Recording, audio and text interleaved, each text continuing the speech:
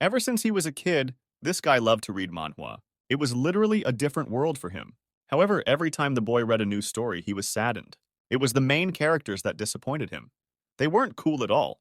What's really cool is looking carefree in normal situations, but overwhelming everyone with unimaginable power in their hour of need. That is so cool.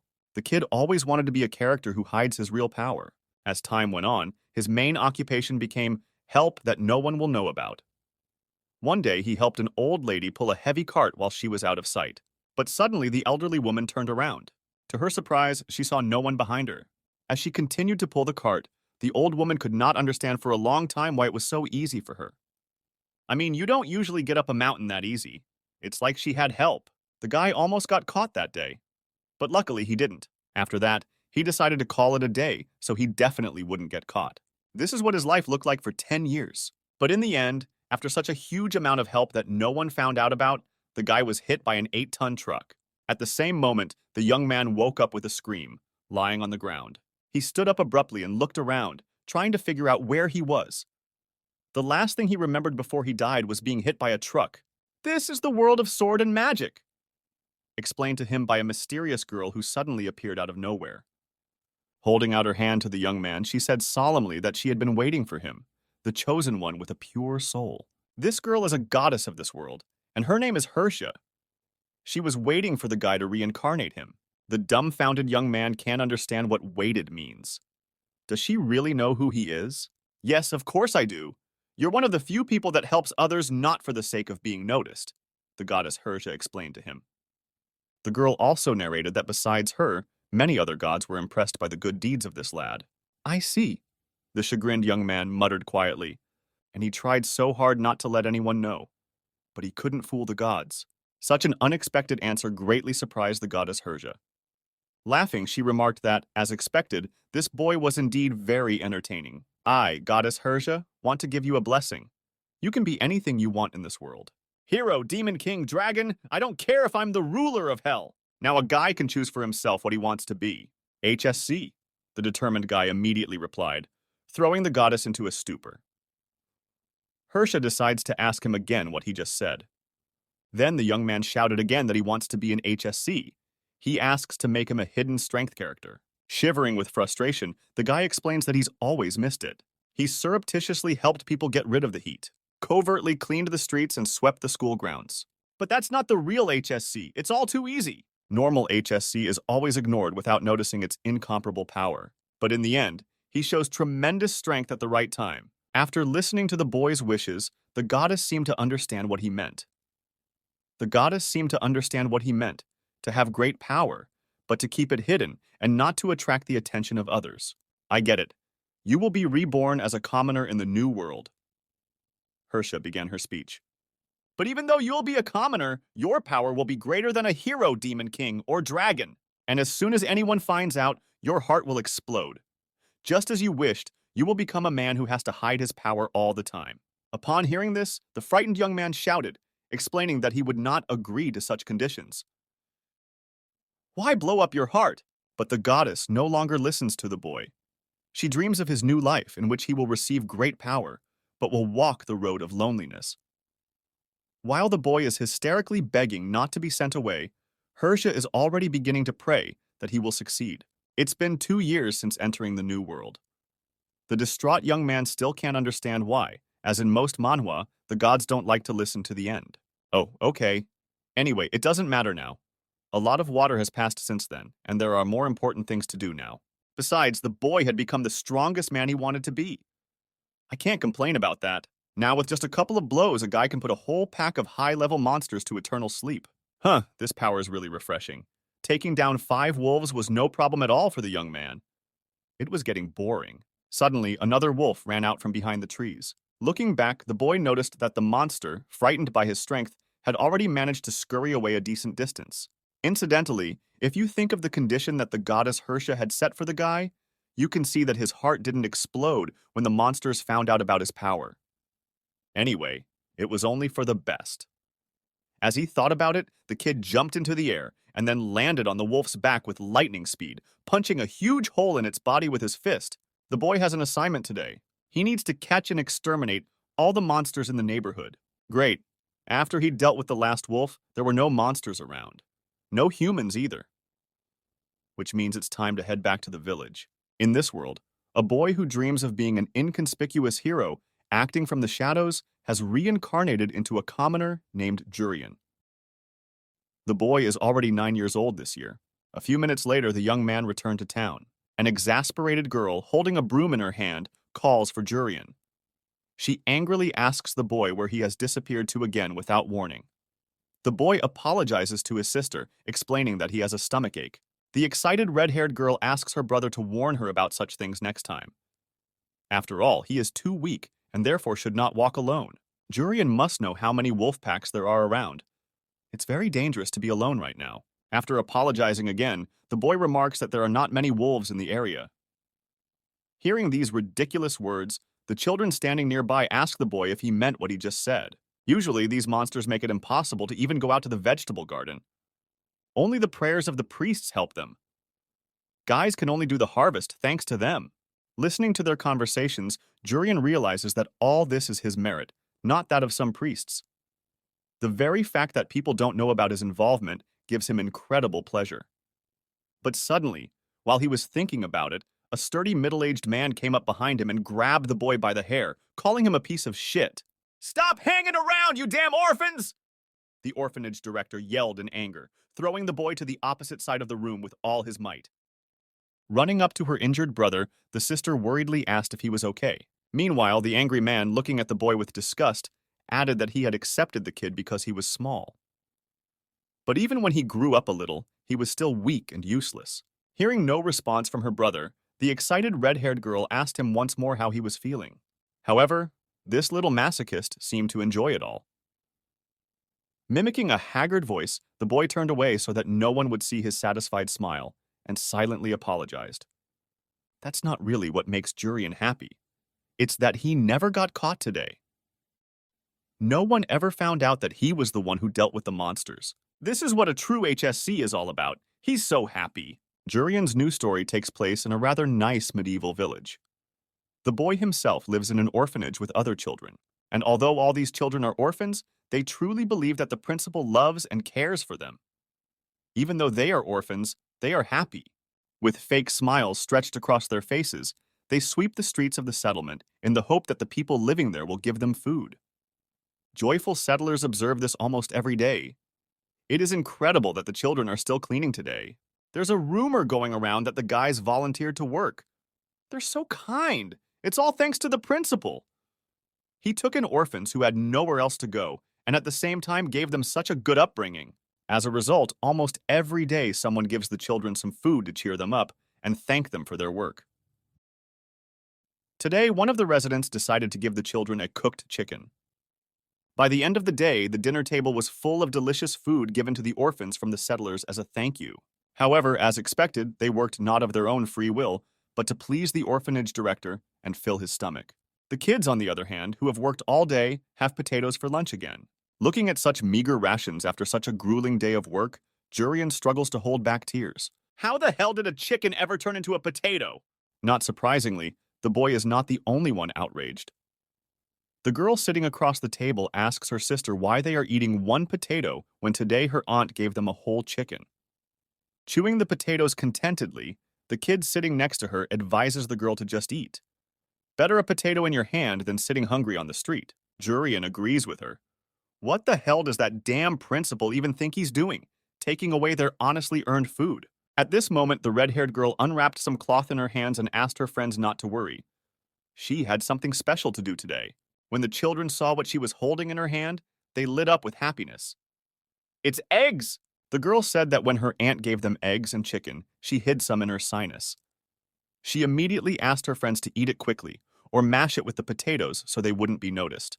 The overjoyed children, gazing admiringly at the normal food, chanted "Yai" to their little sister together. In all the time he had already lived in this world, Jurian had never seen so many hard-boiled eggs at once. As he stared mesmerized at the food in his hand, the red-haired girl called out to him, holding out her egg to the boy, adding that he could eat it. The sister explained that the brother was too thin and one egg would not be enough for him to eat. If it goes on like this, the principal might eventually kick him out. Awkwardly waving it off, Jurian clarifies that he's fine and the girl can eat it herself. Grabbing the stubborn boy by his rags, his sister indignantly shouted at him to eat the egg, or it would go to waste. But suddenly they both realized how strange the scene looked from the outside. While the embarrassed girl was trying to find the words to get out of this awkward situation, Jurian had already laughed, again asking her sister to eat the egg herself. The moment she yelled again that she didn't want to eat, the guy remembered something. When he first came to this world, he had no food or roof over his head.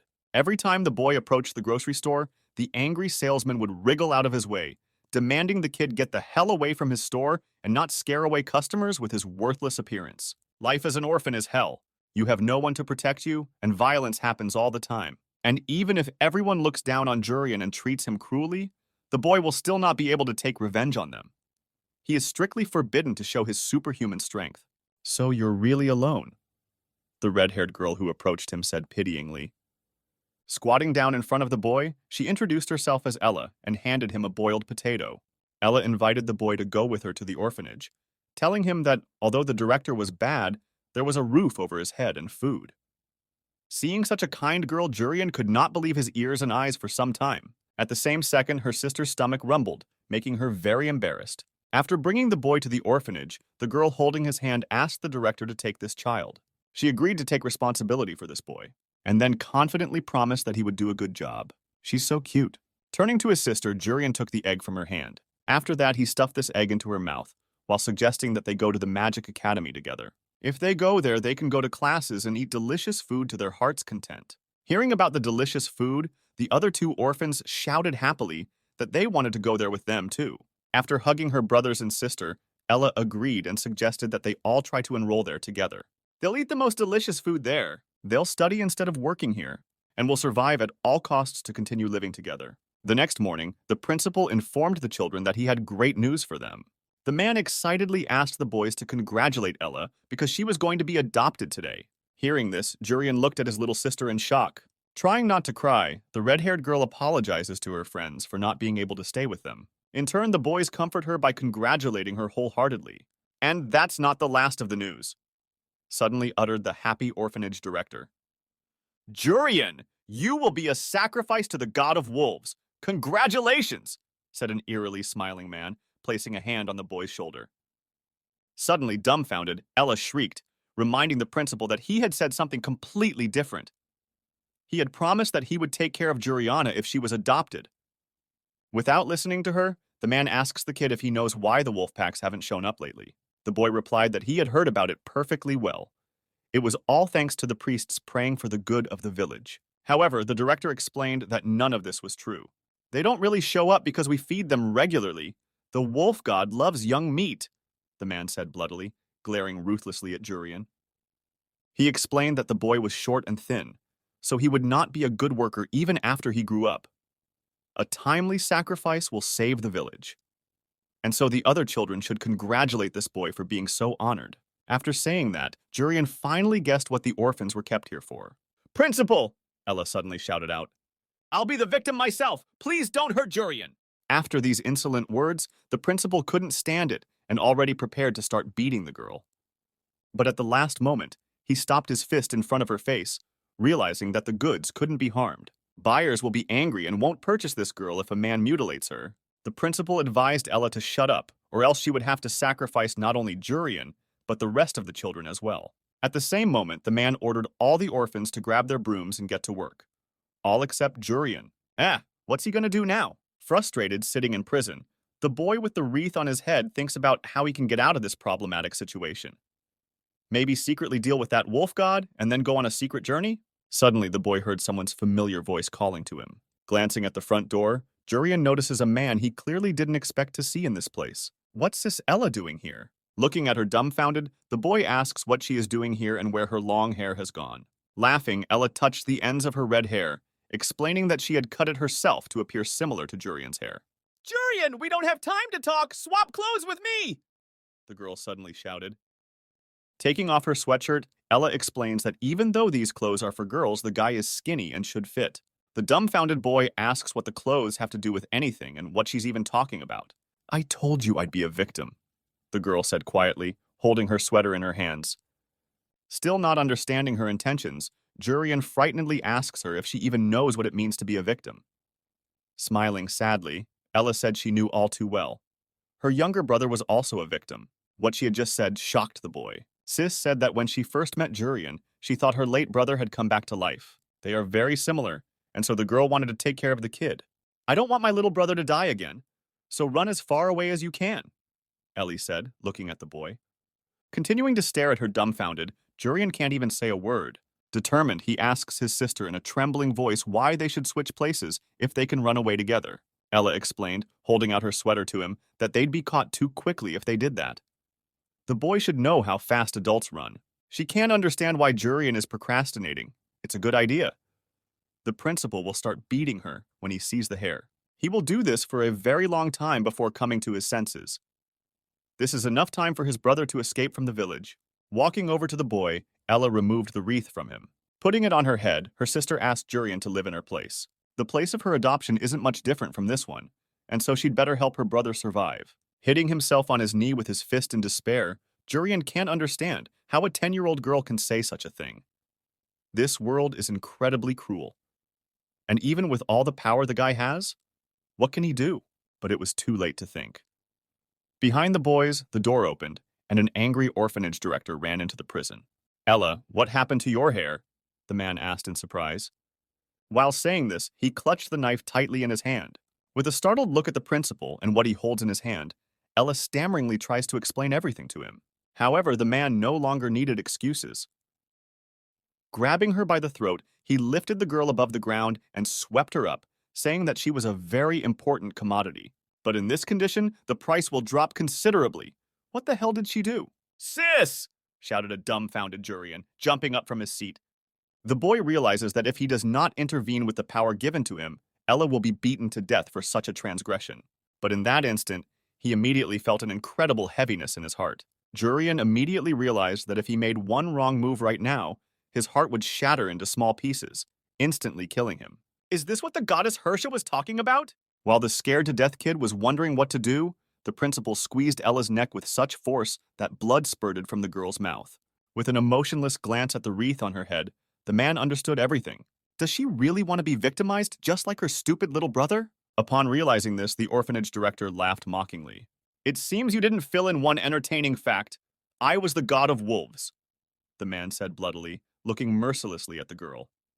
This is the man who killed her brother. After giving the meat and skin to the monsters, he sold the organs for a good price. Who knew you were so much more valuable dead? It's a great honor for such useless orphans. He was naive to the very end. He said he was happy to be a victim. Couldn't work, so he was useful somehow. Ha ha ha. So naive. Ha ha ha. Ella, however, could no longer hear his mocking taunts. She was dead. At this time, Jurian continued to stand still as he hopelessly watched the orphanage director senselessly kill his sister. He couldn't save her, even with powers greater than any creature in the damn world. He just stood there, watching her die, and did nothing. Jurian, your little sister is gone, the headmaster said inhumanly, looking at the despairing boy. Ella, who was worried about you, is gone. You're the one responsible for her death. If you weren't here, Ella wouldn't have come to rescue you today either. But don't worry, you'll see each other again soon. Staring hopelessly into the void, Jurian can't understand why he hesitated. Why didn't he do what he should have done? With a surprised look at the kid, the principal interjected what the kid had just said. That's right, the guy said it out loud. He was desperate. He didn't care what happened next. And yet, why do you want to become an HSC? Goddess Hersha asked the young man 2 years ago. Isn't the fate of a hero or demon king much simpler? Is it so important that no one sees his actions? After thinking for a bit, the guy explained that a hero and a demon king must use their power for the sake of the peoples of humans and demons. And I don't like it, Jurian pronounced. Our goals are not the same. I want to use my power for the sake of those I myself wish to protect. After saying that, Jurian beheaded the orphanage director and shattered the entire prison with a single wave of his hand. The power of this all-destroying blow was so strong that the shockwave split the clouds high in the sky. The dead Ella fell out of the headmaster's hands and the wreath flew off her head. Moving closer, the boy took her in his arms and sat on his lap. Sis, I'm sorry I'm late, softly muttered the saddened boy. But suddenly, Jurian noticed that the girl in his arms began to show signs of life. She's still breathing. However, If she doesn't get help right now, she will definitely die. Fortunately, right now, the most powerful being in this world is sitting next to her. At the same second, Jurian set about curing his little sister with healing magic. Ella was getting better with each passing moment. The traces of blood and strangulation have completely disappeared, and the girl is breathing freely. I'm relieved it's not too late.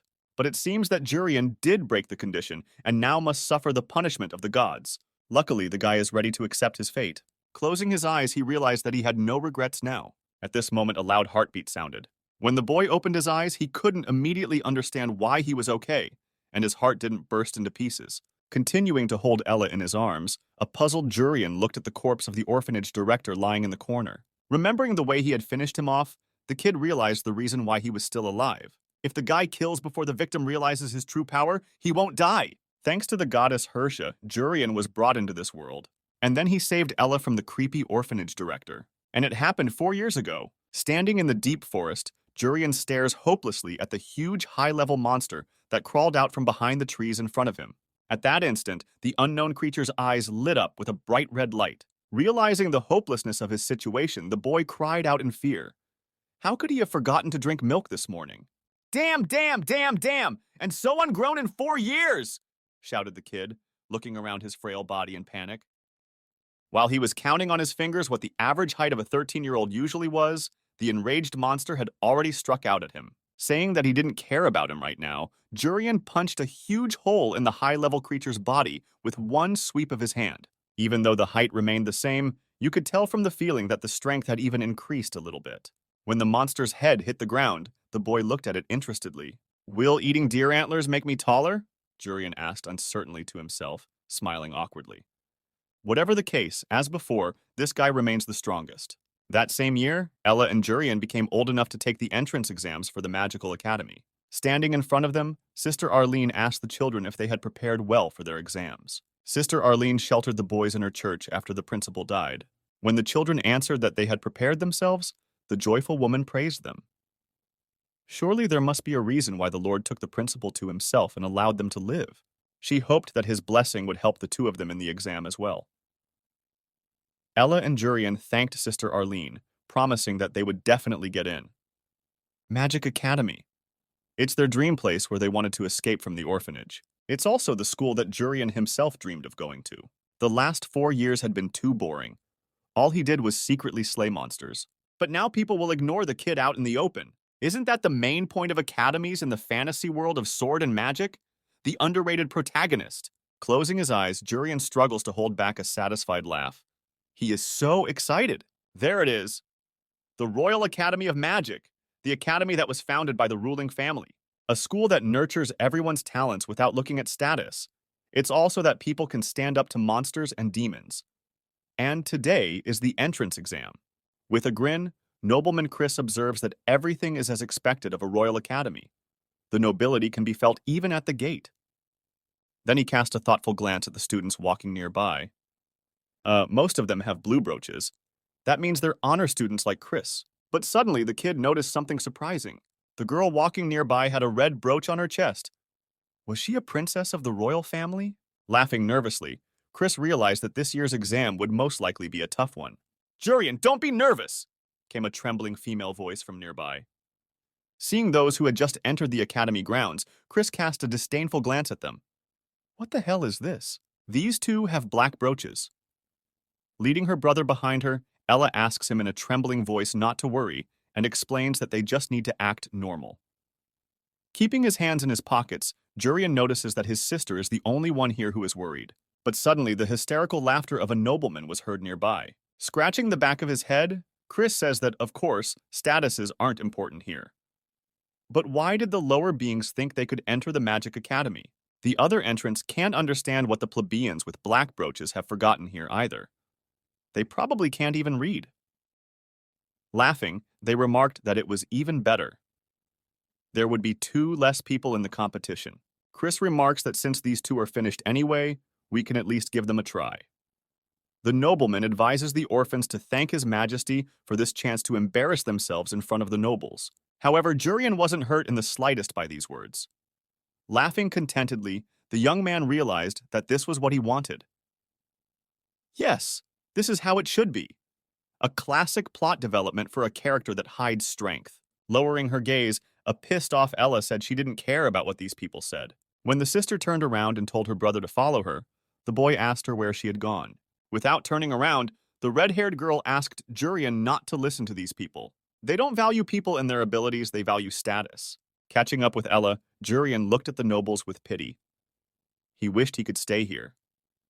His sister had ruined the fun. Soon the 29th entrance exam began. The head of the Magic Academy Magus explains the task of today's exam. The goal of the students of the Magic Academy is to protect all people with sword and magic. That is why he will train the basic skills of prospective students for enrollment. Standing in the arena and listening to Magus's speech, Jurian, holding back a satisfied smile, hears the nobles around him whispering about his black brooch. What are commoners doing here? Can he even lift a sword? At this moment, the head of the Magic Academy handed over the floor to instructor Karyunpi, who would test the sword skills. The man explains that in order to pass the test, students must first take a practice sword, and then chop the target behind me with a single blow. The instructor added, cutting the dummy without even looking at it. After seeing this, the students can't believe that this man chopped up a target with such ease using a regular piece of paper. This is too cool. Walking over to the new training mannequin, Karyunpi took some sort of list in his hand and asked the incoming people to come up one by one. The first was Tian from a noble family. When the girl picked up the sword, the examiner asked her to start when she was ready. Then Tian wondered if she would be disqualified if she didn't chop it up the first time. The instructor explained that this is not entirely true. The academy does not have inflated expectations for students. They will still be on the level of children. That is why the girl should try to show something special and give her best. After his words, Tian gathered her thoughts and delivered her most powerful punch. In the end, she cut through the mannequin as far as the middle. After recording the result, Karyunpi asked the next person to come up. Nobleman Chris also cut through the target exactly to the middle. Rishel with the green brooch was no exception. With a powerful swing, he sliced the mannequin down the middle. Looking surprised at the list, the instructor next called out to Ella. When her sister shouted that she was here, Jurian wished her luck. He feels like he can get through with a cut to the middle. And that's why Ella can definitely do it. Turning back to her caring brother, the red-haired girl thanked him heartily. When she picked up the sword, the examiner asked her to start when she was ready. At this time, the blue-robed students standing nearby are ridiculing the girl, not wanting to believe that they have to take an exam with this filth.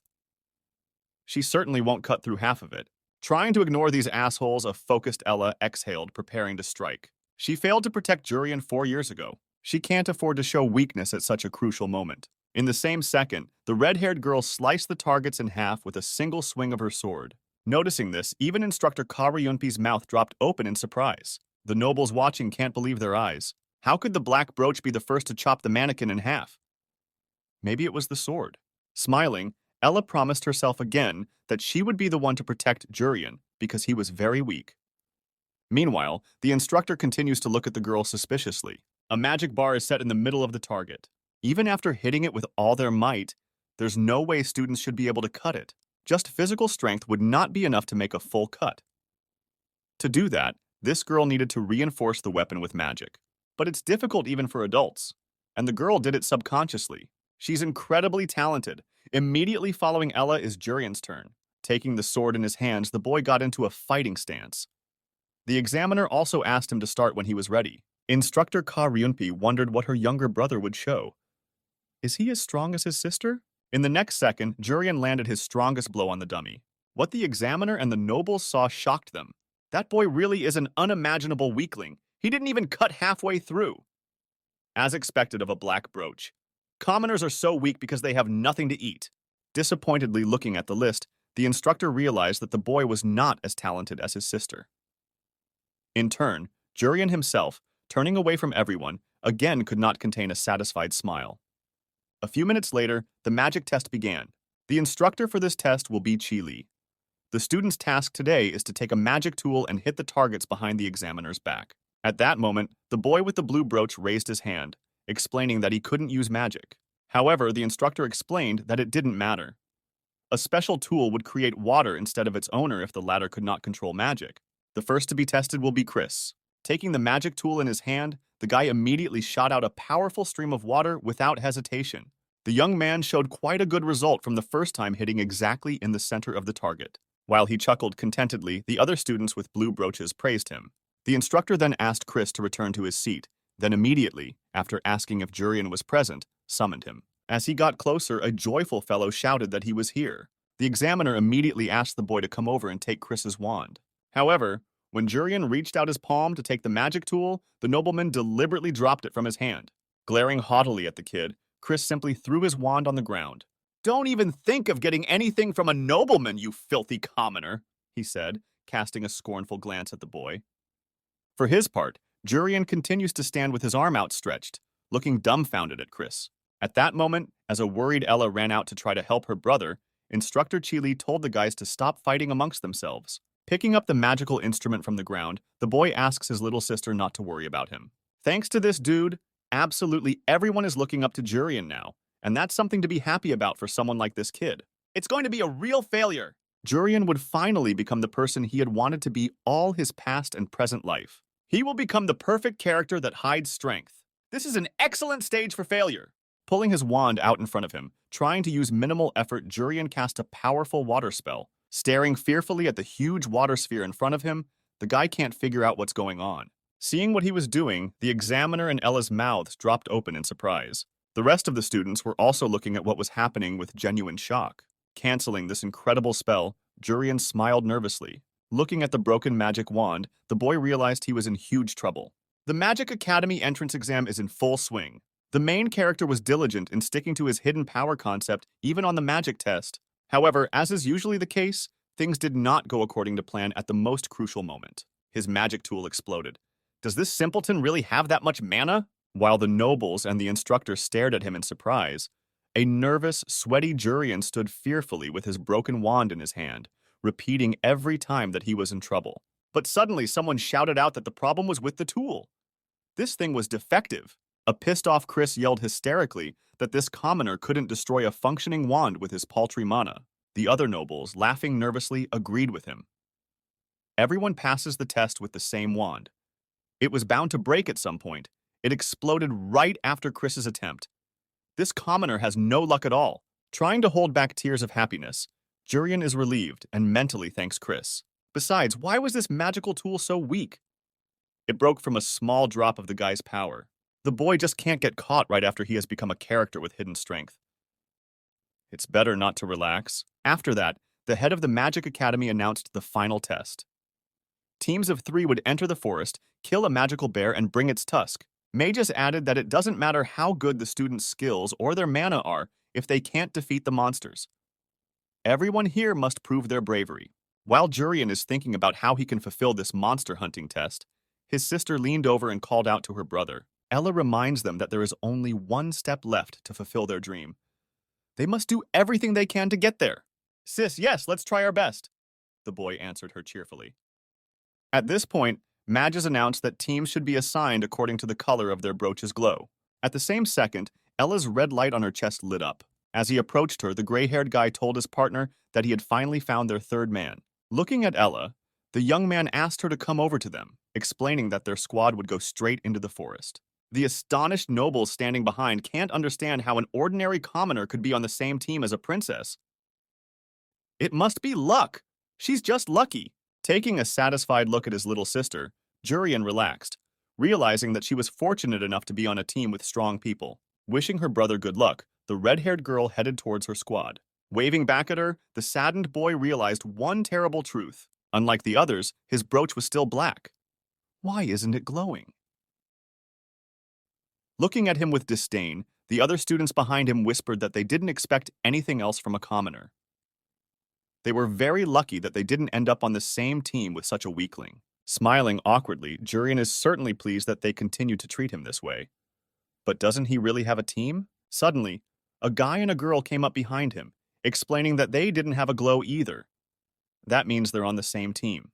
"Jurian? You're Jurian, aren't you?" the green-eyed guy with glasses asked, looking admiringly at his new partner. The young man introduced himself as Rishal and said that he had observed the boy during the test. He immediately offered to give his best in the last stage of the test. With an embarrassed look away, the girl behind him identified herself as Tien. Happy to realize that he had a team after all, Jurian was relieved to say that he would do his best. At this moment, the student standing nearby with violet-colored glowing brooches began to mock the three of them demonstratively. Look at that! Black and green have teamed up. The worst of the worst. This is also the fourth time this loser has tried to pass the test. He's literally useless. On the other hand, he's just a commoner with nothing to show for it. Who is this girl? An abandoned noblewoman? Laughing, the other students sarcastically remarked that this team was just perfect. Looking at them in surprise, Jurian can't understand what they are talking about. His fourth attempt and a jilted noblewoman? Everything is so perfect that the guy can't even believe that such coincidences happen. We can still pass the test, right? The boy asked his companions excitedly. Hearing these words, the partners looked at him in surprise. Where did this boy get this kind of enthusiasm? Rishal said happily, running up to him, that this was exactly what he had expected from Jurian. He had indeed been right about him. A calm and confident demeanor among the nobles. The green-eyed boy would like to learn it from him as well. I feel like you should be recognized by others. Jurian, let's definitely get into the academy, Rishal shouted delightedly, leaving the boy bewildered. Then a concerned Tian wondered if it would work out for them. She explained that she seemed to have failed the magic and sword tests. Jurian looked at her puzzled, and for a while he tried to figure out why she had said that. What did it have to do with the third test? Stop! Tests of magic and sword? When the boy realized that he really hadn't shown even the most basic of abilities in any way, his face poured with horror. Did I fail too? Jurian uttered in a quiet, trembling voice, dousing himself with cold sweat. How could he do that? He and his sister had promised each other that they would work their asses off to pass the tests. Staring hopelessly into the distance, the boy realized that he had set his little sister up. Rishal, however, came up behind him and told the boy not to worry. They still had a chance to get in. His partner explained that although it was nothing to be proud of, this was the fourth time he had taken the test. So he knows everything about everything. In fact, failing the previous two tests would not prevent him from entering the academy. That's because hunting monsters gives you the most points. And if they all join forces together, they can definitely pass. While Jurian listens to him admiringly, Tien standing behind him can't understand why this guy is acting tough. What a relief. Jurian will be able to go with his sister after all. However, his jubilation did not last long. At the first encounter with the enemy, he had to cover his partners with his own body to prevent the bear from burning them with its fiery breath. Running away from the monster, a panicked Rishal shouts that he doesn't want to die, and at the same time asks the young lady why she can't do anything, since she is a noblewoman. Some time passed, and the only thing left to be heard in the forest was birdsong. Trying to catch their breath, the band of misfits still managed to break away from the chase. The rumors really weren't lying. This exam is too difficult. You have to defeat the bear to pass the test. But unfortunately, Jurian can't hunt while these two are around. What to do? He could handle even 100 of these monsters alone. If this keeps up, we won't be taken, said a suddenly distressed Rishal. Everyone has their own circumstances, but the young man can't fail. This year is his last. This is why Rishal suggests that the comrades simply take the fang of this monster and rip it out. When his partners perplexedly asked him what he meant, the guy, correcting his glasses, reminded them that the test's assignment was to defeat the bear and take the tusk. But they're too weak. In that case, they have no choice but to just take the fang. When a delighted Jurian ran up to ask him if it was even possible, Rishal asked the boy to sit down next to him, saying there was one way. If you look closely, this bear's teeth are always sticking out. Putting his hand behind his sinew, the young man asked his companions to listen to him carefully, promising that if they did as he said, then the plan would definitely succeed. Rishal has been lucky this year. Monster Bear is the easiest enemy on this test. Taking out some strange pouch from behind his sinus and holding it out to Tien, the guy asked the young lady to apply this to her body. Looking at the thing in his hand in surprise, the girl asked what the thing was. In turn, the young man said it was deer blood. Bears are very sensitive to odors. He'll be so absorbed in this that he won't notice the tusk is missing. Realizing that he wanted to make a decoy out of her, a dumbfounded Tien fell into a stupor. Scratching the back of her head awkwardly, the girl explained that she wasn't very good at running. It's okay, we'll make it either way, Rishal shouted encouragingly, stroking the pouch in his hand. Monster Bear ignores attacks while he eats. I can definitely get the fang. At the same instant he said those ruthless words, someone grabbed his arm tightly. The young man turned around and noticed an angry Jurian standing behind him, holding his wrist. With a disdainful glance at Rishal, the boy wondered if he was seriously suggesting that Tien should die. Meanwhile, with a surprised look in Jurian's eyes, the green-haired guy can't understand what caused his partner to have such a negative reaction. Trying to pull his hand out of his grasp, he asked the boy what was wrong with that. Doesn't he want to go to the Magic Academy with his little sister? Waving him off, Rishal added that in a situation like this, there was no way out without a victim. Or maybe Jurian has another option on how to defeat the bear? The green-eyed guy explains that he has no other choice. He doesn't have a chance, so he's at rock bottom. Unlike the nobles, Rishal and Jurian aren't endowed with strong mana from birth. That's why the commoners must unite. It would be nice to go through together, sacrificing just one noblewoman. Ever since Tien was sent to this weak team, it was clear that she had been abandoned by everyone. And in that case, Rishal is sure that he and the boy can safely use this girl at their discretion.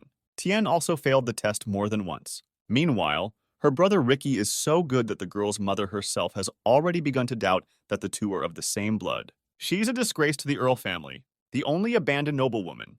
Whether she's abandoned or ignored, everyone has a moment when they shine, Urian suddenly shouted indignantly, stepping in front of the girl.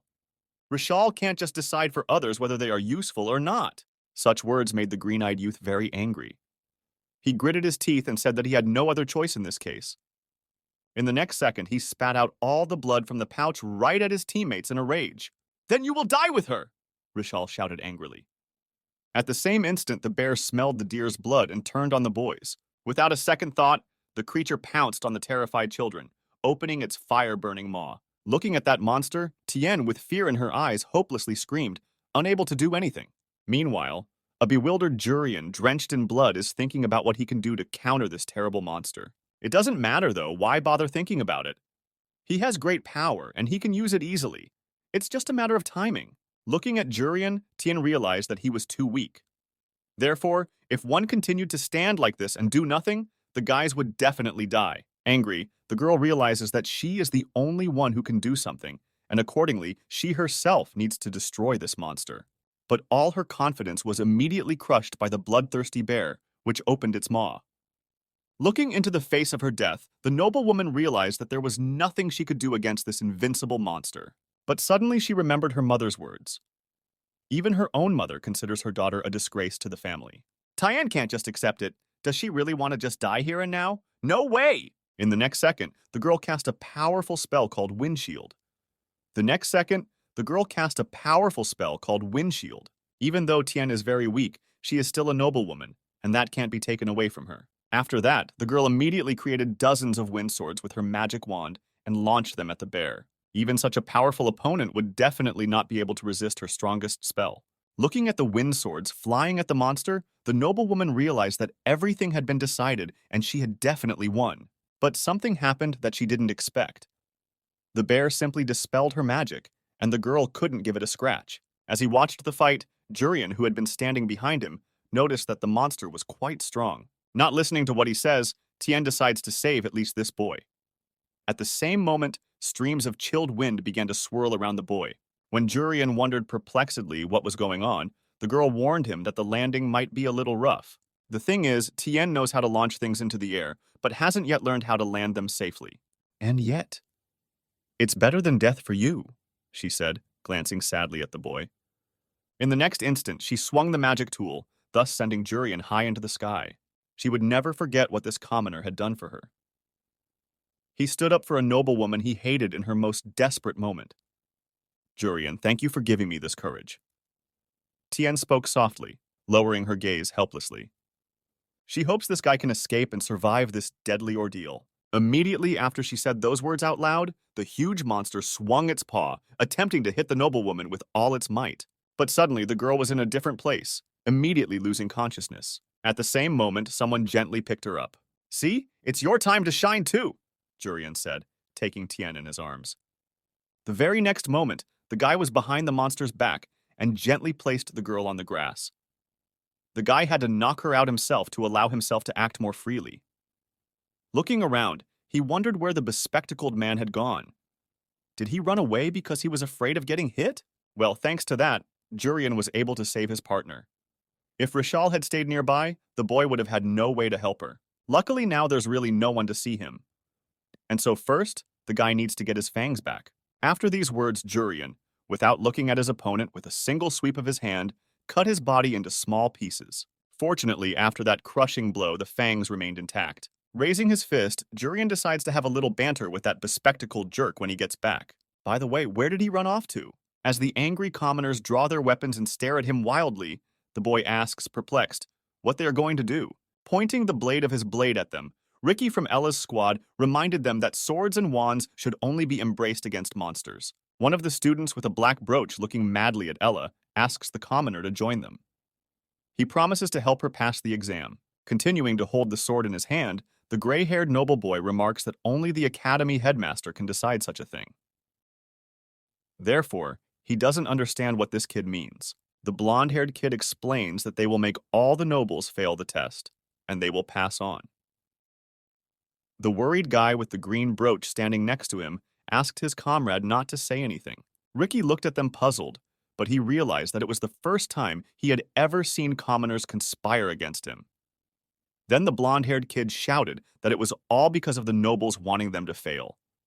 He then shouted furiously for Ella to come to them quickly. Looking at him indifferently, the gray-haired boy asked him if he really thought that the commoners could win if this girl was on their side. Laughing, the distraught boy with the black brooch explained that he would not be the one to defeat them. At this point, his partners demanded that he stop explaining the details to his opponent. "The monsters will do everything! We'll use them to kill the nobles!" shouted the blonde-haired kid, looking at the enemy madly. Unable to bear it, the comrades decided to get him out of here. Who even took this jerk? It was too late, though. The underdog had already managed to tell the whole plan. And unfortunately, Ricky wasn't so stupid that he couldn't guess after so many hints. The gray-haired guy noticed that more commoners were taking the test this year than before. That must be part of their plan, too. The princess standing behind adds that these boys most likely know that bear monsters can be attracted by the smell of blood. "As a member of the ruling family, I wish to express my regrets," the girl suddenly said, placing her palm on her chest. She can't believe that the future defenders of humanity, students of a magical academy, are using monsters for such things. Afterward, she orders Ricky to capture these guys alive. "We need to investigate who used the last part of the exam to put monsters on the others." At the same second, without slowing down in the slightest, the gray-haired guy immediately rushed towards the opponents, swinging his sword. In a moment of traveling several meters, Ricky had the blade of his blade grazed the blade of every commoner that stood in his way. As the princess had ordered, he didn't wound them badly so that they wouldn't die from bleeding. In simple terms, he simply struck each of them with the back of his sword. Realizing that if he doesn't do something now, things will end badly for him, Rishal decides to act. He immediately ordered his partners to scatter the deer's blood into the opponents. However, despite that blood flying directly at him, Ricky remained suspiciously calm. In the next instant, all the blood froze in the air and dissolved into space. The frightened Rishal, looking at the gray-haired guy in horror, can't understand what happened. Where the hell did the blood go? This was their last chance. "Better give up," the princess muttered, dissolving the blood with her magic. Standing with her arm outstretched, she confidently said that the commoners' plan had failed and they had no other trump cards left up their sleeve. Meanwhile, Ella is surprised by the incredible power of royalty. The girl didn't even have to intervene. Looking hopelessly at the princess, Rishal shouted that this was the last year. He reminded his comrades that this was their last chance to enter the academy, and there would be no other. "If they get caught by those damn nobles, it's all over." "Don't give up!" shouted the guy with glasses, pulling his sword out of its sheath. In the same second, he brought the blade to his wrist and let himself bleed. Even his partners were astonished at such a reckless act. Looking pityingly at the young man, the perplexed princess asks why go so far. After a while, a crowd of monster bears ran to the smell of blood. Ella looked at them in horror, not understanding where 4 opponents had come from. "They're monster bears! Can the kids do anything to them?" While a maddened Rishal is yelling that the nobles can't catch them so easily, a still calm Ricky is already starting to create a wind spell. With a single swing of his blade, strengthened with wind magic, the gray-haired guy cut off the heads of all 4 monsters standing behind the commoners. Seeing this, Rishal looked hopelessly behind his back. This is the end. Is this really how the nobles fight? They're on a whole other level. There's no need to hurt yourself just because things didn't go according to plan. "You're residents of this kingdom too, after all," Ricky said, putting the sword back in its place. Immediately afterward, the princess's squad tied up all the rioters. Walking up to the annoyed Rishal, the The gray-haired fellow remarked that his sister was on the same team with this young man. Smiling grimly, the laughing kid with glasses looked at him, telling him it was like that. He's very glad that Ricky and Ella are just both here. Your brother and sister are already dead! They are no match for you! A distraught Rishal yelled, glaring at them mockingly. Then he added that the bears had torn those two apart. On the other hand, one of them might have been lucky. At the same moment, the princess ordered Ricky to walk towards them. There must have been some traces left behind. Pulling out her sword, Ella, scared for her brother, also decided to go after her partner. But suddenly, the girl behind her ordered her to stay here. Shivering with fear, the red-haired girl stopped abruptly. Turning around, Ella irritably asked why she couldn't go to her little brother's rescue. Looking under her feet, the princess explained that she knew how the girl felt. Hearing about this happening to your family is just awful. However, you will only be in the way, the royal suddenly uttered. If it happened as Rishal said, the place could be covered in someone's blood. The princess reminded him that monsters are very sensitive to blood. And so when they smell it, they'll start gathering in one place. 10 or 20. It's hard to say how many. Ricky is a skilled enough swordsman to deal with everyone. But protecting Ella at the same time would be difficult even for him. The girl asks her partner to trust the guy and stick around until it's over. Clutching her sword in her hand with all her might, Ella can't believe that Jurian might already be dead. After a while, Ricky had already reached the place where his sister and Jurian were supposed to stay. Running up, the guy sees Tien lying on the grass covered in blood, holding a bear fang against her chest. Suddenly, the dazed, gray-haired guy notices someone strange in front of him. Braking sharply, Ricky stops in front of a stranger wearing a knight's helmet. Huh? That's not a bespectacled man? The strange man chagrined when he saw the boy. Looking at him silently, Ricky notices a black brooch on the stranger's chest. So they didn't catch all of them? There's one more. Then he remembered his sister lying bloody on the grass. Did that bastard really hurt her? How dare you! Ricky shouted desperately, pouncing on the helmeted opponent in the same second.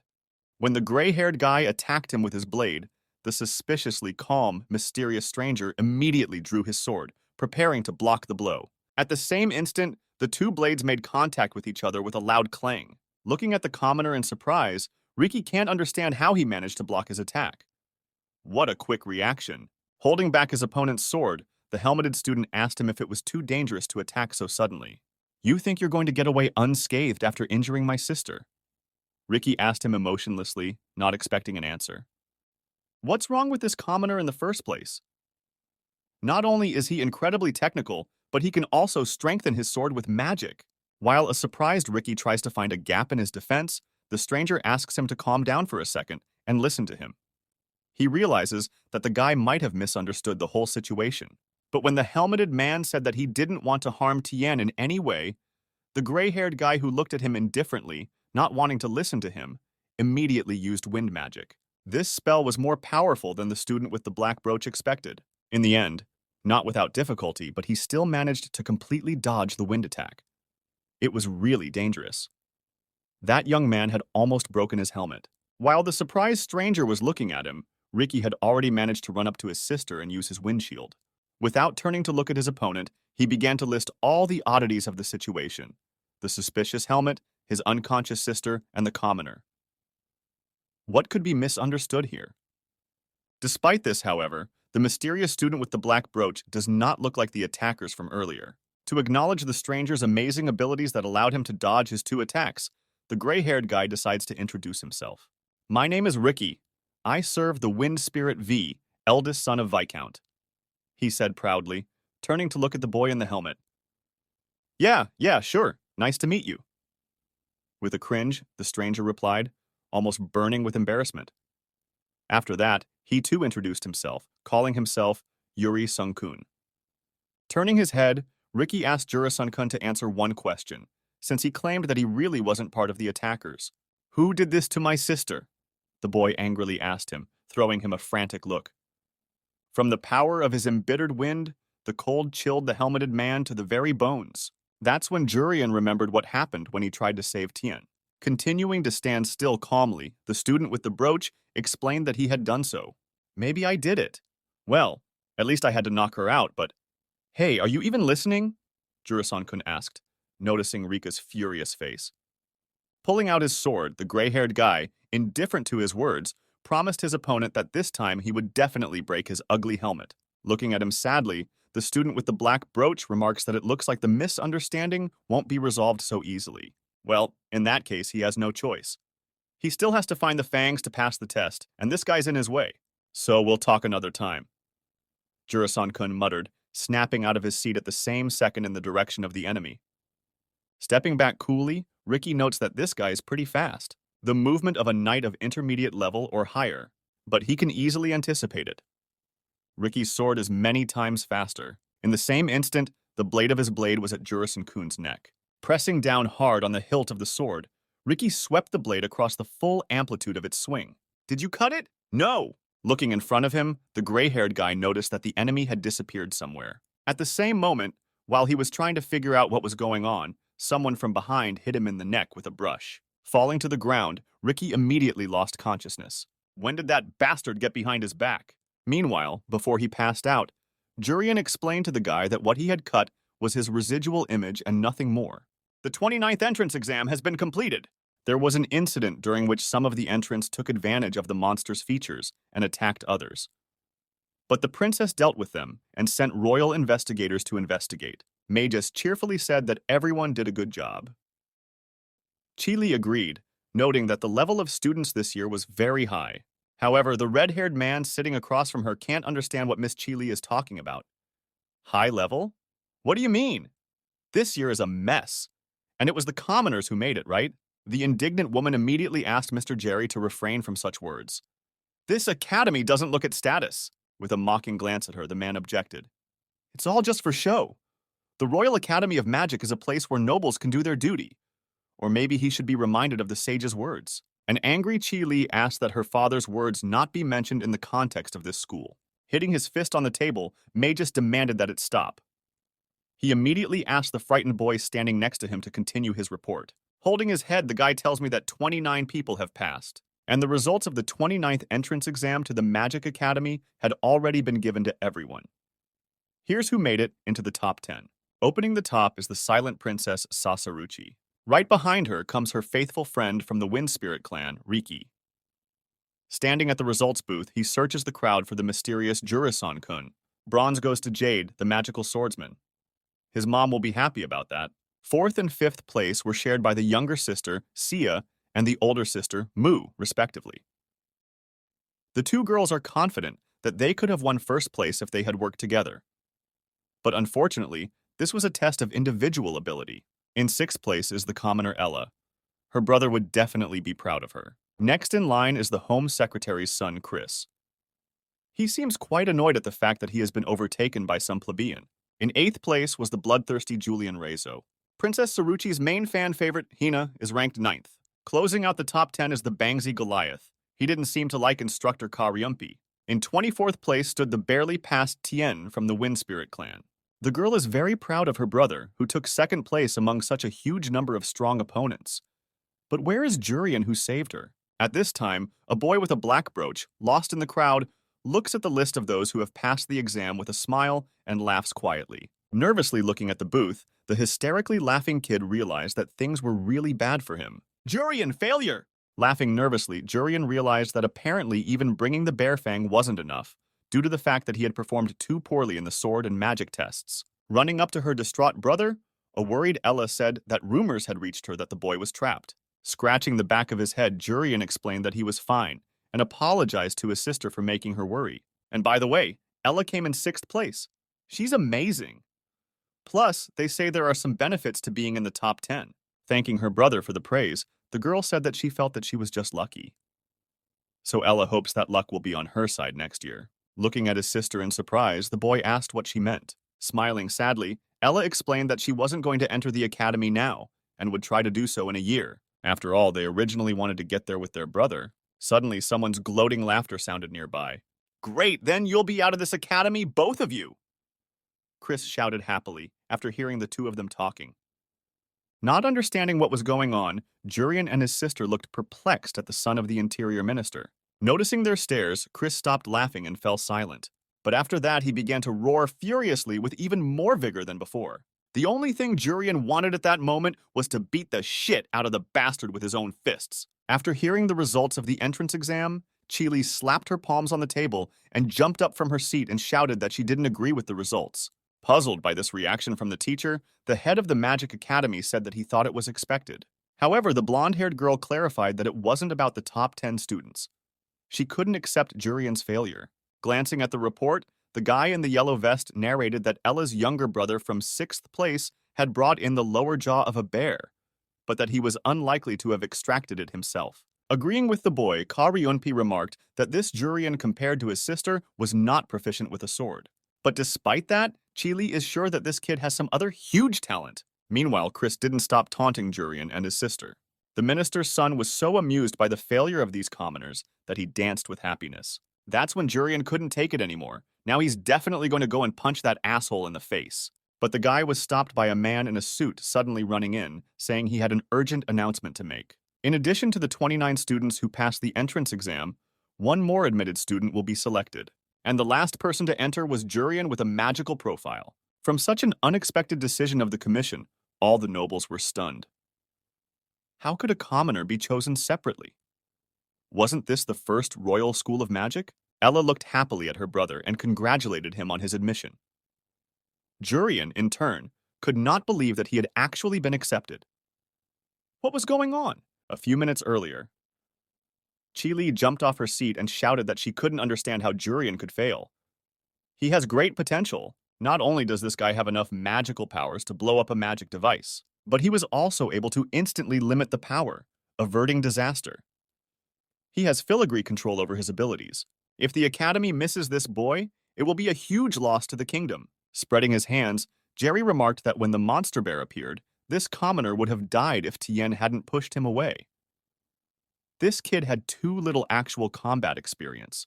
However, Chili explained that this very experience is earned at school. In the girl's opinion, Jurian will be able to overtake both first and second place in the future. Looking at her colleague with disdain, the red-haired man wondered where she got such an unhealthy love for commoners. Did she really think a commoner deserved a place in this school? Enraged, Chili shouted that the only one who didn't deserve a place in the academy was Professor Jerry. To think of a teacher so clearly discriminating against a student, telling the two to stop, May just reminded them that the School of Magic was a haven for talented warriors. Status didn't matter. Plus, the head of the academy trusts Professor Chili.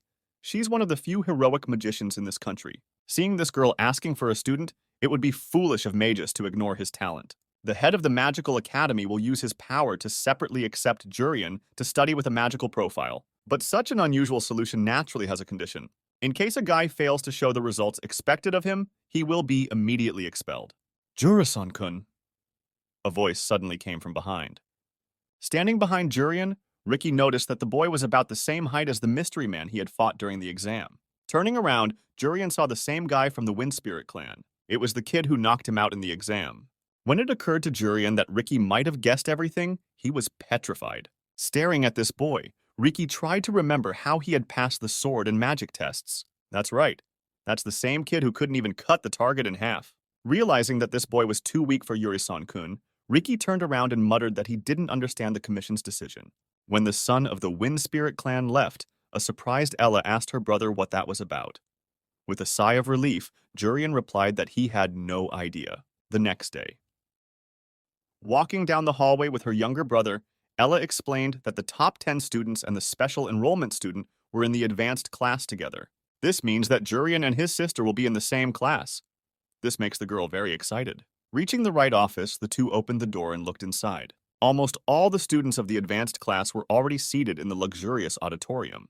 The first-place student, Princess Saruti, as well as Ricky, who came in second place in the top. Two sisters, Sia and Mu, also placed 4th and 5th respectively. Jade from the 3rd seat, Goliath from the 10th seat, and the Princess Fan Hina were also already seated in their seats. Surprised at how luxurious the classroom looked, Ella asked her brother where they would sit. Jurian himself hadn't felt this way since elementary school. I wonder how learning is done in this world.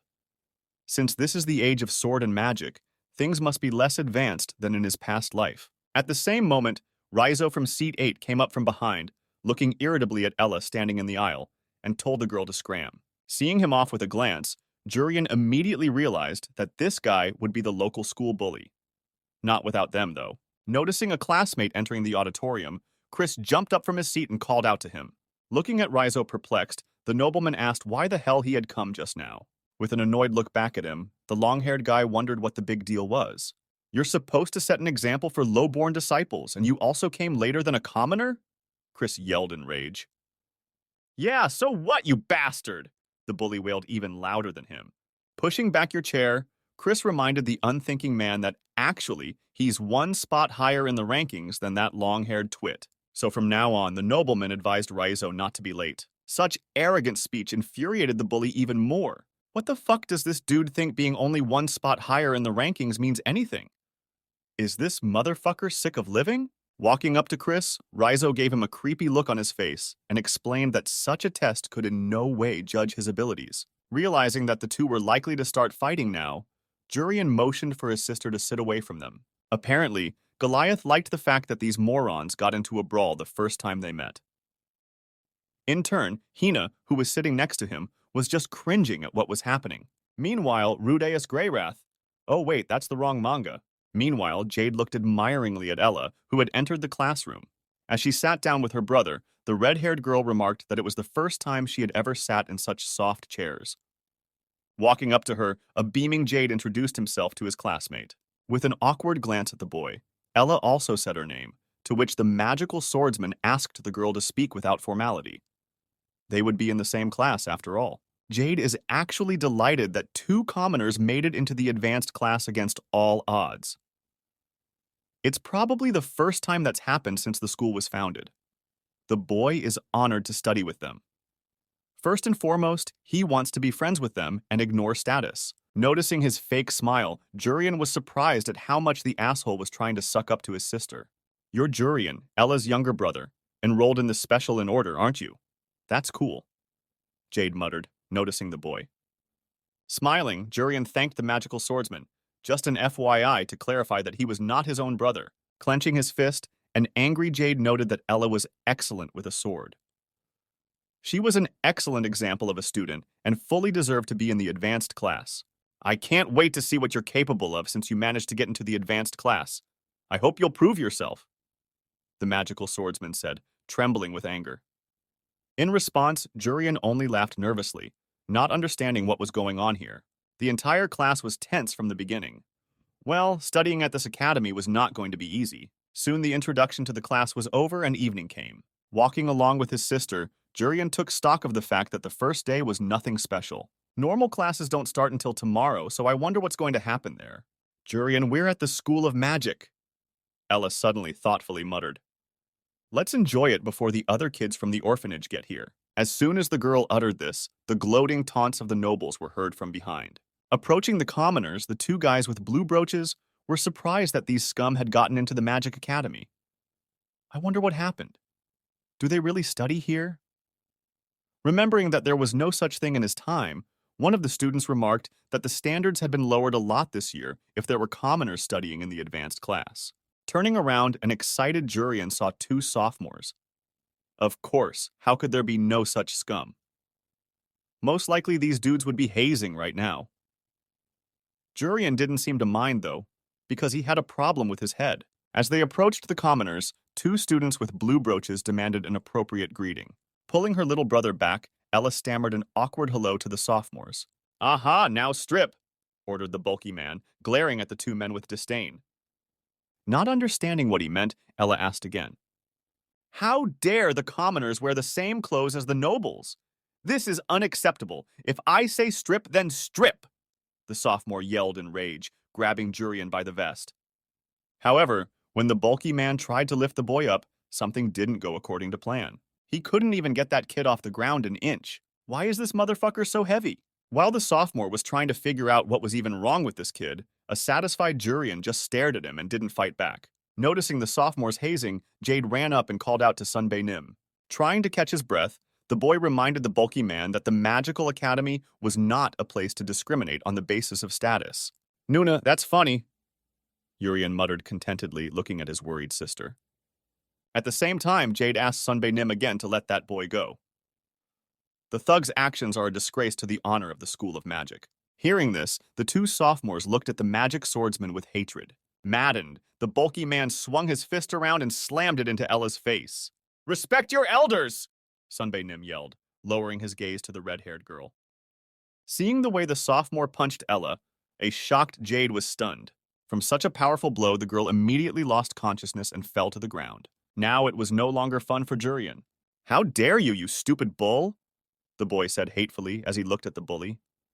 This blue-haired woman's name is Hyo-1, and she's the president of the heroic class. Sitting at her desk, the head of the Magic Academy thanked her colleague for taking the advanced class. Sipping tea, Hyo-1 explained that she only did so because she had nothing to do.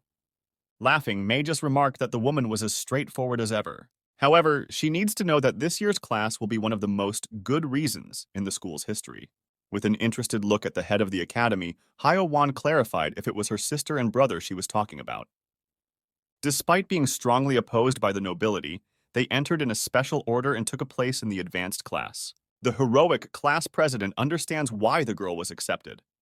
She's a commoner, but the way she instinctively charges her sword with mana is truly amazing. If she was an aristocrat, a place in the academy would automatically be secured for her. Miss Ella is incredible, but the same cannot be said of her brother. Chi Li insisted that there was a hidden talent in him, but unlike his sister, he was unable to prove himself. Nevertheless, Magus still took this boy in a special order. It must have something to do with the very good reason the head just mentioned. "Hyo-1, do you think the school is as it should be?" Magus inquired. This place was supposed to nurture talent regardless of status, but it was actually the cornerstone for the children of aristocrats to enter the world. If this continues, it will inevitably lead to the fall of the kingdom. Continuing to sip tea, the blue-haired woman told me that she had only been taught to fight since childhood, and so she would take the head of the academy at his word. Hyo-1 will rely on Magus's judgment and the good reason he mentioned. Speaking of good reason, they're just now being offended right under the academy principal's windows. But when Magus, seeing this, decided to stop those bullies, Hyo-1 asked him to wait a bit.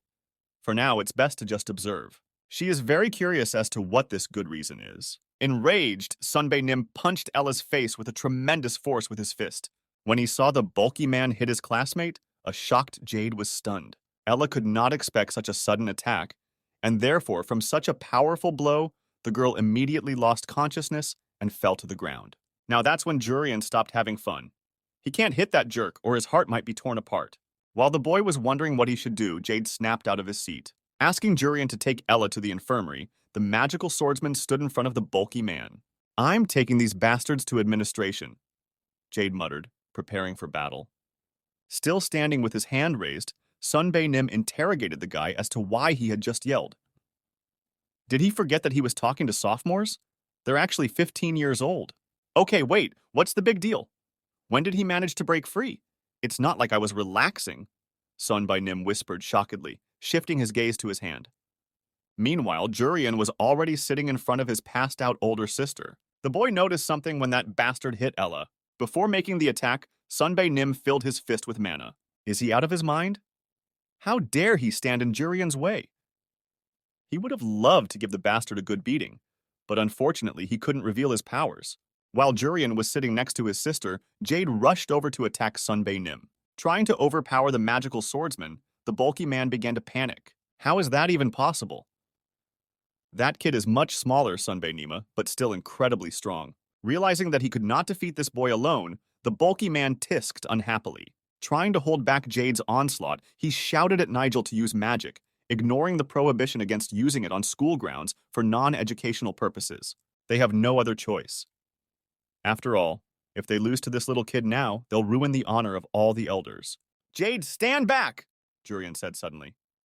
And while Jade, struggling, asked a classmate to get Ella to the nurse's station sooner rather than later, Jurian activated healing magic. I cured her, so don't worry. I'll take care of the rest, the boy explained, stopping the fight with those words. Everyone who saw what he had just done went into a stupor. Even the academy head along with the heroic class president were stunned by what had happened. After curing his older sister, Jurian lifted her off the ground and asked her to sit a little longer.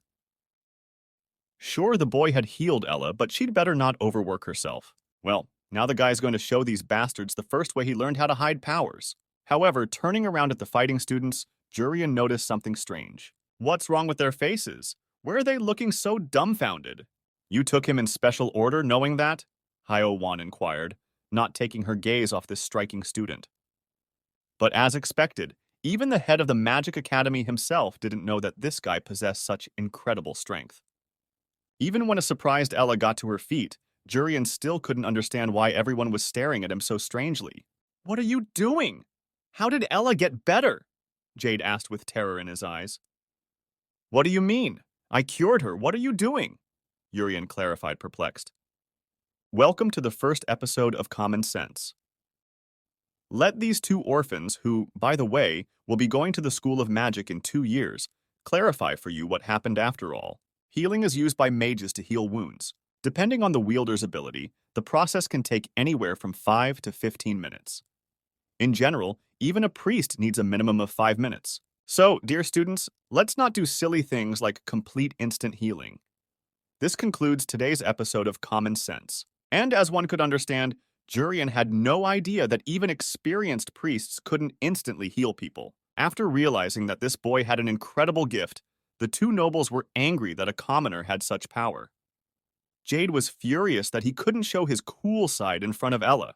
The president of the heroic class appeared out of nowhere. Standing in front of the children, the blue-haired woman in the red cloak reminded them that fights between students were strictly forbidden. While Ella was trying to figure out where Hyo-won had come from, it came to Jurian's attention that the woman had been watching them the whole time. Standing in front of the students, the heroic class president looked at Jurian thoughtfully. Then, smiling, she made sure that there were a lot of interesting students this year. "Shoo! In honor of the opening ceremony, I'll pretend I didn't see anything," Hyo-won said as she chased those bullies away. Everyone apologized to the teacher and immediately ran away. But Sunbae Nim couldn't seem to accept the defeat. "I'm sure he'll try to take revenge on those kids again." When he and his sister entered the private room, Jurian cried out in admiration. "It's so beautiful here, and there's a bed too."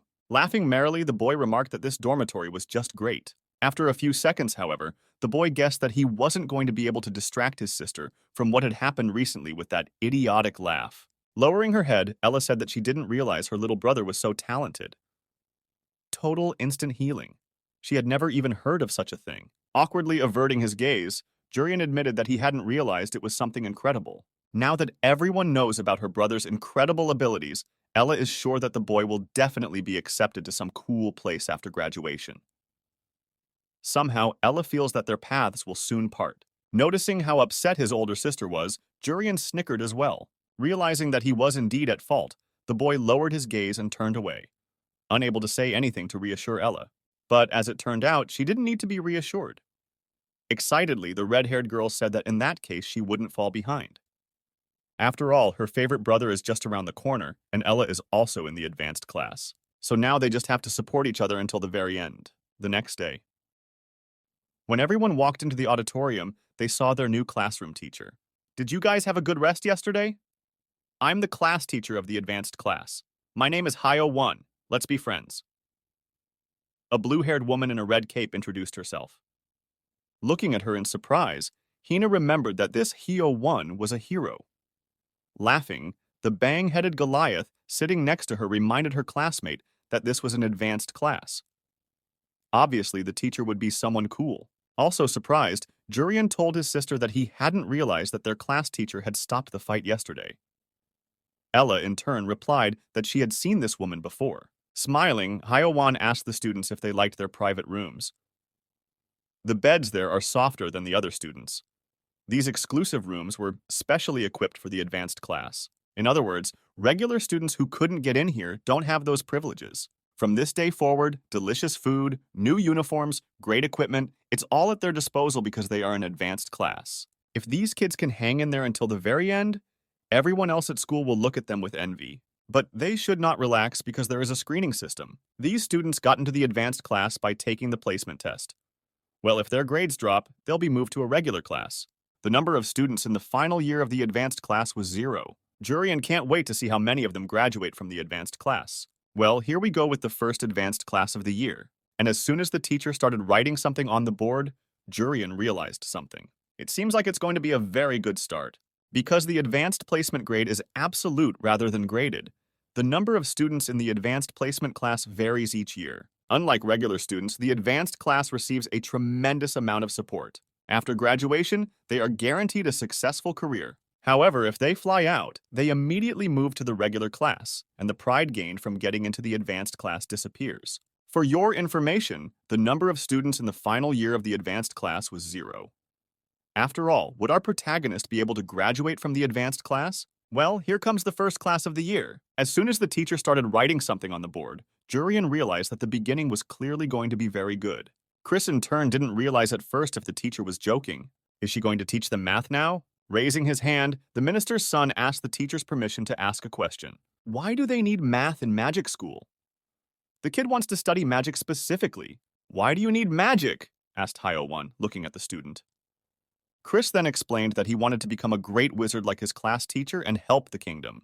Of course, Hyo-won liked that kind of answer. But disciples don't need mana or even magic to become stronger. They need knowledge of the world. If a magician has knowledge, he can easily surpass himself. To give an example, Hyo-won asked her students what she needed to do to make the fire bigger. The first to give an answer was Chris, saying that it would require the teacher to use more mana. Agreeing with this answer, the instructor defiantly increased the power of her fire. This is usually done with the application of more mana. But what if the mana runs out and there's no more to add? Hyo-won asked the girl with the bundle on her head to answer that question. To this, Hina replied that it was necessary for the other spellcasters to use supporting spells. However, this turned out to be incorrect. It is certainly one way. But the best way to increase fire without mana is in a different way altogether. The best way is to use the wind, Hyo-won explained as she combined the essences of fire and wind with her two hands. In the same second, a powerful fire tornado appeared in the center of the classroom. When fire combines with wind, the fire begins to grow rapidly. This is a common combustion reaction, of which Jurian has heard all too well. That is what knowledge is, and that is why students should not focus only on increasing their mana supply. You have to learn everything you can get your hands on. That's why Hyo-won decided to test the students' knowledge with a simple test to begin with. After handing out the assignment sheets, the teacher asked the children to get started. A few minutes later, when the testing time was over, Hyo-won checked the answers. To her surprise, 3 of the students had a perfect score of the highest possible score. While waiting for the test results, Chris couldn't handle his nerves. He didn't know how to solve 2 questions, so he gave 2 answers at random. As expected, one of the top 3 was Saruti. However, to no one's surprise, the princess did great. The next person to answer all the questions correctly was Raizo. Hearing this, a dumbfounded Chris couldn't believe that asshole Raizo had made all the mistakes. "Hey, what are you sweating so much for? Don't tell me you have mistakes," came a creepy voice behind the minister's son's back. Causing even more consternation, Raizo reminded Chris that he was an aristocrat with the advantage of admission. He's 7th on the list and so cool. The long-haired guy then explained that the rankings change once a month and he wasn't interested in seats, but he advised his classmate to start trying hard from tomorrow to avoid getting out of here. The last phrase finally killed Chris's confidence, plunging him into depression. Meanwhile, the teacher continued to announce the test results. The last one to make it at all was Jurian. Of course, all the classmates were surprised when they heard that this guy passed the test with a full score. A shocked Ella looked at her brother and asked how he did it.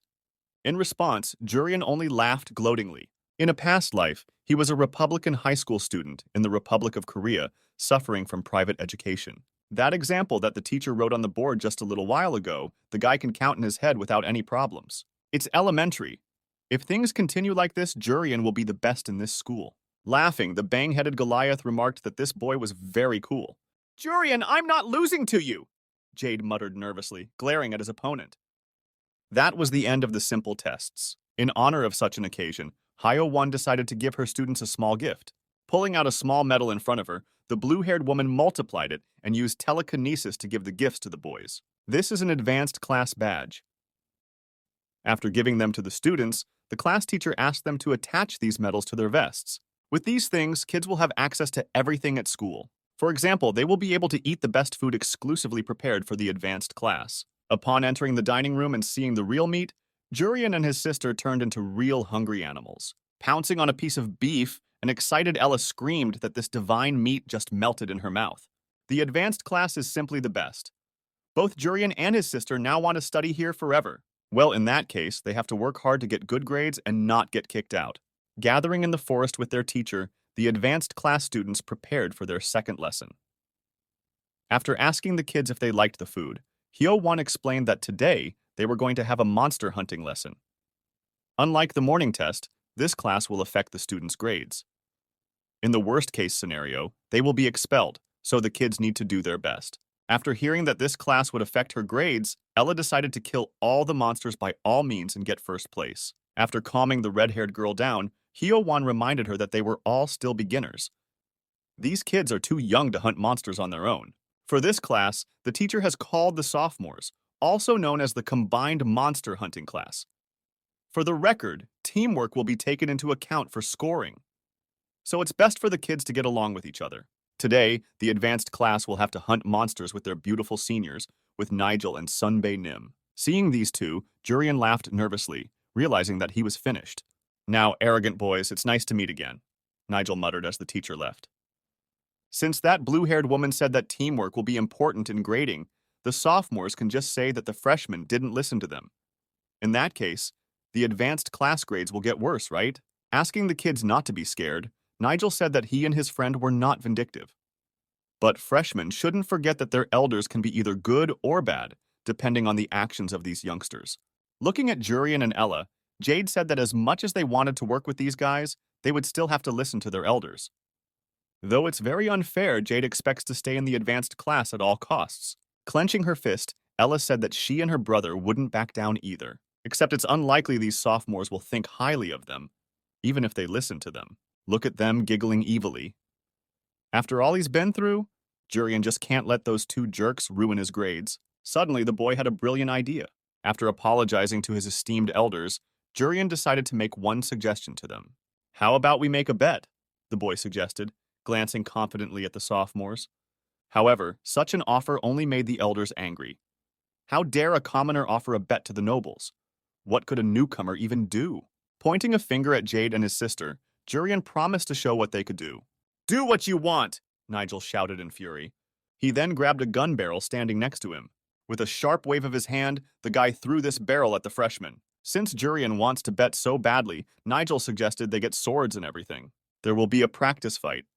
The sophomores will recognize the freshmen if they win. But kids need to keep in mind that the battle will be fought with real swords. So they better try not to get hurt, because the teachers won't be able to tell if they've been hit by a monster or a human. Horrified at such a suggestion, Jurian checked with his elders to see if they really wanted to fight with real swords. Laughing evilly, Nigel asked the kids not to be frightened. Their elders weren't so bad, and so they'd be careful. But, to all appearances, the newcomers were not particularly worried about it. On the contrary, they were even happy about the terms of the bet. Not only would they have a good time, but they would also stay in the advanced class. Seeing this reaction, the thug and his friend went into a stupor.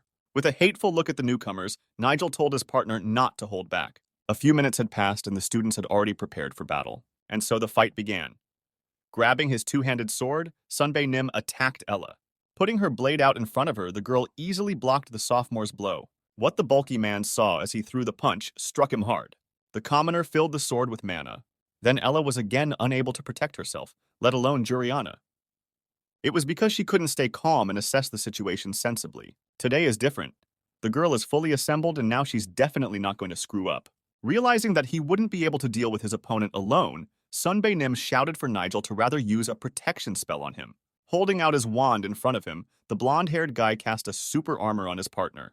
Immediately following that, he put a speed buff on his friend. Noticing the way the enemy mage was helping his partner, Jade snapped out of his seat and ran at Nigel. Extending his arm, the guy activated his ability. In one lightning-fast movement, he swept past Nigel. Looking at his wand, the enemy mage noticed that he was left unarmed. That's right. With this lunge, Jade chopped the magic tool into two pieces with his demonic sword. Dissolving the Shadow Blade, Jade explained that the cardinal rule of battle was to deal with the warlock first. As soon as it occurred to Sunbae Nim that he was essentially alone, an idea popped into his head. Since things have come to this point, he has no choice but to destroy the enemy spellcaster. Noticing the sophomore tearing towards Jurian, Ella yelled to her brother to be careful. Jurian, in turn, doing nothing, simply stood by. The enemy was closing in on him, but the guy stood still in cold blood.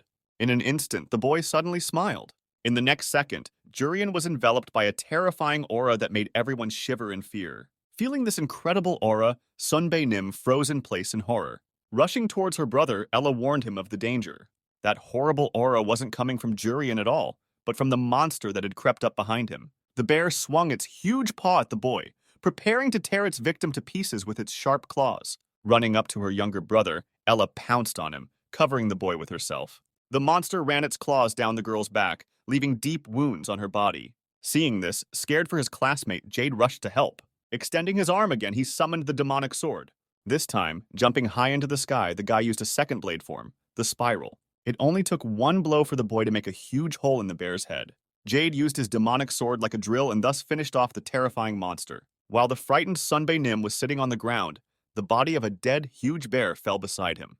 The sophomore couldn't believe that this kid had finished off such a strong monster of what in one blow. And even though the bear had inflicted a very deep wound on that red-haired girl, she still somehow survived. Jurian once again, as if nothing had happened, used full instant healing. This is the advanced class. These kids are the best for a reason. Realizing this, Sunbae Nim irritably tisked. "You've passed, minnows. We won't report you," muttered the bulky man, rising to his feet. "But he'll tell about that dirty-blooded jerk Jurian, and his grades will be lowered, though he's unlikely to be expelled from the advanced class. No doubt this kid is great at healing, but it's only a support spell. He can't do anything on his own. If no one refused to be around when the monster attacked him, he would have just been torn apart." With an awkward chuckle, Jurian remarked that it made sense. Meanwhile, somewhere in a cabin in the woods, sitting with a mug of tea in her hand, Hyo Wan said that it wasn't supposed to be a unified class. After apologizing to his coworker, the green-clothed man remarked that everything had changed suddenly. The woman sitting next to him explained to Hyo Wan that sometimes this happens. It's also logical that the hero class president doesn't know about it. It's her first time here after all. Looking at the two seriously, Hyo Wan asked if such a thing was allowed. Laughing, the man in the green sweater asked the blue-haired woman to believe in the second year. Besides, teachers need rest too. However, such a response only made Hyo Wan even more suspicious. The theory lesson has suddenly been changed to a monster hunting lesson, and these two teachers are now trying to calm her down. Holding a glass in her hand, the blue-haired woman decided to clarify if her students were definitely not going to get hurt, since the sophomores were so cool. Nervously sipping her tea, one of the teachers asked her colleague not to worry about her students. Of course, nothing would happen to them. That's when Hyo Wan was convinced that the two obviously had bad intentions. What should she do with them now? How dare they harass Hyo Wan's first students? In that case, since those bastards had decided to fool her, the blue-haired woman thought it would be a good idea to praise them for their courage. As soon as she activated her terrifying aura, the two sophomore teachers froze in fear. After calming down, Hyo Wan continued drinking tea as if nothing had happened. "Okay, let's wait for now. After all, we're talking about the advanced class. They won't let themselves get hurt."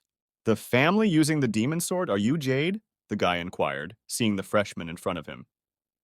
He then asked Sunbae Nim if he had made sure they weren't followed by those mudbloods. Standing still, the bulky man confirmed that he had only brought a magic swordsman here. The whole time they'd been walking here, Jade had been wondering what was wrong. But when the boy saw him, he realized why he had been called here. Sitting on a rock with a creepy grin, the blonde guy asked to be allowed to give Jade one piece of advice. Now, sophomore year is called the Demon's Lair, because the top one among them is Laryl. There were 10 people in the advanced class on the day of last year's final year's commencement ceremony, until Laryl beat everyone else to a pulp. The 3 who obeyed stayed in the advanced class, and those who stood to the end ended up in the hospital. Therefore, there are now only 4 people in the second year of the advanced class, and there is a strict hierarchy among them. Tensely looking at Laryl, Jade tries to figure out why the entire sophomore class would be here. Speaking to the magical swordsman, the blonde guy said that he had heard something about his family not long ago. A family using a demonic sword. Jade has a lot of responsibility in his hands. If the boy can't graduate from the advanced class, his family will fall. It's true. Even before Jade entered this academy, even then, his family had already fallen into disrepair because of the magic tools. Thanks to these tools, people who can't even use a demon sword have started using mana swords like it's nothing. And it pissed Jade's father off incredibly badly. The magic tool is becoming more and more popular in the kingdom. A magic wand can easily create water, and a magic sword can release fire. If things continued like this, the demon sword family would fall very soon. But Jade proved to be the last hope. Jumping up from his chair, the father of the family grabbed his son by the shoulders and yelled that he was obligated to graduate from the advanced class no matter what it cost him. The demon sword family has to prove that it's still alive and well. If Jade can't finish the advanced class, then his mother, brother, sister, and father will simply die. Knowing this, Laryl promised to let the kid finish the advanced class. Surprised, Jade asked the sophomore what he meant. The blonde then explained that this class was now being watched by people of such heights that it was hard to even imagine their power. Just recently, Laryl had received an assignment from them. As a reward for completing it, they promised that no one else would drop out of the advanced class. For people like them, fabricating the end of some students' advanced class is a common thing. Unless Jade wants to disappoint his family, in which case now he'll have to go to those commoners and do as Laryl tells him. I mean, it's a lot easier than fighting for a spot in an advanced class. Laryl convinces Jade that he's only helping him because the guy's family is going through a rough patch. And now he has a chance to be a decent son. When their classmate returned, a concerned Ella asked if he was okay. The boy had taken so long to return that they were beginning to worry about him. As they got closer, Jurian asked where the elders had gone. Did they go to tell the teachers that the newcomers were not good at teamwork? While saying this, Jurian noticed something strange in his classmate's behavior. Materializing the demon sword, Jade brought the weapon above his head, preparing to attack Ella.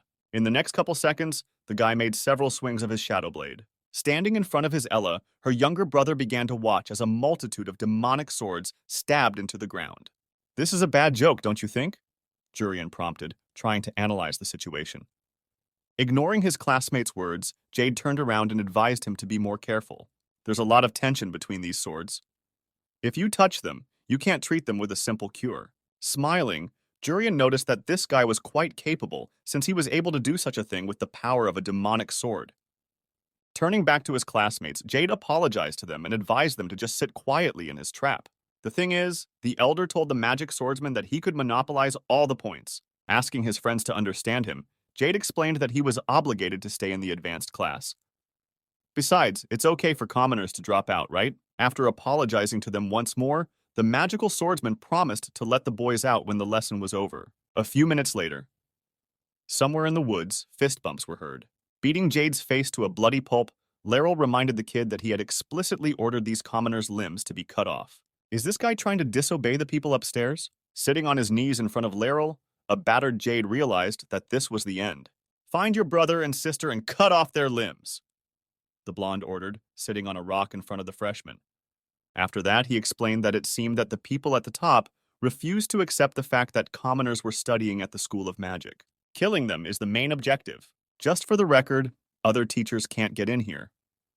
It seems that the people at the top have gathered the teachers for this operation in one place, thus isolating them from the students. In other words, the assignment needs to be completed today only. Can't disappoint the people at the top. Besides, Jade has to save his fallen family, doesn't he? This is his chance to be a good son. But the kid couldn't do it. He couldn't kill his classmates. Hey, I don't get you, Jade. Don't you have an advanced class to graduate? Laryl asked, looking down at the battered boy. And by the way, the blonde wondered why Jade was doing so much for those poor commoners, protecting them from the sophomores and now disobeying orders from the people at the top. They're not poor commoners, it's Ella and Jurian, the magical swordsman muttered in rage, looking at Laryl with hatred. Perplexed, the blonde remembered that this guy had only been enrolled 2 days ago. Was that amount of time enough time to get so close? Slamming his fist on the ground, Jade replied that he wasn't saying that because they were close. Ella is talented with a sword and deserves to be in the advanced class, and Jurian is weak and lacks skill in magic. That said, he's smart and will definitely make a fine adult who will lead the kingdom to prosperity. And this boy also has an admirable ability to heal. He will be loved by many in the future and will cure many in the kingdom. In Jade's opinion, they both have a future. They will benefit more than any aristocrat discriminating against them just because of status. A benefit? Yeah, maybe. Laryl agreed abruptly. But Jade's family will be doomed to despair. To disobey high-ranking aristocrats is a crime, and it will lead his family to an even sooner decline. Naive, innocent brother and sister who know absolutely nothing about the world yet. Sade and Hazel were overjoyed when they found out that their older brother made it into the advanced class from 3rd place. It's something Jade has been going to for a long time for his family. The only thing his little brother and sister wanted was for their father to start smiling again. Getting his older brother into an advanced class could mean their family would be happy again. Jade realized it was going to be difficult, but as he hugged his brother and sister, he asked them to have faith in him. The boy promised that he would definitely graduate from the advanced class. Sade, Hazel, father. Holding out a hand to the boy, Laryl explained that it wasn't too late to save them. What's wrong with prioritizing your family over the future of the kingdom? What did Jade's brother and sister do wrong? No matter how much the guy resists, these commoners will still die today. The teachers won't save them. So, since it's going to happen anyway, why doesn't Jade get his act together and kill them himself to save his family? Asking the boy to take his hand, Laryl said he wasn't mad, then suggested he continue living as a successful aristocrat. However, slapping the blonde's palm, Jade declined the offer. Get lost! There's no way I'm doing that! The boy shouted in anger. My friends and family, I will protect them all. Hearing those words, Laryl looked at the freshman with disdain. As soon as Jade got to his feet, the blonde promised him that he would regret the choice he had made. Tonight, Jade will battle the sophomores to protect Jurian and Ella. And as much as the guy hates to admit it, his opponent is strong. But the boy has no choice but to fight. He can't let them do that. If Jade loses, Ella and Jurian are in trouble. 10 times. I'll stab you 10 times and then I'll kill those commoners. Laryl spoke coldly, delivering some kind of dagger. Seeing that short dagger, Jade was surprised that the enemy was going to fight him with it. How is he going to defeat a demonic ball opponent with such a weapon? But the fight was over before it could begin. As Jade prepared himself, he felt his body stiffen. Laryl had already managed to run up to the guy and plunge the dagger into his stomach. Blood spurted from Jade's mouth at the same second. Without removing the knife from his abdomen, the blonde told him that he had used long swords before too. But if you use a short dagger, you can look at the victim up close. After throwing the boy away from you, Laryl said there were 9 strikes left. Scratching the back of his head, one of the sophomores in the advanced class remarked that this ability to constrain movement was incredible. No matter how many times he saw it, it was still creepy. The partner standing next to him remembered that they had disobeyed Laryl at first as well, but in the end, they had no choice. This guy doesn't fight, he beats, and he does it in the most mocking way possible. After immobilizing his victim, he does a 10-second countdown to savor the moment and watch for a reaction. But there is another reason for this, which he usually doesn't tell anyone about. Plus, often most people manage to free themselves from its paralysis in that amount of time. Just when he felt he could move again, Jade materialized the demon sword and activated the 4th form, the whip. After counting to 1, the surprised Laryl easily repelled his opponent's attack. No doubt it surprised him that this guy continued to fight after the first missed punch. But it will have no effect on the outcome of the battle. Once behind Jade's back, the blonde man plunged the dagger into his shoulder. Groaning in pain, the freshman was numb again. Smiling contentedly, Laryl noticed that this boy had a great expression on his face. Stepping back a little, the blonde began counting down the next 10 seconds. This time it took Jade a little longer to come to his senses. At the time, when the countdown was almost over, the guy sat down on his knees and unleashed several spears obtained from activating the 3rd form of the demonic sword at the enemy. However, not a single spear could reach the target.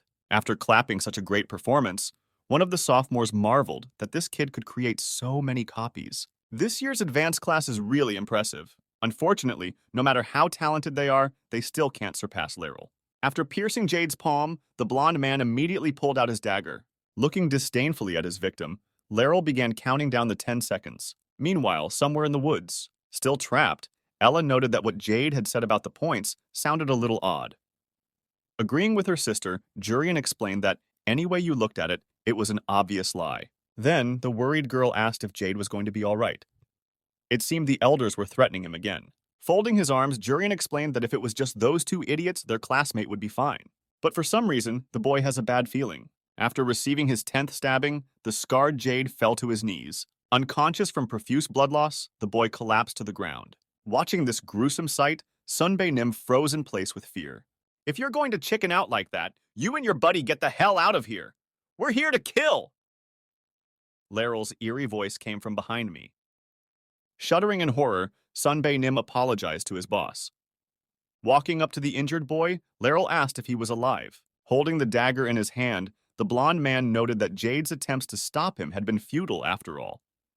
He would go and kill his brother and sister now. This boy's actions were senseless, and in the end, he only brought his family downfall. Sitting down next to the injured boy, Laryl asked if he regretted his choice. Why was he in such a state now? Why did his family have to suffer?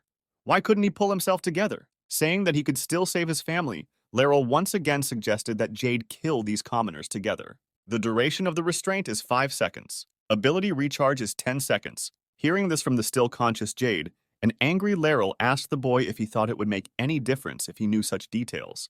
Leaning over to the boy, the blonde pierced his hand with the dagger once more. Feeling the incredible pain, Jade screamed exhaustedly. With a perplexed look at the boy, Laryl asked what he was thinking. Why won't he just comply?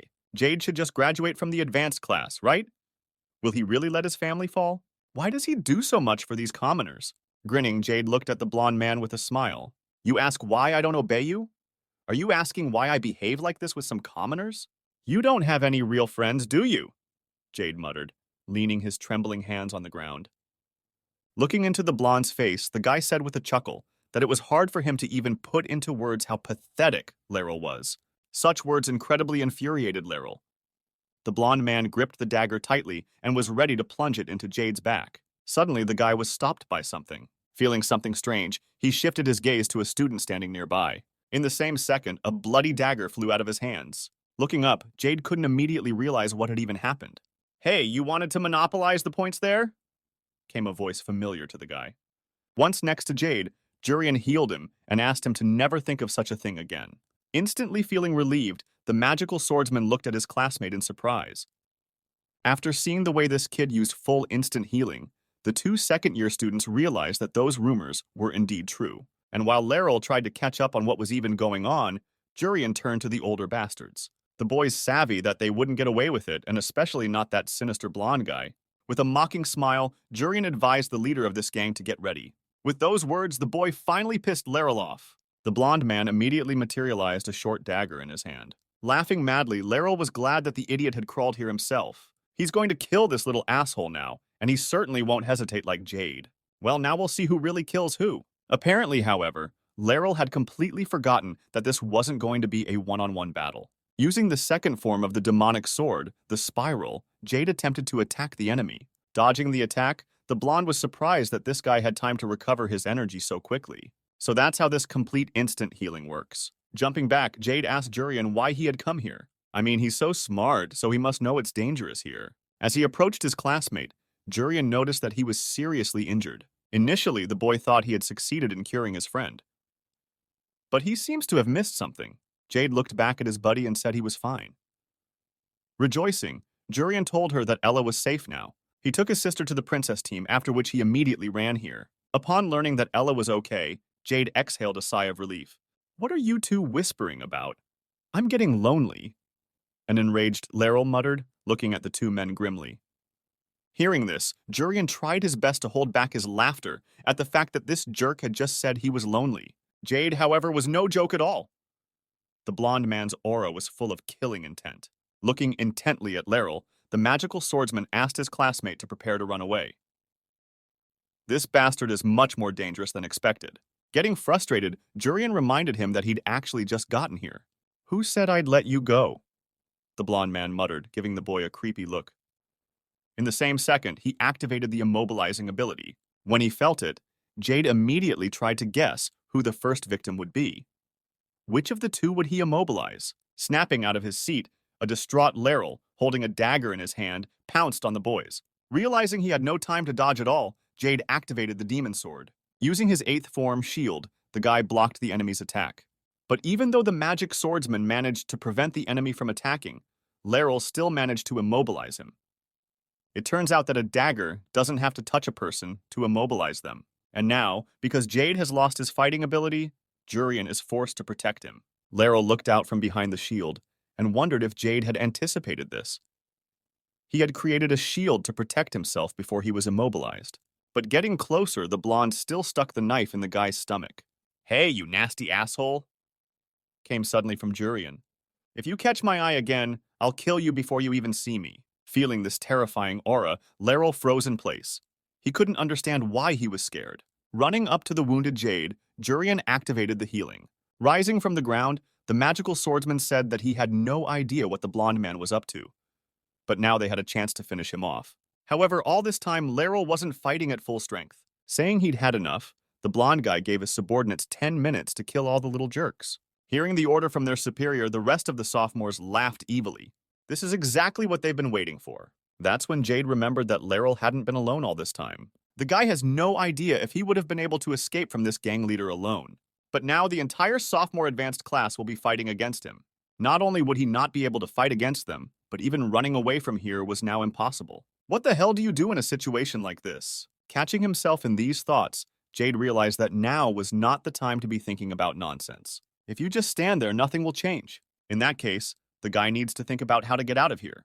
Think, goddammit, think! That's enough, Jade. Suddenly came the voice of a calm Jurian.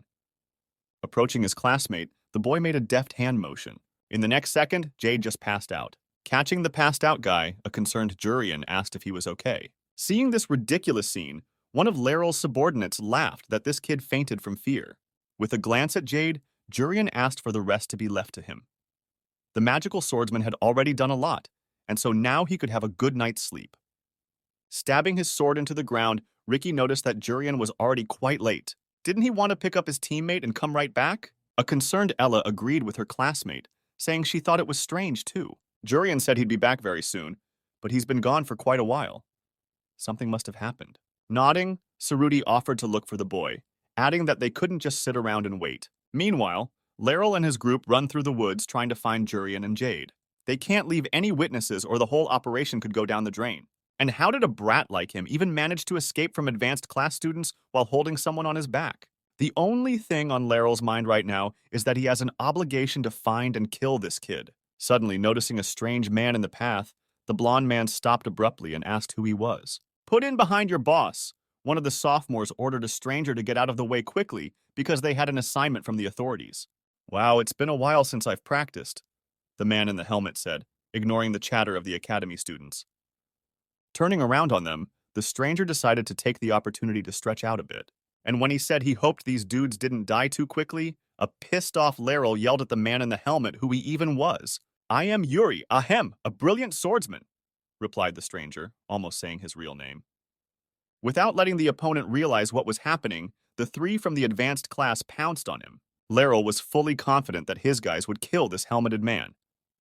After all, besides the fact that he had already used immobilization, these three were incredibly strong. Zinkong is the one who fought the hardest against Laryl.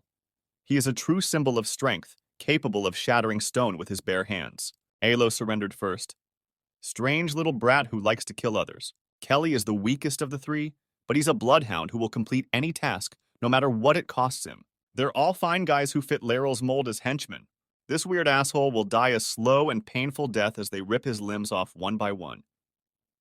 All that dude in the helmet can do is show off. Just as the blonde thought about it, something rumbled into the trees behind him. Turning around, Laryl saw something he clearly wasn't expecting. All three of his subordinates were sealed into the trunks of huge trees. Looking at them, the blonde couldn't figure out for a while longer what the assholes of these morons had forgotten here. Holding up his sword, the helmeted man explained to Laryl that immobilization didn't work on him. "These pathetic tricks won't work anymore." Hearing the way the asshole called his best move made the blonde go wild. Noticing the strange expression on his opponent's face, the helmeted stranger asked him to listen more carefully. And when Laryl tried to attack the stranger with his dagger, the knight simply grabbed the knife blade with 2 fingers. "I told you it wouldn't work.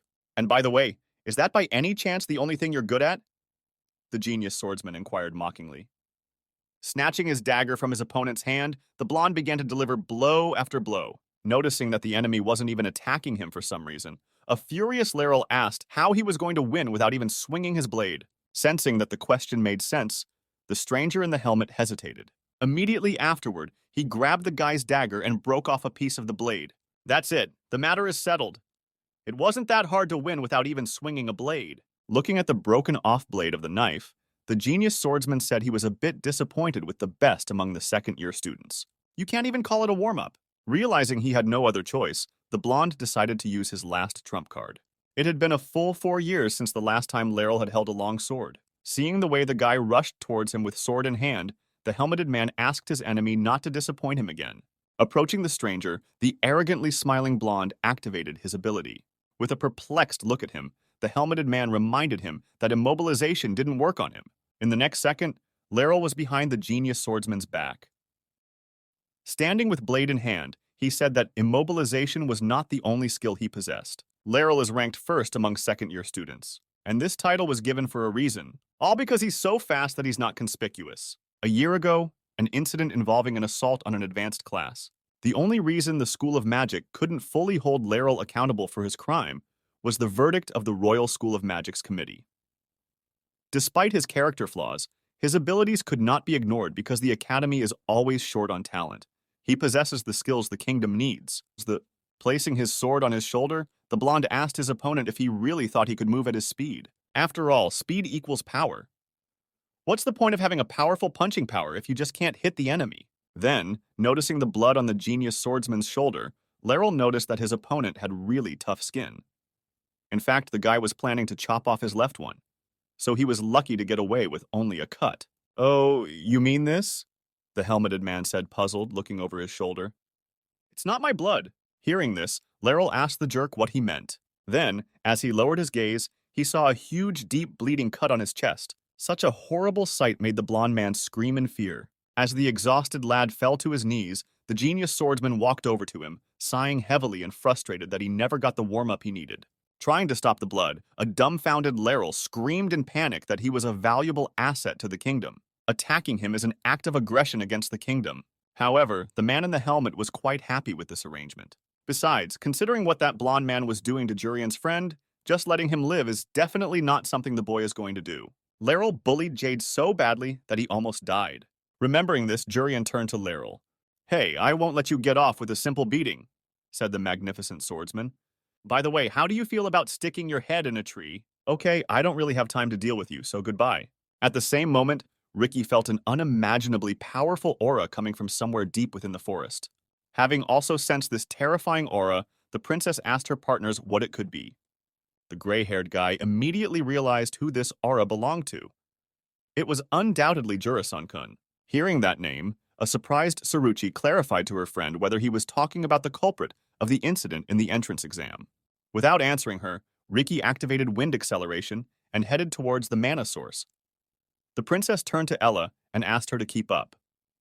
Meanwhile, all the way down to the hair and the guy holding the sword in his hand was already approaching the scene. Finding himself quite close to the source of this terrifying aura, Ricky saw an unusual scene. The best among the second-year students was lying on the ground in blood, but it seems he's still alive. Although, if he wasn't taken to the infirmary soon, there was a risk that this guy would die. Holding a sword in his hand, a helmeted man stood next to the student's body. Obviously, he was the one who had wounded the boy so badly. Stopping, Ricky asked Yurisan-kun what the hell was going on. Noticing the gray-haired fellow, the helmeted man allowed him to call himself simply Juris. Ricky himself was surprised that even Laryl, the best among the second-year students, couldn't handle Yurisan-kun. Hearing what that kid called him, the irritated man in the helmet realized that this dude would call him that name on purpose now. Tensely glancing at the stranger with the sword, Viscount's eldest son asked if even with such great strength, Juris was still going to kill students. And when the helmeted knight clarified that he hadn't killed anyone, Ricky, clutching his blade in his hand, realized that this man wasn't going to answer him honestly. Anyway, that's what it meant. Activating wind magic, the Viscount's eldest son pointed his sword blade at his opponent and promised that he would have to speak soon. Calmly looking at the gray-haired guy, Juris decided to check with his opponent to see if he was stronger than Laryl. However, Ricky only suggested that his foe think again if he thought he could win again. In this fight, the guy uses the full power of Wi, the wind spirit, against Jurisan-kun. Such words surprised Jurian greatly. What spirits are we talking about? That's when the boy remembered how the goddess Hersha had suggested he become a warrior, a demon, a dragon, or even a king.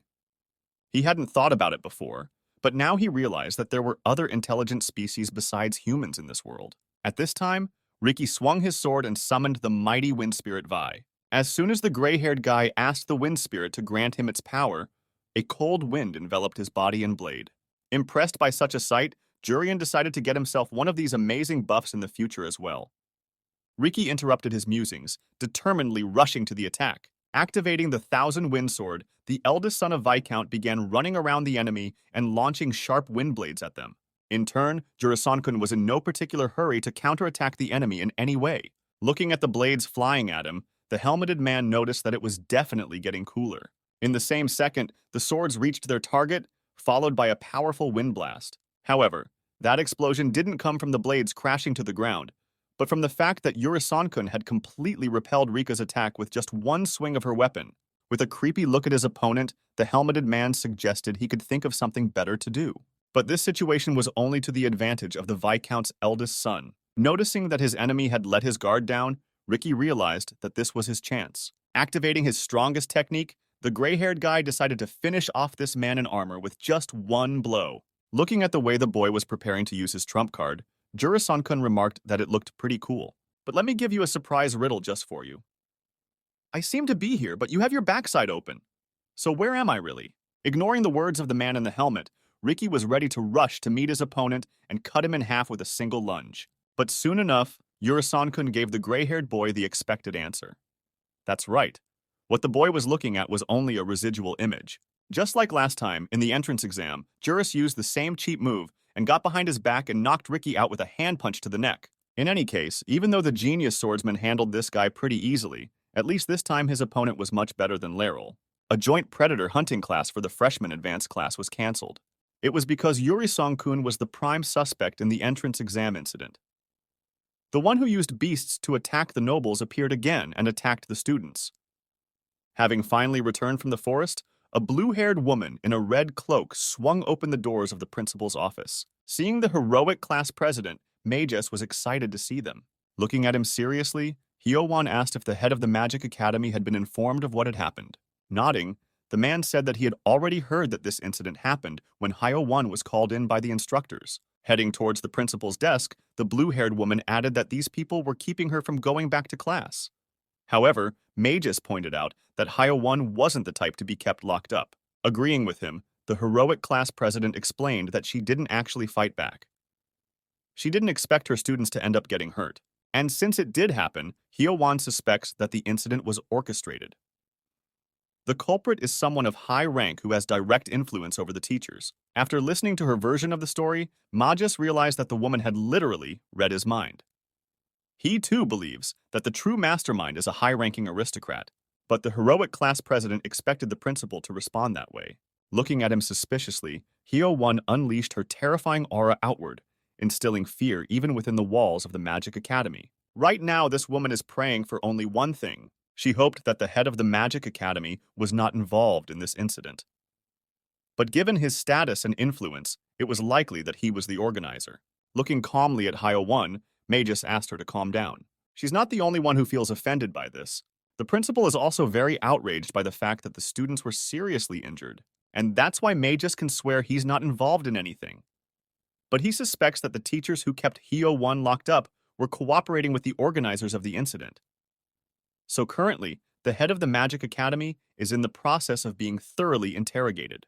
And when the man promised to reveal the truth about the incident as soon as possible, the blue-haired woman asked him to look into the advanced sophomore class as well. They were the ones who had attacked her students.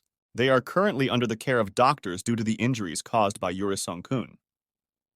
Hyo-won will launch her own investigation as soon as their health stabilizes. Speaking of Jurisan-kun, could he be an imperial spy? Unfortunately, the head of the Magic Academy hasn't confirmed anything about it yet.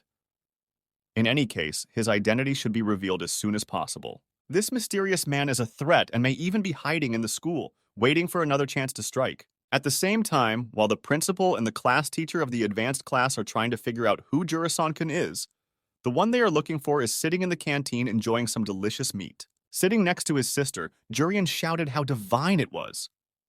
Ella, in turn, offered her brother a taste of the pudding. Now, Jurian is completely calm. He doesn't feel like they'll have to worry about being kicked out of the advanced class. It's unlikely that those second-year bastards would decide to teach the freshmen another dangerous lesson after many of them got hurt. Watching Ella and her younger brother, Chris noticed that they ate like typical poor people. Raizo, sitting next to him, advised his classmate not to get cocky. He actually speaks with food in his mouth, which is unacceptable for a person of noble lineage. What? You want to settle this one-on-one? Chris said, looking at the long-haired boy. Of course, I already made an appointment for you at the hospital, Raizo replied, casting a creepy look at his classmate. With a finger pointing at the two sisters, the bangs-haired Goliath told Hina that the two were said to have been attacked as well. But they looked fine, and seemed to be fully recovered. Withdrawing her gaze, Move said quietly that she would like to have some more fun. Accidentally hearing those words, Sia almost choked on her meat. Looking at her older sister in surprise, the black-haired girl asked what she had just said. As Jade entered the dining room, he saw Ella and Jurian sitting at the same table. When he called out to them, the boy was glad they were both all right. Chewing the meat, Jurian asked his classmate if he felt better. Confirming this, Jade explained that even though he had passed out, his body was surprisingly okay. "Jade, I heard you sacrificed yourself to protect us," Ella said, running up to the boy, embarrassing him greatly. Asking the guy not to go anywhere alone from now on, the red-haired girl suggested that they stick together from now on.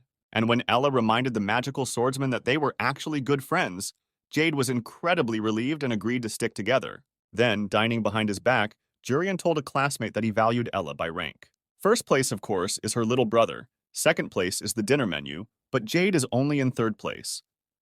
So the only thing Jurian could wish this dude was good luck. The joint animal hunting lesson has come to an end. All the freshmen in the advanced class, including Jurian, managed to survive. And so, several months had passed since that day. The head of the academy warned that if the boy failed the exam, he would be expelled.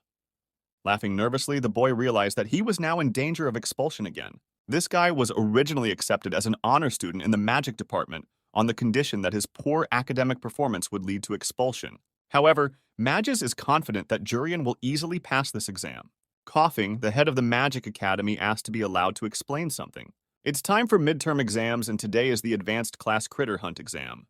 Each of the students will enter the Forest of Fortitude, and if they score 20 points, the exam will be passed. Surprised at such a low threshold of passage, Raizo asked the headmaster why the hell he was making them waste their time and energy. Chris looked at his classmate with disdain and asked how dare he talk to the head of the academy like that. Ignoring the bully's ignorance, May just complimented him on his excellent question. Chris, on the other hand, was greatly surprised by the director's strange behavior. It's time to announce some very, very important information. Monsters are divided into a total of 5 classes. Wolves, bears, and tigers belong to the beast-like type of the first level. Monsters in the form of weapons such as swords, bows, and axes are second level. Natural disasters such as typhoons, earthquakes, and heavy rains belong to the third level of monsters. There are also monsters in the form of various diseases. Depression and the like are monsters of the 4th level. And finally, the only level 5 monster that exists in this world. His name is Time. Some of the students may have already realized what the power of monsters is. It increases with their deadly ability to kill people. While the very connection to humans remains unclear, one thing is certain. These monsters are enemies of mankind. Again, ignoring Chris's warnings to stop talking to the headmaster in that tone, Raizo irritably asked the head of the academy what they needed to do to get 20 points. "Brilliant question again, Raizo," May just uttered admiringly, causing Chris to finally stop realizing what was wrong with the man in the first place. The first level equals 2 points, the second level equals 5 points. The general gist of the exam is clear. The principal wants the students to hunt and earn 20 points each. They would be given 5 days to complete the whole thing. Especially for their information, May just explained that this exam is conducted on an individual basis. Each student had to prove to the others that he belonged to an advanced class. While Chris was quietly laughing at him, Jurian was thinking about how he could defeat all these monsters to complete this task individually without revealing his abilities to anyone. However, since level 2 monsters were worth 5 points each, he only needed to secretly hunt down 4 of them. Turning to Sir Magus, Sia inquired about the level 3 monsters. How many points are they worth? Glancing at the girl, the head of the Magical Academy noticed that she was third among the first-year students who had asked him that question. A level 3 monster is worth 20 points.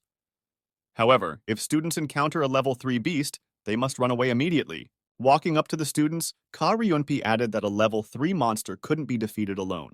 That's why the professors of the School of Magic, Ka Ryunpi and Chi Li, will be present for this exam. If any level 3 monsters show up, they will deal with him. That's right. This time, no one will be able to interfere. Not any beast, not even Jurison-kun. After all, this exam will be personally supervised by the advanced class instructor, former warrior Hyo 1. So these little ones are under full protection, and so they should only concentrate on the exam. The midterm is under scrutiny. Except that Jurian is the only one who is clearly not under scrutiny. Will this guy be able to pass the exam without his true power being revealed? Intermediate exam at the Royal School of Magic. Monster hunting exam. The first level equals 2 points. The second level equals 5 points. Goal for the exam: earn 20 points. The exam itself would be a simple matter for Jurian, but complicating matters is the fact that the guy will be closely watched by a lot of eyes. Especially dangerous among all the instructors is class teacher Hyo 1. Hello, special student. Are you aware that this is an individual exam? Chris asked, walking over to a classmate staring tensely at Hyo-won. With a nasty smirk, the nobleman remarked that in the end, all Jurian had was his ability to heal.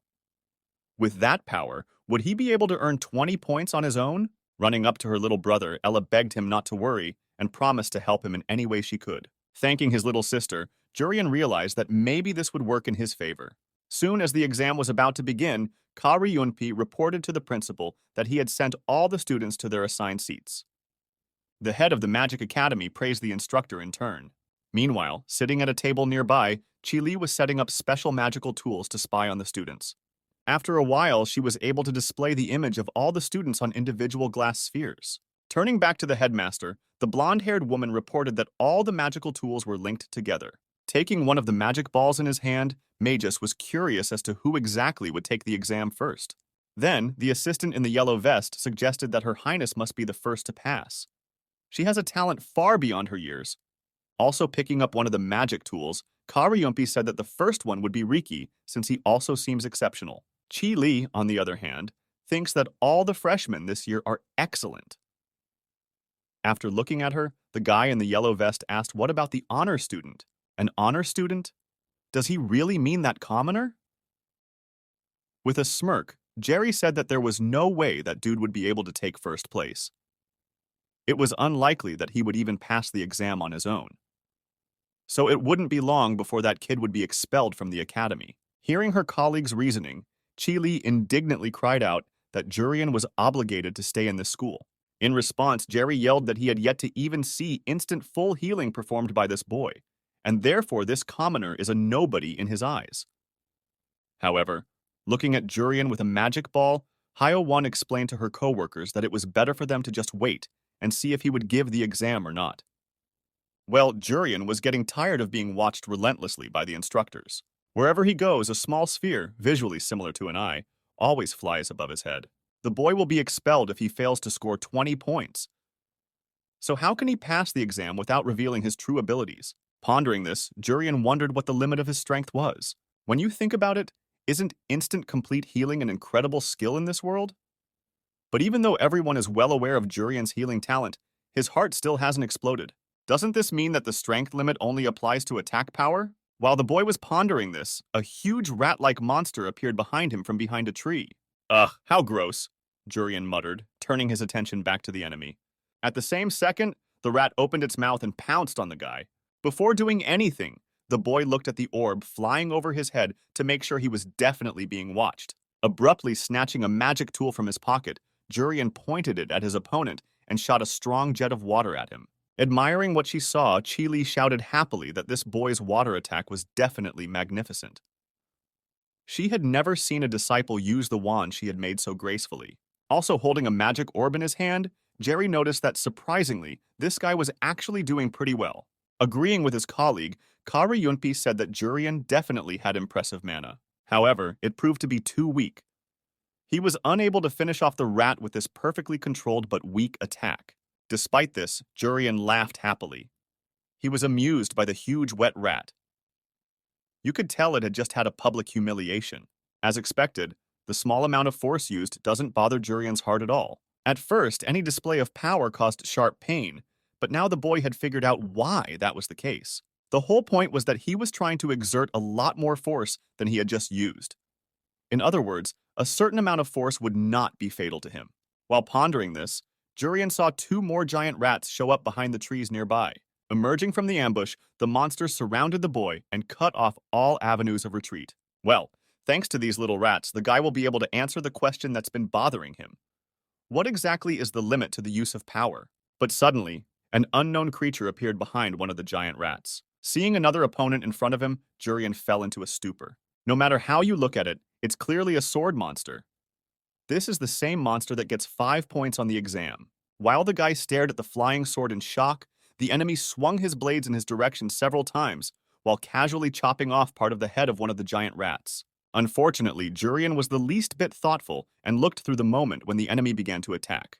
The boy didn't have time to dodge the blades flying at him, so the sword monster's strike hit its target in the same second. Watching what was happening with the magic orbs, all the instructors visibly tensed up. The observation balloon flying overhead couldn't see what had happened for a while longer because of the thick smoke. As suddenly the smoke cleared and Jurian showed up, completely curing himself with instant healing. Admiring this kid's skills again, Chi-Li shouted happily.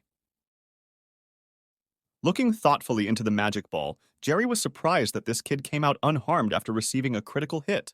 Meanwhile, Jurian looked hopefully at the opponent who had just attacked him. It's a level 2 monster, and if you kill it, the boy will get 5 points, right? What about Ella, by the way? Is she okay? Holding the shadow sword, Jade motioned for Ella to stand behind him and be careful. They, like Jurian, also came across a level 2 axe monster. Jade looked at her opponent tensely and suggested that she get this over with and then go look for Jurian. He was probably having a hard time on his own. The axe monster interrupted the guy's speech, raising one of his arms high above his head. Seeing this, Ella and Jade realized that the enemy was about to attack them. But when had the blade on his arm gotten so massive? At the same instant, the monster swung its axe, sending a sharp blade of mana at Jade. The monster swung the axe, sending a sharp blade of mana at Jade. But only the enemy's blow was so strong that the magic swordsman began to slowly retreat, unable to withstand such a powerful pressure.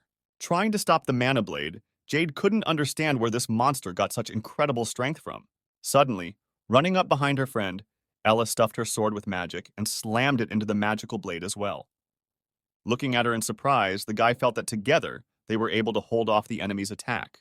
Then, the two of them pressed down on the hilt of their swords, thus completely deflecting the magic blade flying at them. Jade looked at the red-haired girl and thanked her for her help.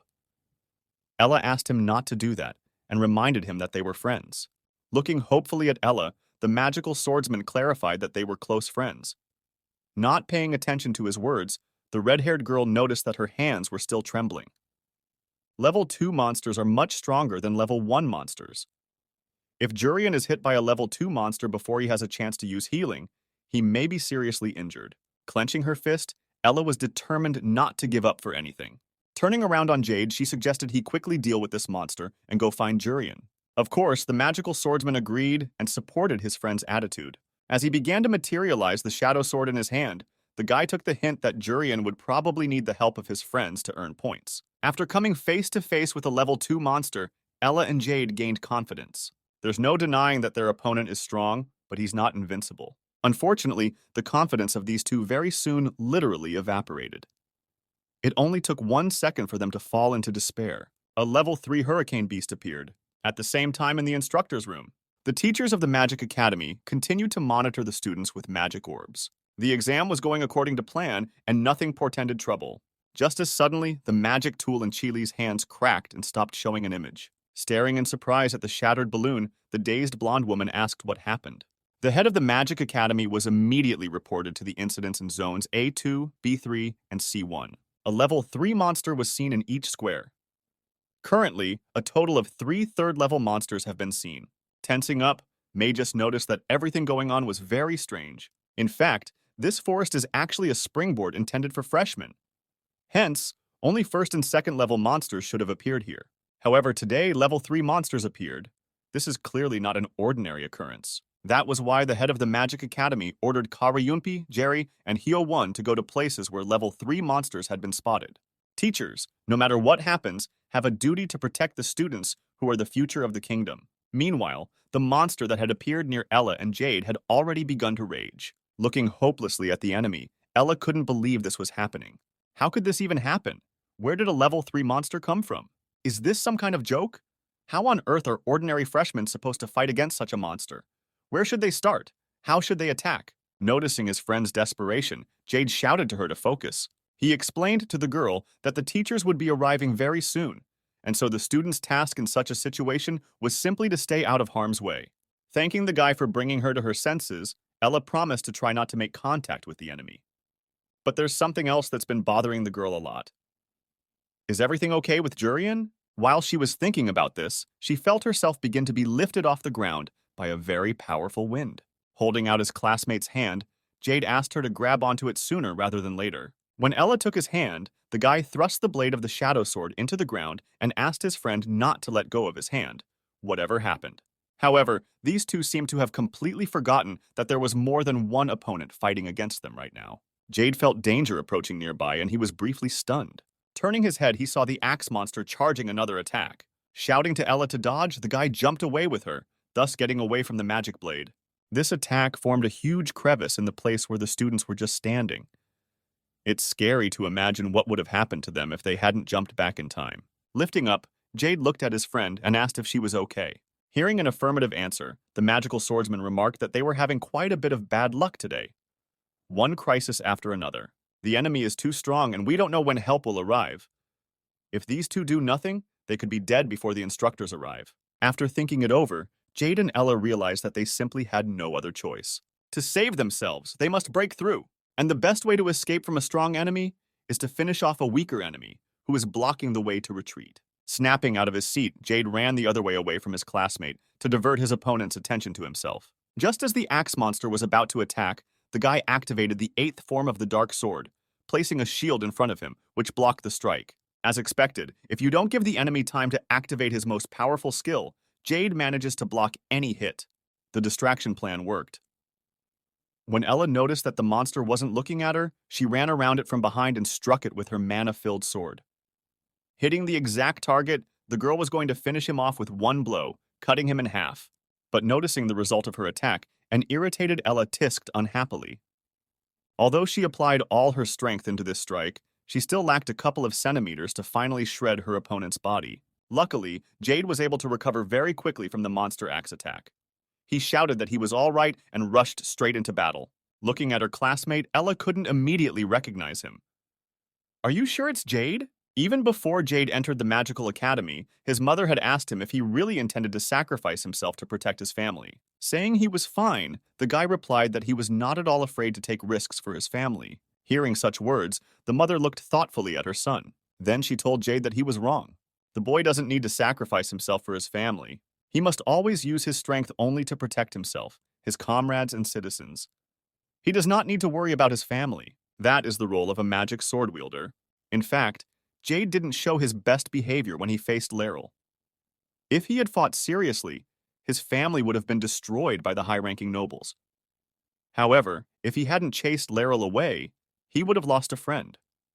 Actually, Jade thought it was a problem he should sacrifice himself for.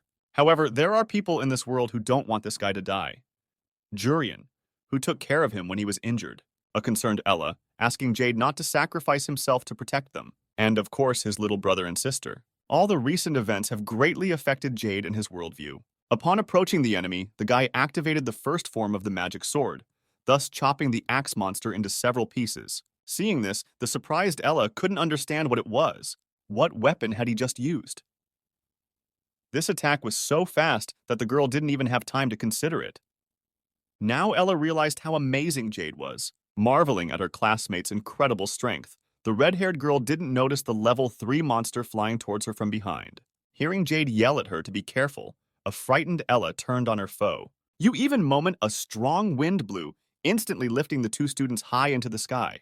With each passing second, they climbed higher and higher. The normal wind lifted them several hundred meters into the sky, not giving them a chance to grab onto anything. Suddenly, the wind stopped blowing and Ella and her friend began to fall down from a great height. Looking down fearfully, Ella realized that if they fell to the ground, they would surely die. They had no chance of surviving in such a situation.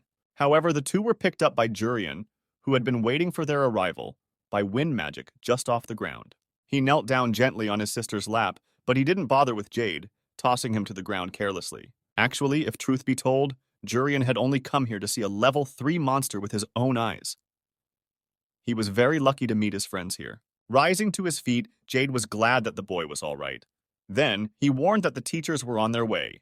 "They give 20 points for it, right?" Jurian clarified, looking at the tornado monster with interest. "How about the 3 of us try to beat him?" Jade looked at his friend dumbfounded at such a reckless suggestion. How could he even think of such a thing after seeing that terrifying creature? Ella, on the other hand, felt ashamed that she was scared. Her little brother really is a braver person. Ignoring Ella and Jade's surprised faces, the excited Jurian couldn't stop thinking about the fact that he could get as much as 20 points just by finishing off this weak monster. A few minutes ago, when Jurian was about to start fighting a level 2 monster, the guy just found out he can use a certain limit of power. But as of yet, he doesn't know exactly how much force he can exert to keep his heart from exploding. So it's time to find out exactly what this limit is. At the same moment, just as Jurian was about to test himself in a battle against second-level monsters, he looked at the balloon flying in the sky and noticed that it had cracked. Seeing that thing broken, the guy realized that no one else was watching him. Except, why did it happen? What's going on? As he pondered this, the boy heard the soft squeak of a small mouse behind him. Abruptly turning around, Jurian ripped off the head of the first-level monster with a single sweep of his hand, asking it not to interfere with his thinking. As expected, the boy's heart is still fine. There isn't even the slightest bit of pain, which means there really isn't anyone watching him. Frustrated by the clockhead, the guy realized there was no point in holding back in such a case. Since no one is watching, Jurian cannot conduct his experiment to test the limit of his power. You know what I mean, right? The guy asked, looking at his second-level opponent. But then the boy sighed and realized that he seemed to be talking to himself. After all, the sword monster had already been blown to pieces by his mere glance. Okay, actually, Jurian had punched it in once. Kneading his hand, the guy remarked that it was refreshing not to have to worry about being watched. Suddenly, the boy heard someone scream somewhere far away in the forest. He immediately recognized the voice of his younger sister, Ella. When all the instructors left to help the students, Magus asked Chili to try to fix the magic ball quickly. Surprisingly, all the magic tools broke at the same time. Even though third-level monsters had appeared, it still seemed strange. Renovations aren't going smoothly either. What the hell's going on in there? After looking at the third-level monster with interest, Jurian suggested that the classmates try to get the three of them to deal with it. Such an unexpected offer surprised Jade and Ella greatly. However, no sooner had they discussed the plan than the monster tornado immediately let a powerful torrent of wind blow into the students. Only unlike last time, when the monster attacked across the square, now it was targeting Jade alone. Only a moment had passed, and the guy who had just recently stood next to Ella had already flown a few dozen meters away from her. At a tremendous speed, the magical swordsman's back slammed into the tree. Seeing this, Ella Strong was afraid for her classmate. Yes, a normal person under those circumstances would have died on the spot. You're amazing, as always, Jade said with a satisfied smile. Feeling relieved, the magical swordsman looked up at Jurian and swept his healing perfectly. Now Jade realized what the guy meant. When Jurian suggested dealing with this monster, he didn't mean that they should actually defeat it. After recovering from his injuries, Jade snapped out of his seat and called Ella along with him to attack. The true meaning of the phrase, "let's deal with it," is to get your act together and meet this creature face to face with the intent to win. It's true that it's impossible to escape from a level 3 monster. Even if these three clumsily tried to escape, they might be hurt even more. The probability that they will die will be much higher compared to when they give battle to the enemy. So they should gather their strength and face this creature with determination, taking care of each other. That was the point, wasn't it, Jurian? But unfortunately, this was not at all what Jurian had in mind. With a doomed look at his classmates, the boy realized that he had made a mistake. In fact, the boy hoped his friends would decide to just run away. Then, right as they were fleeing, he would secretly grab that monster while no one was watching. And now things haven't gone according to plan. How can they deal with this creature in a situation like this when Jurian can't even use his own powers? Wind Spirit, grant me your power! Rika's voice suddenly came from nearby. Activating the 1,000 wind swords, the gray-haired guy pointed at the enemy and used compression. The swords turned into a huge pointed spear. Adjusting his aim, Ricky coolly looked at the enemy and commanded a shot. Thousands of wind swords stabbed lightning fast into the monster's chest, piercing through it. Such an attack finished off the enemy almost instantly, thus guaranteeing Rika 20 points for the exam. Seeing the dumbfounded faces of his classmates, the gray-haired guy was surprised that when they came face to face with a level 3 monster, they didn't run away. Putting away his sword, the Viscount's eldest son remarked that they possessed an admirable knightly spirit. And while Jurian couldn't believe that 20 points had been so brazenly stolen from right under his nose, Ella was surprised that her classmate had defeated a level 3 monster so easily. Hey, who do you think you are, stealing our victory? Jade said indignantly, casting a scornful glance at Ricky. Screaming that they could very well have defeated this monster on their own, the boy yelled to his classmate not to pretend to be cool. Well, at least in front of Ella. You're a real thief. Why the heck did you steal my points? Jurian asked, squatting down like a street gangster. With a perplexed look at the boy, Ricky said that he would gladly give those points away. As soon as he said that, all the displeasure on Jurian's face suddenly seemed to evaporate. The boy asked if he meant what he said, pleased by his dear classmate's kindness. After confirming that, Ricky clarified that he didn't think it was a waste of time. Giving points to talents that benefit the kingdom is a noble cause. Last year, Ricky probably would have just ignored the unremarkable student with the black brooch. But this boy wasn't as ordinary as he'd originally thought. The gray-haired guy promised to give the points if Jurian proved he deserved it. If he showed similar or equivalent abilities, even if just a little, Ricky would immediately give him all 20 points. This year's freshmen are very different. A girl with a talent for sword fencing is the first special mage girl. Also, there may be a skilled swordsman among them, and Ricky is beginning to guess who that swordsman really is. If the freshmen have that kind of talent, this guy wants to guide them before they lose their way. You killed a level 3 monster! Suddenly, a vile voice was heard from behind Rika. At that very second, the students felt something strange. It was as if someone had taken over their minds. I don't want to die, the four-armed, unknown creature said eerily. Immediately after these words, all but Jurian sat down on their knees and drew their swords and brought the blades to their throats. Looking at them puzzled, Jurian saw his friends slit their throats. After curing them with instant full healing, the guy called out to this strange four-armed creature. Trying to figure out what was even standing in front of him, the boy asked the monster what it was. Holding onto his jacket, the four-armed creature explained that he had the power to make people kill themselves. His name is Gloom, and he is a level 4 monster. From the horror he had experienced, a shocked Jade was completely exhausted, and his lunch today came right out. Holding his neck, Ricky had no way of knowing what was going on. Right now, he was thrusting his sword into his neck. Looking at the monster, the gray-haired guy saw scars on his wrist and neck. Like the others, Jurian clearly didn't expect to see a level 4 monster here. Looking at the boy perplexed, Marak asked why he still hadn't killed himself. Jurian, in turn, asked the monster if he really thought that was a normal question. However, the creature explained that there was nothing abnormal about it. Killing yourself in front of the darkness is natural for humans, isn't it? Grinning, Jurian noted that the statement made sense. Honor student! No, Jurian! I'm convinced of your abilities! Ricky muttered, placing a hand on his classmate's shoulder. Instant complete healing, from self-inflicted wounds to psychic attacks, everything was cured. Urian's healing is an ability that the kingdom absolutely needs, and so no matter what happens, Ricky is sure to protect him. Pointing his sword at his opponent, the gray-haired fellow summoned the great spirit of Wii. Noticing the way this boy had placed a barrier of powerful wind flow around him, Gloom marveled that he knew how to use the great spirit's protection. With a disdainful look at his enemy, Ricky said that the monster had no right to mention the great spirit. Enjoying the slight cool breeze, Jurian remembered that this was the first time he had seen a creature that was not human, but could communicate. A creature with intelligence and consciousness is definitely a level 4 monster. But why would such a high-level monster be within the realm? While Ricky was trying to figure it out, Gloom moved closer to him and whispered eerily again, I don't want to die. Grasping the sword with both hands, the gray-haired guy brought the blade to his neck. Jade and Ella, still reeling from last time, did the same. In the next second, blood spatters flew in different directions. Looking at the monster with disdain, Jurian warned him to stop doing that. Turning back to the boy, Mrak couldn't understand why he had failed to capture the brat's consciousness. Then, when Jurian activated instant healing, the monster noticed that his victims had died like that for some reason. It turns out it wasn't a coincidence, or a miracle the first time. Shifting his gaze to Jurian, Mrak mouthed that he had another target. Now he definitely needs to kill this little brat since he's interfering with their plans. But with his sword clutched tightly in his hand, Ricky said that he wouldn't let his enemy do that. He would finish the bastard no matter what.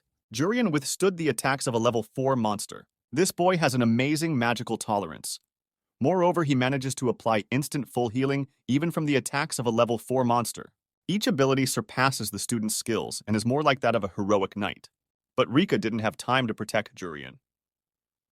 As he stood next to the boy helping his sister, darkness was ready to crush him with his huge hand.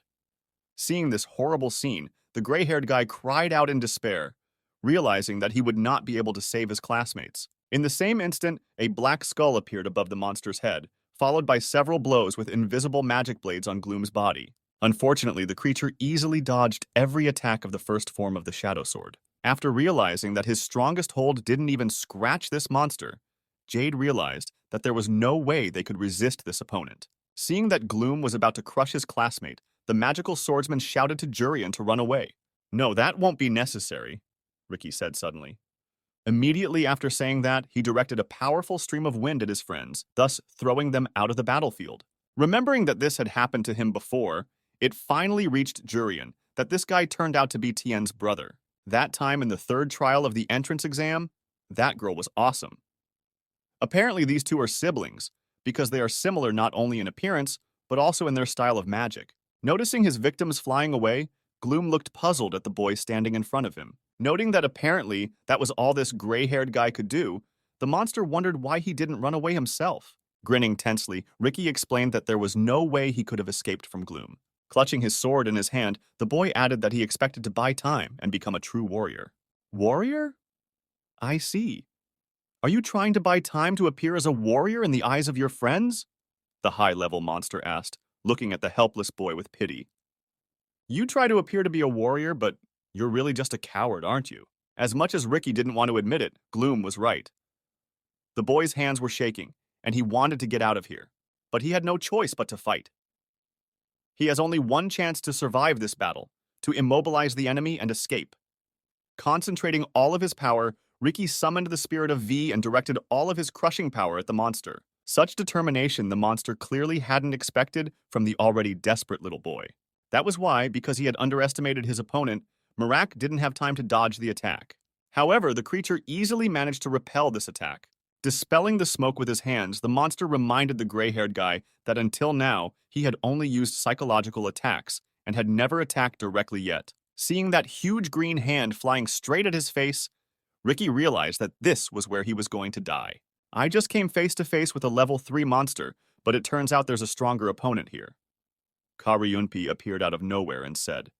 Taking his student under his armpit, the instructor asked the creature if it was a level 4 monster named Gloom. Looking disdainfully at the man unknown to him, Merak said he saw no point in answering him. Noticing that it was rather rude, Karyunpi activated the super speed wind. Meanwhile, Jade and Ella landed on the grass next to each other and passed out. Jurian in turn hovered in the air above them. Although it couldn't be said at first glance, but as the boy looked at his friends, he was overwhelmed with anger. 4th level creatures are the main force of monsters that have appeared in the kingdom. Whichever way you look at it, it's an emergency. Realizing how dangerous Gloom could be, Karyunpi activated the supersonic wind. The entire surroundings immediately shook with a wind-driven shockwave. Covering his ears to keep from going deaf, Ricky couldn't believe that such a sound could be from the wind. The supersonic explosion that erupted was heard throughout the forest. And that sound even reached the head of the Magic Academy. It immediately reached Majest that the cause of this explosion was Karyunpi activating the supersonic wind. Calling the principal over, a worried Chi Li, still trying to recover the magic tool, reported that something was wrong. No matter how many level 3 monsters are in the forest, it is impossible for magic tools to be destroyed all at once. Moreover, all of them are not even repairable. Turning back to the head of the Magic Academy, the frightened woman added that there was also interference in communication. It can only mean that a much stronger enemy has emerged. Deciding to see if the connection was working, Magus tried to call Hyo-1, but all his attempts have been in vain. That means things are much worse than he expected. The unexpected appearance of a level 3 monster, while at the same time there is an unnatural destruction of the communication device. This can't be a coincidence. A monster that managed to purposely destroy all communications has a high level of intelligence. It's most likely a level 4 creature. Angry, Magus tried to figure out why such a thing had happened during his freshman year exams. Maybe the target was a princess. Whatever it is, the opponent is clearly greatly mistaken in underestimating the head of the Magic Academy. Walking towards the exit, the principal warned Chi Li that until the Kingdom Knight arrived, he would go to the scene to protect the students. Right now, Magus only hopes that Karyunpi doesn't die and waits for backup. At the same time, Karyunpi was preparing to take the fight against a level 4 monster.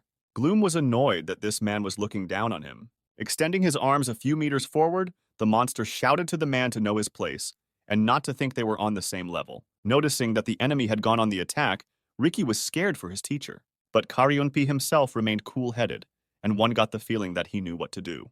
Dropping her cloak, the Winx Fairy dodged the blows of her enemy and launched a counterattack. Right on the run, the man summoned the Sword of Wind. Jumping high into the air, Karyunpi aimed the blades of his sword straight at Gloom's forehead, preparing to pierce his head and quickly end this battle. As expected, this battle was not to end so quickly. Extending his arm again, the monster brought his palm up to the instructor's head. The very next second, the creature clenched its fist tightly. However, without losing his composure, Karyunpi once again dodged the attack and flew behind his opponent's back. Gloom noticed the danger approaching from behind, but he had no time to turn around. Still standing with his back to the man, the monster again tried to grab him with his huge hand. Just like last time, Karyunpi dodged with ease, still holding his wind sword in a comfortable position to attack. Looking at the creature, the man noticed that his opponent was rather slow for a level 4 monster. Watching this incredible battle, Ricky couldn't stop marveling at his teacher's tremendous movement speed. As expected, Instructor Karyunpi would have no trouble defeating even a level 4 monster. "I don't want to die," came suddenly from Gloom's lips. Realizing what this could mean, Ricky shouted to the teacher to try his best to resist, and, unlike his students, Karyunpi only stabbed himself in the leg instead of the throat. When the man came to his senses, he saw that for some reason he had stabbed his own leg with a sword. The power of the 4th level monster Gloom makes people want to kill themselves. Laughing nastily, the 4-armed creature asked the wounded man what happened to his arrogance. These words come to Karyunpi's mind instantly, overwhelming him with despair and leading him to helplessness. Totally out of the blue, this man wants to commit suicide, and his mind is telling him that he has to do it.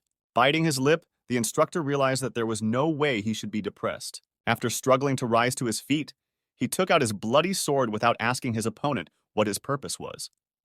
Why did a level 4 monster that had been inactive for years appear now? Laughing even harder, Marak noticed that the man had changed his strategy to gathering information after receiving the blow. Preparing to launch another attack, the monster explained that he and his kin were going to destroy all humans. Well, at least that's what the humans themselves think. Worried about his teacher, Ricky explained that he had bought enough time, and now they needed to escape from here together. Tensely looking at the enemy, Karyunpi mentally agreed with his student. "We need to think wisely now. This man didn't come here to kill level 4 monsters. So far, not a single student had died.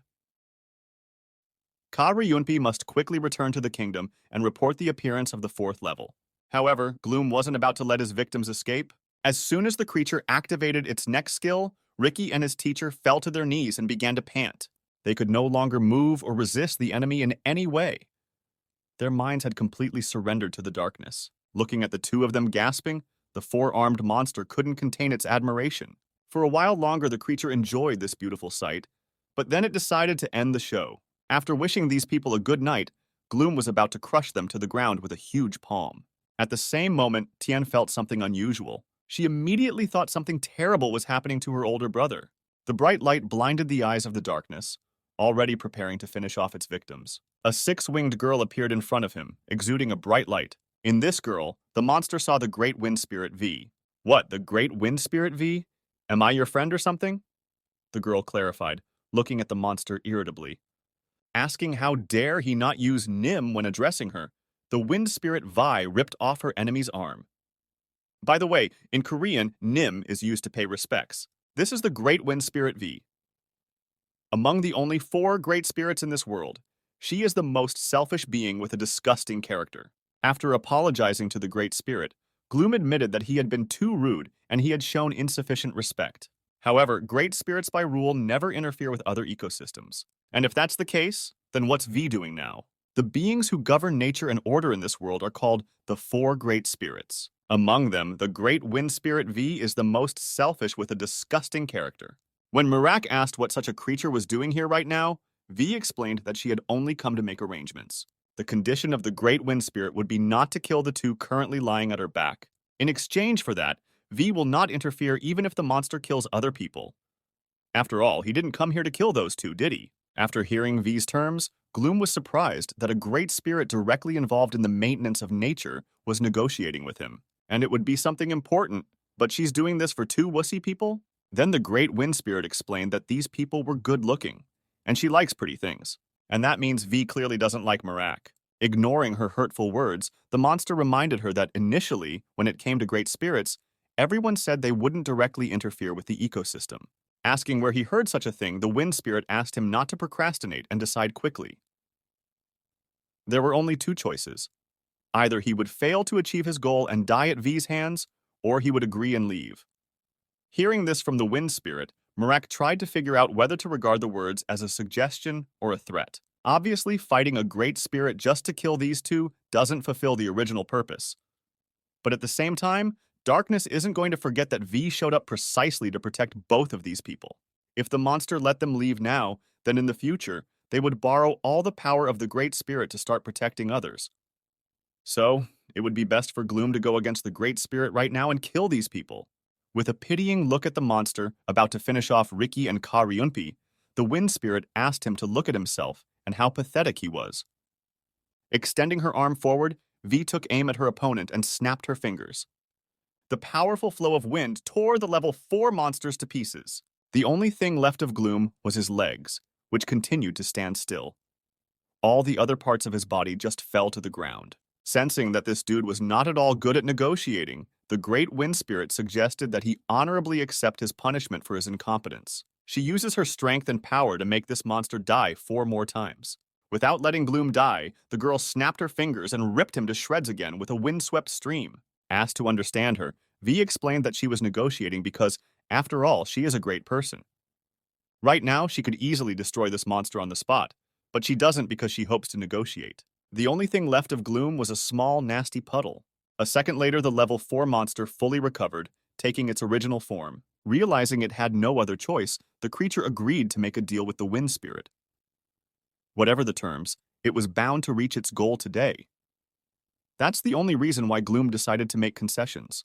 Looking irritated at the monster, V asked what concessions we were even talking about. He just doesn't have a choice. After saying that, the girl advised the creature to get the hell out of here if it didn't want to get up a little puddle again. Well, the deal was done. Darkness would not kill Ricky and his teacher, and the Wind Spirit would not interfere with the creature's business. But still, V is worried about the fact that the monsters have become active again. Deciding not to let it go to her head, the Wind Spirit happily hugged the unconscious Ricky lying there, exclaiming how happy she was to see him. Tapping him on the head with her fist, the winged girl asked the boy to wake up and let her hear his voice. Hearing that Ricky was still breathing, the Great Wind Spirit was glad that this guy was now safe. And besides him, V also took care of someone else. Karyunpi is another person she contracted with, except that the Wind Spirit is alarmed that this man still hasn't used his full power. Meanwhile, somewhere in the forest, the heavy footsteps of a monster can be heard. Running away from the Great Wind Spirit, Gloom couldn't believe that he was in such a humiliating situation. Stopping where he was, he realized that he couldn't waste any more time, and now he had to act decisively. First, the monster fulfill the purpose of his being here, and then trample the growing saplings until this unpleasant feeling is refreshing. No one gets out of this forest alive. After saying this, the 4-level monster noticed the suspicious silence that had suddenly fallen in the surroundings. At the same instant, something landed not far from him with a loud rumble. Looking at the huge green beam of magic, Gloom tried to figure out what was going on. But as the smoke from the explosion cleared and the bright green light stopped blinding his eyes, the creature saw something he definitely wasn't expecting. In front of him stood the same little boy who was always treating his friends when they cut their throats. Looking under his feet, Jurian admitted that he hadn't learned from his mistakes. He hesitated again, even when his sister was injured. He couldn't find a way to solve this problem without revealing his abilities. Approaching the boy, Merak wondered why he still hadn't run away. The monster then asked the guys not to worry, explaining that even if he ran away, everyone would still die. "Disappear! All hope here today will turn to despair and fear!" yelled the creature, trying to press down on Juriana's psyche. Grabbing the boy's neck, the monster began to squeeze it with great force. Lifting his victim off the ground, Gloom decided to tell him one truth. The hands of someone who is attempting suicide are more desperate than anyone else's. However, Jurian was clearly not comfortable with such a truth. After ripping off his opponent's arm, the guy asked him to stop acting like he was forcing others to commit suicide. It's just some bullshit. In fact, this nothingness just can't kill anyone on its own. Darkness is nothing. Jumping back, the monster had nothing to say to that and threw all his strength to finish off the strongest enemy in his life. In those moments, memories of his sister thrusting the blade down her throat flashed through Jurian's mind. That's right. Now the boy had correctly assessed the strength of his opponent. Raising his fist to strike, Jurian finally decided that from now on, he would not hesitate to save someone he cared about. Striking the creature, the guy formed a wide quarry about 1 kilometer long in front of him. The level 4 monster, Gloom, was destroyed. With the appearance of the 4th level that had been lurking for the past few years, the Reincarnated kingdom called an emergency meeting in the capital, led by King Brihidin. For several years, there was no information about the level 4 monsters. But then he showed up at the exam site of the School of Magic, threatening students and teachers. At this time, Rika's teacher and student who were on the scene protected the students from the powerful enemy. Afterward, they lost consciousness, but remained unharmed. It seems that the great spirit of We protected them. After listening to Principal Magis's report, Viscount Drade suggested that perhaps V had engaged in a fierce battle with the fourth level, and most likely they were fighting on equal footing. Everyone has already seen the aftermath of this battle. It's scary to even imagine the struggle that may have resulted in changing the landscape of a huge part of the forest. Noticing that since the fourth level was able to fight on equal footing with the wind spirit, Viscount Race assumed that the enemy had become stronger than it was before. For the past few years, his power has only grown to destroy humanity. If one fourth level can fight a great spirit with such fury, there is no hope for humanity. Asking the other chairs of the meeting to settle down, Viscount Zerdus asked his colleagues to remember where they were. They stand first and foremost before His Majesty, and that is not to be forgotten. Then, agreeing that the matter was panic and couldn't be helped, the long-haired knight reminded him that although level 4 had gotten stronger, humans weren't lagging behind in development either. The system has become more reliable, and each knight's strength shines even more. The commander of the Royal Knights, Zia Lefton, can confidently promise the king that if the humans remain vigilant and current, humanity will never succumb to such creatures. Agreeing with his subordinate, King Bridgeton added that the strength of people lies in their ability to prepare for crises to mend with them. After explaining this, the head of state asked the director to find the penetration route of the level 4 monster and take action. The task of the commander of the Royal Knights is to make sure that each fighter is thoroughly prepared to protect the citizens at all times. After bowing, Director Magus told His Majesty that he had another matter he wished to discuss. As everyone knows, every year there is a friendly competition with the Empire, but this year, Magus would like to cancel the event. Upon thinking about it, the king remembered that it was an annual event where students of the kingdom compete against students of the Empire based on their skills. Confirming this, Magus explained that the competition will likely have to be postponed this year due to the alarming monster movement. However, Reyes objected, saying that it was nonsense. Had the king forgotten the Empire's recent statement? The Empire appreciates the kingdom's quick response to protect its citizens from a level 4 creature. Monsters are by no means capable of threatening humanity, and humans are overwhelmingly stronger than monsters. Therefore, the Empire hopes that the annual friendly competition will go on as usual. At a time when the Empire, a state that rivals the Rirente kingdom, is showing such confidence, showing cowardice would be unacceptable. Plus, the Empire definitely want to win the competition this year, as they have suffered a string of consecutive defeats over the past 3 years. Objecting to Viscount Reyes' suggestion, Magus reminded him that level 4 monsters were highly intelligent. There was no way they would appear without a reason. But still unwilling to agree with the Academy director, Reyes asked His Majesty how the other countries, including the Empire, would treat the kingdom if the competition was cancelled. In the future, because of such an ill-considered move, Rirente might lose its dominance, as the Empire would realize the tense situation with monsters in the state and start using them for their own purposes. And when Magus said that he couldn't put the disciples in danger, Reyes shouted that it wasn't that dangerous compared to the situation if the kingdom and the Empire started a conflict. Thinking about it, Zerdus mused that if the monsters suddenly attacked, the Rirente really couldn't stand up to them if the knights were busy fighting a war with the Empire. However, Magus believes that the students were in danger because of the kingdom's arrogance. There was no certainty that only one level 4 monster would appear in the competition. Tensely looking at the Academy headmaster, Reyes clarified, did it really mean that if monsters appeared, Rirente would lose? Asking everyone present to stop, King Bridgeton remarked that the opinions of both sides were valid. Without confirming the purpose of the monsters, holding an event may not be a good idea. But if the kingdom refuses to compete, the Empire will use the refusal as an excuse to engage in political maneuvers with other nations. In other words, the kingdom is facing a dilemma. In such a case, the state leadership has no choice but to ask the students directly. The opinions of those who have fought bravely against level 4 monsters can help with this problem.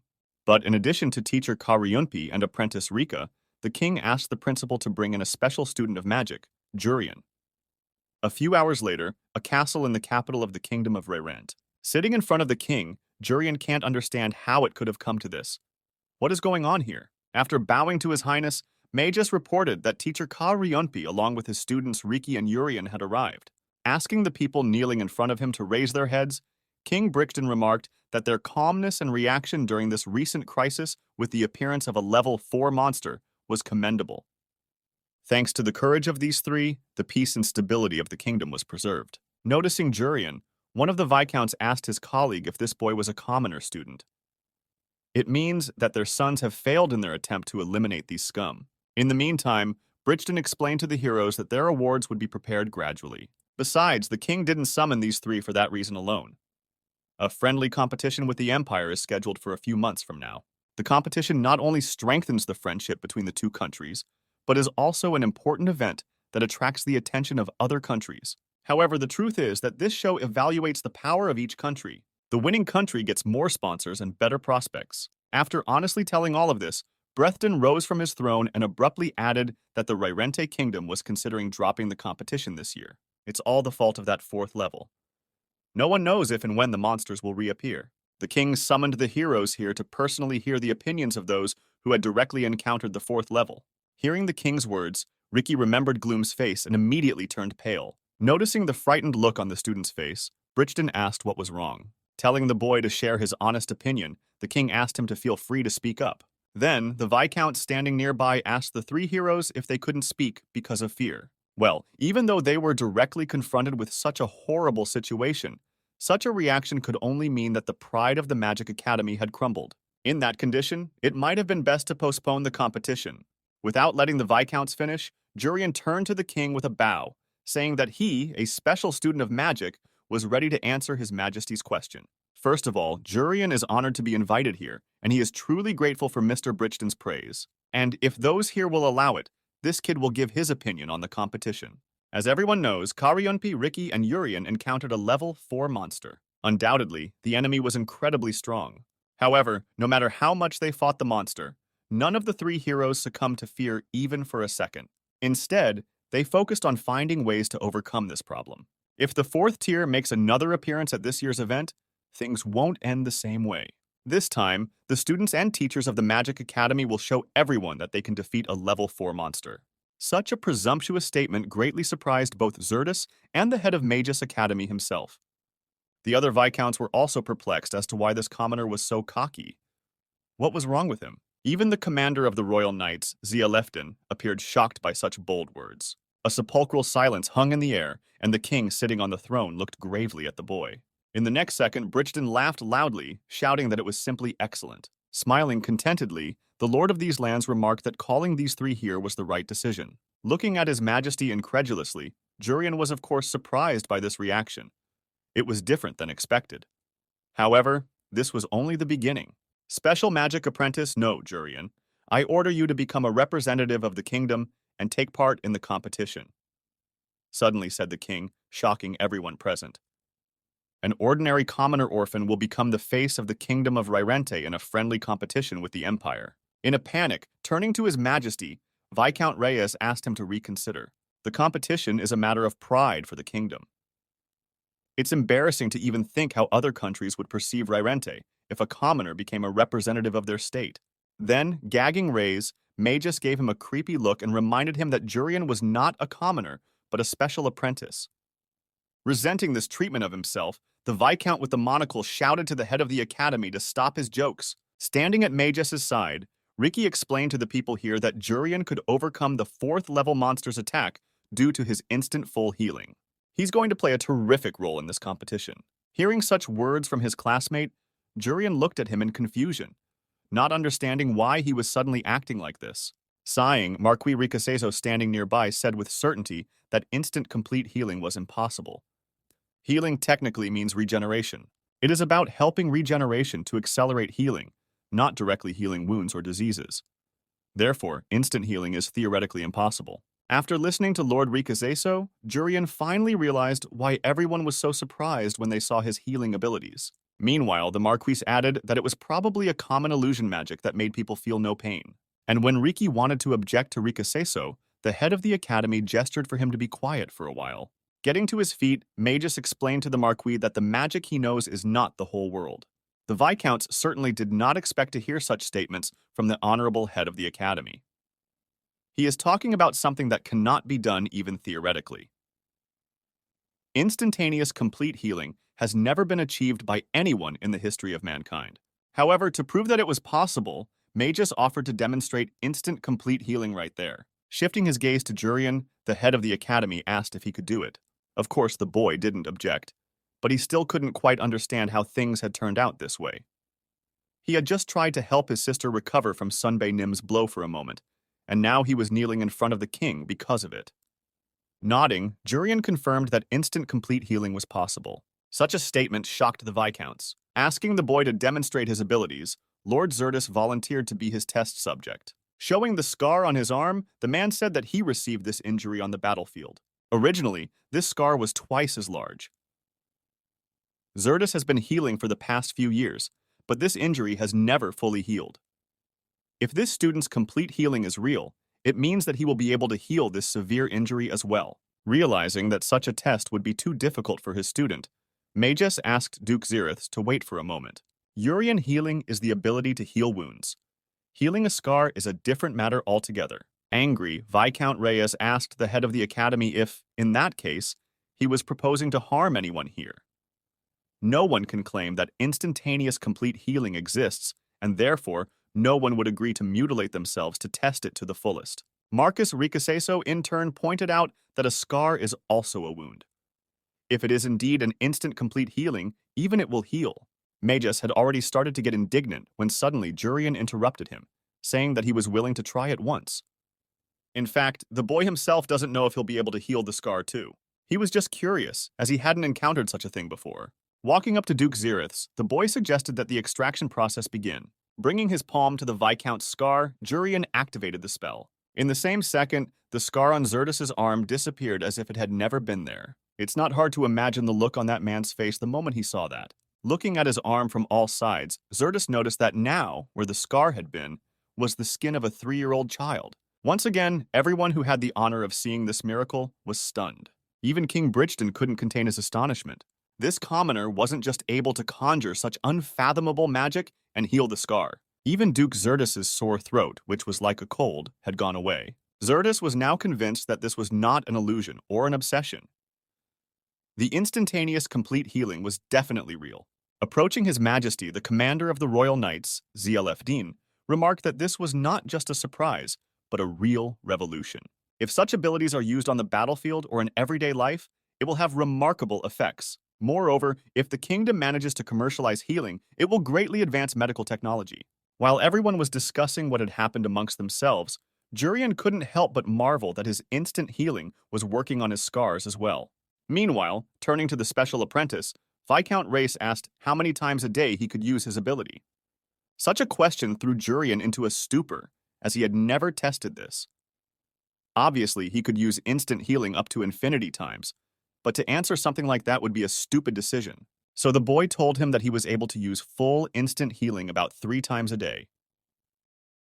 Unfortunately, even that answer turned out to be something incredible. Even more amazed at this fellow's abilities, Viscount Race asked if he could then heal the scars on his skin. Shouting at his colleague, the rest of the Viscount demanded that he not speak nonsense. This magic wasn't just for his skin. The chairman of the meeting began to bicker amongst each other, and Ricky, watching with a smile, realized once again how incredible Jurian was. Asking the Viscounts to calm down, King Bridgeton announced that the student's magical abilities had thus been proven. Jurian is qualified to be the representative of the Kingdom of Reincarnated. Plus, this boy is still too young. He should at least graduate from the School of Magic before his abilities can manifest in the kingdom. Until then, the head of the academy will give him generous support. After explaining all of this to the chairman of the meeting, the king once again turned to the special student of magic, Jurian. Bridgeton suggested that the boy represent the kingdom in the upcoming competition and contribute to the state of Reincarnated. Somehow, the situation seemed to have escalated a bit, and Jurian found himself in the center of everyone's attention. Anyway, the boy had nowhere to go, and so, as an honorable student mage, he had to accept His Majesty's orders. And just when the guy thought it was over, the king suddenly decided to add something. Looking at the student seriously, Bridgeton politely asked the boy to befriend his daughter. Unlike past requests, this one pleased Jurian, and he agreed almost immediately. The next day in the auditorium of the advanced class of the Academy of Magic, upon learning that Jurian had been directly recognized by His Majesty and appointed as a representative member of the first year due to his abilities, Chris squealed with envy. Grinning, Jurian explained that he himself didn't know how it had even happened. With Ella praising his friend, Jade agreed that his healing deserved recognition. Then, no longer holding back his anger, Chris walked up to Jurian and shouted that he couldn't put his pride on the line and agree to this. This upstart has to defeat him first. Telling her classmate to temper his ardor, Jade reminded him that this kid had been recognized by the king himself. Without letting his friend finish, a satisfied Jurian agreed to Chris's proposal and said he was ready to fight. The decision was made to hold the battle right in the auditorium. Chris can't recognize this commoner, and so he challenges him to fight a fair duel. If Jurian loses, he will step down as a representative member of the freshman class. As soon as the advanced class students found out about the upcoming fight, they immediately gathered in the auditorium to watch the spectacle. Raizo had even brought along some popcorn. As you might expect, Ella and Jade began to support Jurian. Standing next to Saruchi, Hina asked if it was okay that they weren't trying to stop the two of them. But then the princess fan realized who was next to her and couldn't contain her joy. At that time, Saruchi reassured her classmate, saying that everything would be fine. It's okay because the teacher is also here, and she is the organizer of this battle. This boy had received approval from the king of the Reincarnated kingdom, Saruti's father. From now on, the princess herself will look after him. Looking at Hyowan with a puzzled look, Jurian wondered if it was normal for a teacher to do that. Isn't it her job to prevent fights? The fight is conducted according to the rules of the Academy of Magic. It will be conducted within the framework of not hurting each other. With a wave of her hand, Hyowan asked the students if they were satisfied with such conditions. Chris only grinned in response. If it wasn't for the rules of the Magic Academy, he would have made sure that this commoner wouldn't leave in one piece. You're really persistent, Jurian remarked, looking at his classmate awkwardly. After activating some spell, the advanced class instructor began to explain the concept of combat. The duel will consist of moving a coin. Well, let me explain to you the conditions for winning this game. Move the coin to your opponent's side and hold it there for 5 seconds to win. Seems simple enough. However, the coin only moves with the help of magic. If the coin goes outside the ring, it's an automatic loss. That's it. It really is easier than expected. Yes, it may seem so at first glance, but in fact, participants need stronger magic than their opponent to move the coin. Recklessly releasing excessive amounts of energy and failing to control it will result in immediate disqualification. Participants can intentionally reduce the power of their magic halfway through to achieve a situation where their opponent accidentally pushes the coin outside the ring. So from strength to control, it all depends on strategy. It's pretty straightforward, but there's a lot to consider in this matchup to win. With a sinister lick, Chris took out his magic tool and muttered that he had wanted to crush this commoner for a long time. Taking out his wand as well, Jurian wished him luck with that. I almost forgot to tell you. Thank you, the boy added, pointing his weapon at his opponent. Thanks to this battle, Jurian can experiment with his power during midterms. First of all, Chris took his time and began to think about a plan of further action. Immediately after the match begins, he will cover the coin with his magic so that it cannot be touched. This kind of thing is sure to get this just people on edge. While Jurian decides what he should do in this situation, the nobleman will move on to the next thing in his plan. He will fix the position of the coin with strong magic on this guy's side. Eventually, Chris would be able to enjoy the puzzled expression on this commoner's face. Laughing mentally, the nobleman realized that this dude was going to have to experience the worst 5 seconds of his life today. Both players are ready, and so it's time for the contest to begin. As soon as Hyo1 gave the command to start, Chris immediately prepared a spell, shouting for the commoner to know his place. Looking at his classmate in surprise, Goliath noted that he appeared to have decided to simply press on by force. Anyone would have done the same against a commoner. Relatively, an ordinary commoner should have weaker magic. However, all standards and stereotypes seem to have broken this time around. In the same instant that the confrontation began, the coin was suddenly at Chris's side. Not a second later, Jurian literally nailed the coin to his opponent's field. Seeing this, Hyo1 announced a stop readiness check, then began a 5-second countdown. This boy's abilities shocked Mu. His magic is incredibly fast and precise. While agreeing with her, Sia took a moment to point out that although this guy wasn't as good as her older sister, it was also quite impressive. The countdown is already up to 4. As he struggled to pull the coin off the ground, Chris couldn't understand why it was so heavy. It felt like he was trying to lift a mountain. The nobleman had felt a similar extraordinary amount of magic during the entrance exam when Jurian used the water balloon. But anyway, Chris isn't about to lose to some commoner. Directing the full power of his magic at the coin, the guy moved it out of the way. At first, it might have seemed that the nobleman had actually managed to defeat Jurian, except, as it later turned out, that was only part of the show. Watching the confrontation, Ricky couldn't contain his laughter. He immediately noticed that Jurian was moving the coin himself on purpose. And of course, Chris couldn't help but feel it. Looking at the battlefield, the stunned fellow asked his opponent what he was up to. And what the hell was that message he scrawled on the floor? With a sly smirk, Jurian reassured his classmate and said that it didn't matter. Realizing that he was being bullied by some commoner, Chris gritted his teeth in anger. Clutching the magic tool tightly in his hand, the maddened nobleman began to actively release all of his mana. With a wary look at his classmate, Raizo immediately realized what this idiot was going to do. The next second, there was a powerful surge of mana, causing a bright yellow light to illuminate the entire audience. Chris lost control of himself and his mind and began to suffocate in a flood of raging magic. The phenomenon that everyone in the advanced class auditorium was now observing was called a magical riot. Jade asked Ella to stay behind him and activated his shadow sword. The teacher didn't expect something like this to happen to Chris either. As the fire began to rage with disproportionate force, Hyo-won told the students to be careful as there might soon be a huge explosion. "You're still the best, Chris, I assumed that." With a smile on his face, Jurian suddenly said. After saying that, he stretched out his hand in front of him. He then clenched his palm into a fist, activating a mana restriction spell. In the next instant, the magical rampage stopped. All the magic from Chris standing across from him literally evaporated. What Jurian had just done had shocked everyone, teacher and students alike. This battle was watched from heaven by the goddess Hersha. Noticing the way this boy blocked the magical rampage, the goddess smiled contentedly. Now Jurian realized. It had finally come to his attention that day that Hersha had actually been talking specifically about the limits of his power. No one for a long time could understand what had just happened. Had the special apprentice really curbed the magical rampage? The same thing is just not possible. The power of a magical rampage is much stronger and to top it all off, unstable. Suppressing it alone like that is mind-boggling. Is this for real? When Jurian first took the test, he failed to control his power and accidentally released more mana than he expected. At that time, there was someone who noticed it, but Jurian's heart still didn't break. The same thing happened today.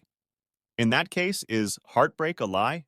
Jurian used to think that if he used tremendous strength, his heart would burst. In other words, the moment his power is unleashed, his heart will burst and he will die. That's what the goddess Hersha told the boy. But now Jurian realized the limits of the standard of strength. The power released must not exceed that of the strongest hero from the human race. Hearing Jurian's inference, goddess Hersha was pleased that he had finally figured it out. That boy is right. That's exactly what she meant. When someone displays a power more powerful than the strongest hero, their heart breaks and they die. That's because this world is a world of chaos. Humans, demons, monsters, dragons, and so on. One small world unreliably supports multiple ecosystems. When the human side gains immense power, the balance of the world collapses. And the power given to Jurian is created to reshape this world. An incredibly mighty being who must walk a lonely path will bring peace through this power. Walking over to Chris, who had passed out from the magical rampage, Jurian instantly healed him. After a while, Chris did come to his senses. And while Raizo looked at him like he was trash, the teacher asked the nobleman if he would admit defeat.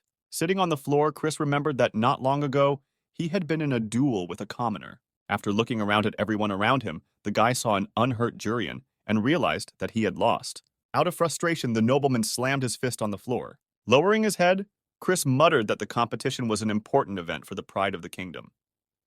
That's why the result is more important than the status. That was why the guy had admitted his defeat in the battle with the special apprentice after all. That was the answer Hyo-won wanted to hear. People need to know how to admit defeat. Only then will they be able to grow. It was a good duel. Looking at the annoyed Chris, Jurian mentally grateful to him. Thanks to this guy, he had learned about the standard of his strength. And now it's time to summarize. The friendly competition with Empire has been confirmed. 10 Academy students will take part in the traditional competitive event. Right now, Hyo-won will announce the 5 representative members who will compete for the honor of the kingdom in a friendly competition as first-year representatives. The first, recognized by His Majesty, is Jurian. This boy's healing extends to attacking level 4 monsters in the hero zone. Undoubtedly, this power will play a significant role in group battles. Further, Saruti is undoubtedly the best first-year student, distinguished in all aspects suitable for a representative. Next, Ricky, who has outstanding abilities, is under the patronage of a great spirit. There isn't a single first-year student who can defeat this guy in close combat. Finally, Sia and Move. Although they each have superior abilities, when their powers are combined, they are truly the strongest. So here are the 5 who are representatives of the first year. Irritated, Raizo turned to the teacher and said that he didn't care much about the 5 of them. His biggest concern is what the selection criteria was. This guy thinks he's much stronger than these guys and more deserving of competing. Sensing that this was a curious question, Hyo-won decided to reveal all the cards. To put it in one sentence, there were no selection criteria. After all, with the exception of Jurian, the other four had distinguished themselves noticeably in the midterm exam. Each of them directly defeated a monster of the 3rd level or higher. Such a sudden statement struck Jade and the others hard. Could it be that even these two girls were able to defeat a level 3 monster? The original plan of the Teachers' Council was to establish similar criteria to select worthy academy representatives for the upcoming competition. But beating a 3rd-tier freshman is something that doesn't need to be compared to any grades. Simply put, it's an exceptional achievement. Until now, there had only been a single instance of a first-year student defeating a level 4 monster. It was the current student council president, Deus. Honestly speaking, imagining that someone at that age could defeat a level 3 monster is quite difficult. But as practice shows, it really is possible. If you think back, even Ella had encountered a level 3 monster. It was Ricky who came to the rescue and almost single-handedly killed the creature. Clenching her fist tightly, Ella promised herself to become stronger and to be sure to be at her little brother's side. Meanwhile, Jurian, standing nearby, was examining his new uniform and couldn't understand why its design was so old-fashioned. Mu interrupted the boy's musings by approaching him from behind. Turning to the special apprentice, the girl asked if he wanted to be with her. It's hard to describe how dumbfounded her younger sister Sia was when she heard such a suggestion. Even Ella was suddenly angry and wanted to smack that girl for saying such things. At this time, Mu explained to the boy that with his abilities, they could go from being the strongest to invincible. If Jurian wants to, the girl will make him a nobleman by marrying him. Isn't that a good thing? Looking at her classmate perplexed, Jurian asked her what she was even talking about. I don't like it. What are you, stupid? Marriage is what you do with the one you love, the guy explained, keeping a puzzled look on her face. Then, with a disgruntled tisk-tisk, he asked Mu to stop this childishness. Sia immediately ran up to Jurian and glared menacingly at him, demanding that he not insult her sister. However, Mu only stopped her by saying that this boy was right. Marriage is something you do to the one you love. That's right, Mu just forgot something important. Hearing such strange words from her older sister, Sia turned around at her in surprise. After asking the children for a moment of silence, Hyo-won, who had inexplicably picked up a huge hat and a suitcase from somewhere, demanded that the students hurry up and pack their things. They were leaving right now. Looking at the teacher in confusion, Hina wondered where they were going. In response, Hyo-won revealed that they would be going to Empire. The class was originally supposed to leave this morning, but they ended up staying a little longer to watch an interesting match. After listening to the teacher, Jurian smiled awkwardly and remarked that the developments lately were somehow too fast. Soon, the advanced class, along with their teacher, arrived in the Empire. Once in the main square of the capital, Ella couldn't believe her eyes. Is this really the Empire? The beauty of the capital city is hard to even describe in words. Looking around, the red-haired girl smelled something delicious. Meanwhile, Jade, who was walking beside her, couldn't have been happier that he'd finally had the opportunity. A little earlier, back at the academy, Hyo-won had explained to the students that the representatives had something to do first, so they would follow her. The rest of the kids would go to the Empire first, and from there, Ji-lee would guide them. Thanks to that, Jade is going on a date with Ella right now and without Jurian. That's the only reason why he's incredibly glad he wasn't chosen to represent her at the competition. It's a great chance to get closer. Approaching a classmate, the guy asked if she had ever tried grilled clams. The Empire is famous for seafood, and grilled clams are incredibly delicious. And the fact that Ella has really never tasted it, Jade finds it very sweet. Noticing how hungry this red-haired girl was, Jade suggested, before joining the others, to go get a quick taste of something. And when Ella clarified if it was even normal, the magical swordsman reassured her, saying that it wouldn't take long if they ate quickly. Besides, the boy really wants to give her a treat. Well, clams are good, but my body wants shrimp. Let's have some grilled shrimp. A voice suddenly came from behind Jade, startling him. Realizing from Ella's reaction that she had never even tasted it, Chris told her that imperial shrimp had a sweet and unique flavor. Now that Jurian is gone and not a threat, Ella and Jade's date is interfered with by this strange guy. Determined not to give up so easily, Jade intervened in their conversation and suggested they try the king crab. He knows where they grill king crab, which is many times tastier than shrimp. This delighted the hungry Ella even more, and so she immediately agreed to eat the crab. Enjoying how cute Ella was when she was hungry, Jade promised to treat her, remarking that this dish fit her dignified image perfectly. "Oh, I love king crab. Let's go there right now," Chris muttered contentedly, agreeing with his classmate's suggestion. Jade gave the minister's son a creepy look and, apologizing, explained that only 2 people were allowed in that place. So why shouldn't he go and have dinner with someone else? Then, laughing, Chris reassured his friend by clarifying that there was nothing he couldn't do. If he tried to convince the owner, he certainly wouldn't be turned down. At this time, the rest of the classmates decided to separate from these 3 and walk around the capital of the empire. Looking after them, Chris realized that acting alone in a foreign land was frivolous. While he was saying that, someone's indignant voice was heard from behind him. "Why are these uncultured people making a fuss? Are they from the kingdom?" A guy in a blue uniform and a strange headdress asked his comrades. Upon seeing them, Jade immediately guessed that they were Imperial students, as the uniforms belonged to the Imperial Academy of Magic. After studying the uninvited guests more closely, the Imperial students noticed that they seemed to be from the elite class. However, what was the Black Brooch doing here? Was the kingdom so short on talent this year that they had to accept commoners into the elite class? Reincarnated has really gone downhill. Angry at such remarks, Jade shouted for them not to speak so rashly. Ella is far superior to all of them put together. Hearing this, one of the Imperial students only laughed. How dare this lousy person claim that ordinary people were better than them, the first-year students of the elite class of the Imperial Magic Academy? Now facing them are Lai Irtel, ranked 9th in the rankings, Lee Jetik from 6th place, and Ho Bahru, ranked in the top 3 of the first-year student rankings. Upon learning who they had the honor of meeting, Jade and the others looked at the 3 of them tensely. Ho Bahru, this guy came in 3rd place. This could mean that it is very likely that he is one of the representatives in the friendly competition. "Bullshit," Chris said suddenly. Glittering with his noble prowess, the fellow remarked that there was no way a scumbag like this Ho Bahru could be part of the outstanding Imperial elite. The words made Ella laugh. Jade, in turn, supported his classmate, but only mentally. As expected, such a statement made the Imperial students very angry. He looked at Chris irritatedly, and Bahru remarked that the uncivilized kingdom's inhabitants didn't seem to have discerning eyes. In that case, the 3rd from the ranking offered the uninvited guests to show what they could do.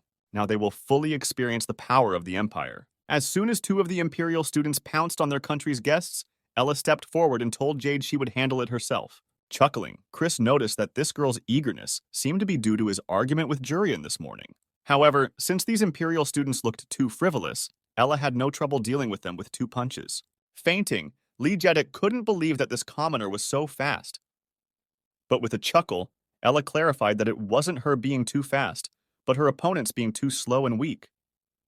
In fact, she was now beginning to doubt that the 3 of them were from the elite class. As he watched his comrades ignominiously fly off some commoner, Bahru realized that this could turn out to be an embarrassment to the Empire. Activating a double stone sword spell, the guy in the strange headdress decided to show these upstarts how to fight. At the same moment, a creepy, shadowy skull appeared above his head. Bahru immediately fell into a stupor from the fear that poured over his entire body. "If it's just a duel, we'll accept it. But if you cross the line, be prepared to die," Jade warned, preparing to use a deadly spell at any second. Petrified with horror, Bahru tried to figure out what kind of magic this was in the first place. "Is it a shadow sword?" Puzzled, the guy in the strange headdress asked Jade why he wasn't with the representative members. Hearing such an unexpected question, Ella and Jade looked at each other. The guy then explained that they have a lot of outstanding friends and they are definitely not going to lose. That was when Bahru realized that he had been lied to all this year. Whoever had said that the kingdom was short on talent this year either didn't know what he was saying or was blatantly lying. "What did I just see?" A woman's voice rang out, sending shivers down the back of the guy in the strange headdress. Staring ominously at Bara, the gray-haired girl asked if he was scared. "Are the students of the Great Empire scared of the kingdom?" That girl with the eye patch is named Ryusei, and she was ranked 1st in the freshman ranking in the Imperial Magic Academy. Upon seeing their classmate, the 3 students tried to justify themselves by saying that they were not scared at all. Unfortunately, Ryusei had already seen them demonstrate the disgrace of the Empire. In that case, they would have to pay for it. With a wave of her hand, the gray-haired girl activated a powerful spell and directed it at her classmates. That's when the three of them realized they were finished. Just as suddenly, the eighth form of the Shadow Sword, the shield, appears in front of them. Surprisingly, this spell easily blocked Ryusei's attack. Realizing that they had just been saved by a student of the Royal Academy, Bahru asked why he had done so. Jade in turn explained that it had gone too far. If he hadn't blocked that attack, it wouldn't have ended in one injury. What are you talking about? Attack? Blocked? What? Ryusei asked perplexedly. Asking this jerk not to give himself the illusion that he was able to block her attack, the girl explained that it was just a warm-up. The real attack she would perform right now. Not knowing what this crazy girl was doing, Jade noticed that things were getting out of control. Leaning his palms against the ground, Jade activated the eighth form of the Shadow Sword again. Meanwhile, Ryusei had already finished preparing one of her most powerful spells. Chris wanted to help his classmate fend off this attack, but as it later turned out, he was unable to block a blow of this level. Be that as it may, the nobleman still tried to use his magic on Jade's shield. Eerily looking at the two of them, Ryusei asked if they really meant to say that they would be able to stop an attack of this level to some extent. Only, unfortunately, they were not destined to withstand the blow of the magical power of the first student of the Imperial Academy. As soon as Ryusei directed all her power at Jade, the guy had to bounce aside to prevent that terrifying magic from catching up with him. Even with Chris's help, he was unable to deal with this attack. On top of that, his shield broke from just one hit, the loud rumbling sound of Ryusei's magic power hitting the people nearby. Gawkers began to gather around the children who were fighting and cheering for the Imperial students. Beginning to charge the spell again, Ryusei suggested that Jade try to block the blow since he was so cocky. Only despair awaits those who bring shame upon the Empire. Jade sat on the ground, unable to move out of fear. The next blow with magic power was going to be fatal to him. However, all of a sudden, Ryusei's magic power simply disappeared. High in the air came Rika's voice in a slight breeze. The very next second, the guy stuck a huge sword into the ground right in front of Ryusei's fist, thus stopping her attack. Landing on the hilt of his sword, Riki advised the stranger to step back if she didn't want to get hurt. Immediately after these words, he activated a hurricane spell that threw the enemy back to a safe distance. Barely able to stand on her feet, a shocked Ryusei asked who did it. Who managed to make her magical power disappear? That's me, Riki answered confidently. But after shutting that idiot's freak up, Ryusei said that someone like him couldn't do something like that. It is a more powerful and massive magical force, and that terrifying aura was coming from that short boy standing in the alley nearby. Jurian was the one who made the magic power of the first student of the Imperial Academy disappear completely. Looking closely at that boy's face, Ryusei immediately realized that it was his doing. Shouting for Jurian to come out for a fair fight, the gray-haired girl promised to use all her power against him to test how good he really was. As suddenly, Ryusei heard someone's unfamiliar voice right next to her ear. Putting her hand on the girl's head, Hayo-1 said that she likes to watch spectacular fights too, but the real clarification will happen in a friendly competition. As a teacher, she can't pretend that she doesn't see the current dispute between the contestants. And while former warrior Hayo-1 enjoyed touching this girl's soft hair, Ryusei had no way of understanding how this woman managed to sneak up from behind so silently. Realizing that there was nothing more for them to do here, the first student of the Imperial Academy ordered her classmates to get out of here. They'll see each other in a friendly competition with the kingdom's people. Then there will be no mercy. When the three men left, Jurian walked over to Jade and held out his hand to him, asking if he was okay. Taking his friend's hand, the magical swordsman thanked him for his help. This girl's magical power seemed to disappear in an instant.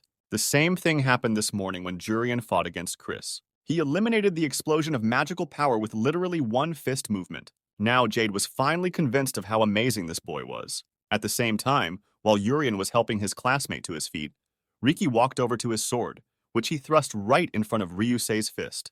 What he saw threw him into a stupor. His sword didn't crack for some reason.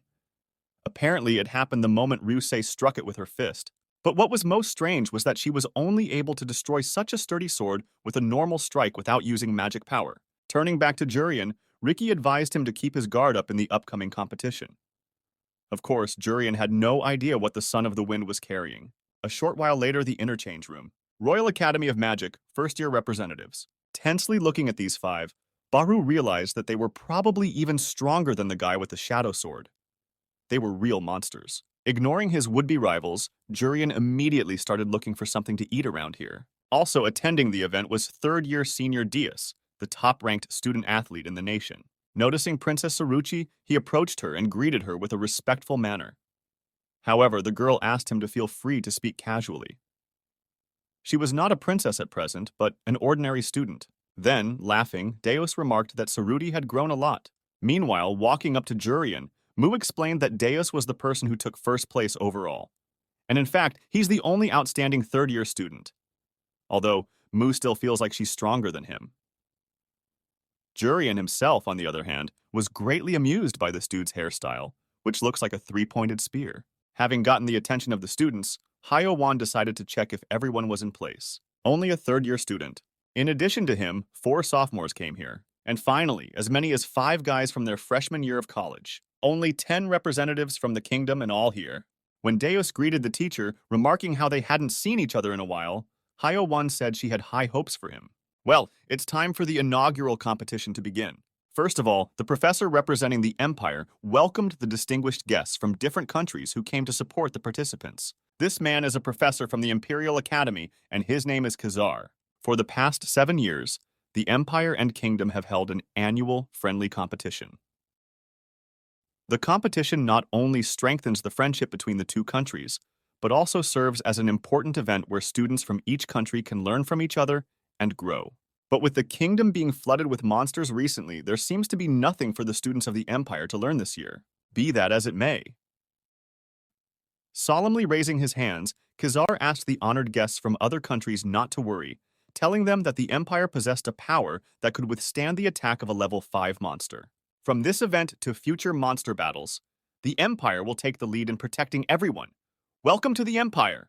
Professor Jerry from the Royal School of Magic came out to the audience next. While he was giving his speech, which was different from the past professor's speech, the director of the Imperial Academy had already managed to praise Khazar for his excellent performance. Thanking the headmaster for the smell of the value, Khazar remarked that no doubt the kingdom had gotten a kick out of his speech. However, Jerry clearly disagreed with his opponent's country professor's opinion. Speaking on stage, he remarked that everyone came here today knowing 2 things. First, the kingdom has students who have successfully survived the threat of level 4 on their own. This achievement will go down in history, proving once again the greatness of the kingdom. And secondly, the Empire is currently on a losing streak of 3 straight matches against the realm. If through this friendly competition, the Empire could learn even a little bit about the magic of the great kingdom of Rirente, their country would undoubtedly have a great magic academy. Let this friendly match be a realization that in order to protect others, you must first become strong. Well, that concludes the speech. Now, in the time remaining, both countries will build camaraderie. The competition itself will take place in 2 days. When the boring speeches were over, Jurian suggested that the others go and have a good meal. It's a good time to try the grilled king crab and clams. At the same time, one of the sophomores approached Professor Hyo-won, saying that he was a little worried. The elite sophomore class is currently hospitalized after being attacked by the villainous Yurisan-kun. Thanks to this, the ordinary sophomores have become representatives. They fear they may become a liability to their own kingdom. Plus, the Empire is in the midst of a 3-game losing streak in a friendly competition. They definitely intend to win this year, and so no one knows what foul tricks they have in store. And anyway, who would think to have a competition at this point when a level 4 monster has appeared? Hearing the sophomores talking, a shrimp-eating Jurian asked if that didn't mean they just had to win. Anyway, all problems solved, it was time to eat in peace. Princess Saruti agreed with her classmate and told the sophomores not to worry and to sit down at the table sooner rather than later. There was no way they would lose to the Empire, even with foul play. Also, don't forget that the kingdom has participants who might even enjoy this kind of foul play. Echoing her students' words, Hyo-won explained that a person's strength lies not in position or status, but in their essence. It doesn't matter if you're in the elite class or if you're in this position because you're outstanding. These guys are participants, not a substitute for an elite class. That's why Hyo-won has faith in everyone who has been chosen to represent the kingdom in these competitions. From real fears to great expectations, the Kingdom versus Empire competition. 2 days flew by, and the 8th friendly magic competition began. A friendly competition in the first round arena, the moment everyone has been waiting for has finally arrived. It's time for the first match of the 3rd year to begin, 1 versus 1. Deus will speak for the Kingdom. Calling out to the student who had entered the arena, Hyo-won asked if he remembered what would happen to him if he lost. Right, in that case, Deus dies. However, he never loses. The director of the Imperial Magic Academy, Lee Lerwan, knows that this guy is undoubtedly a strong opponent. But in his current state, Baga Nuzag, a third-year representative of the Imperial School of Magic, has a good chance against Deus. These two have met before in competition as many as 2 times, and Baga Nuzag has lost each time. Now it was time to prevent this series of defeats. When the participants entered the arena, the commentator said that the friendly competition consists of a total of 3 rounds. The academy that wins 2 matches will be the ultimate winner. That is why the first match is very important. Admiring the atmosphere in the arena, Chi Li noticed how tense it was. Magus, who was standing next to her, remembered that this was kind of the first time Chi Li was watching the competition live. The head of the academy decided to ask the woman if she knew why the kingdom had been defeating the empire for the past 3 years. To this, Chi Li replied that maybe it's because the students of Reincarnated are very strong. But that wasn't quite the right answer. Reincarnated had won 3 years in a row because Deus was born in the kingdom, not anywhere else. Stepping into the arena, Deus was glad to see Nuza again and asked how he was doing. The Empire student in turn revealed that he had gotten even stronger since last year. When the match started, Nuzak promised that after today his opponent would never forget his name. In the next instant, the third-year student simultaneously activated physical resistance, magic resistance, enhanced physical strength, increased movement speed, steel skin, natural healing, enhanced intuition, and clear vision. A buff is magic that increases the wielder's abilities. Typically, a magic buff is limited to 3 to 5 buffs. If a person receives more boosts, their body cannot handle it. Also today, Nuzag demonstrated an 8-fold buff to everyone. It's an incredibly huge effort, so even Chi Li couldn't stand the admiration and shouted that she wanted to see it up close. Yes, this guy's abilities are truly outstanding, but it's not enough. Looking at his opponent contentedly, Deus realized that apparently Nuza wanted to be remembered. And if he really wants to stay in Deus's memories, he's going to have to show all he can do. Trying to withstand the power of the 8-fold buff, Nuzak saw the Realm student activate the Reaper's Scythe. This weapon dissects magic itself. Hence, if this fight drags on, depleting Nuzag's magic will be his downfall. In that case, he should end this fight with a single blow. Noticing the way the Imperial Academy student leaned on his arms, Ricky wondered what the hell that pose was. Jurian in turn explained that it looked very much like a running stand. He was probably a ninja of some sort. Smiling contentedly, Li Lerwang remarked that the guys from the kingdom were probably as surprised as he was at one time. That afternoon, Nuzak showed him his special charging pose. The boy explained to the teacher that Deus was incredibly strong. In the last 2 years, Nuzag had never stood a chance against him. Agreeing with this, Li Lerwan still reminded his disciple that this year was different. His 8-fold buff would easily be able to destroy Deus, except that Nuzag himself doesn't think it's enough. The director fully believes that the 8-fold buff is undoubtedly a powerful magic. In theory, even Deus can't walk away unscathed after a direct hit. But there's one problem. Nuzag simply doesn't have enough time to hit his opponent directly. Amplifications of 5 or more times will undoubtedly increase strength, but the body of an ordinary person simply won't be able to cope with such a load. Having gone to great lengths to accomplish this, Nuzag is now able to deal 8 buffs at once for 30 seconds, which is an amazing result in itself. That's right, to win, Nuzag must strike Deus within 30 seconds of activating the enhancements. Unfortunately, all of this only works in theory. In a battle situation, things will be different, and Nuzag will have to think about how he can strike the enemy in the first place. That's why the guy came up with a special killing stance that would allow him to strike within the first 5 seconds. With the charge he's developed, he'll be able to get to Deus in 5 seconds before he even remembers. Seeing his disciple's stance for the first time, Li Lerwang couldn't believe his eyes. Only after a while did he realize what this guy had been doing all year. He'd been devising a plan specifically to defeat Deus. Charge was designed specifically for this competition. Now Deus has no chance of defeating Nuzag. Meanwhile, Nuzag had already managed to activate the 8-fold buff and then began to prepare a charge. The stance he developed is the best posture for running at top speed. When you add the 8-fold buff, Nuzag's destructive power becomes equal to or even greater than that of the strongest hero. Praising his opponent for his persistence, Deus muttered that he too wanted to get this over with as soon as possible. Magus, who was watching the bout, noticed that Nuza was using the increase in strength and body strengthening to crouch and bounce. If you think about it that way, It's a truly intimidating technique. But unfortunately, this guy didn't pick the best opponent. Not a few seconds later, Nuzag suddenly stopped. Taking only one step forward, Deus took a sweep of the Reaper's scythe to meet his opponent. In the blink of an eye, the scythe blade sliced the Imperial student in half. Seeing this, director Lee Lerwan turned pale with horror. But Deus asked those present not to worry about this guy. The Reaper's scythe cuts only magic, not human flesh. Nuzag was defeated in less than 30 seconds, and the winner of the first match was Deus from the Royal Academy of Magic. Of course, this guy will always remember tonight's match, and his opponent. Immediately after the first match, the Imperial Academy director was summoned to the operations room of the Imperial team's friendly competition. The chairmen were outraged that, in addition to the embarrassing defeat, the match lasted less than 30 seconds. This is a sign of incompetence on the part of the coach. The Empire must win this year, as a fourth straight loss is simply unacceptable. While the kingdom is overrun by monsters, while the Empire is under the suspicion of other countries, the initiative must be taken over by the Empire itself. But what was happening right now? The ace of the School of Magic, a third-year student, was defeated in less than 30 seconds. Who will take responsibility? Lee Lerwan truly thought that his student would be able to at least get close to the power of Deus. But as it turns out, this student from the Royal Academy is a creature that can't be reached no matter how hard you try. The only thing left for the principal to do was to promise the chairman that the Empire would win the remaining freshman and sophomore matches. The real competition doesn't start until now. And before Lee Lerwan left, one of the chairmen reminded him that if the Empire lost in this friendly competition, the blame would not only fall on him. Therefore, the director should try his best.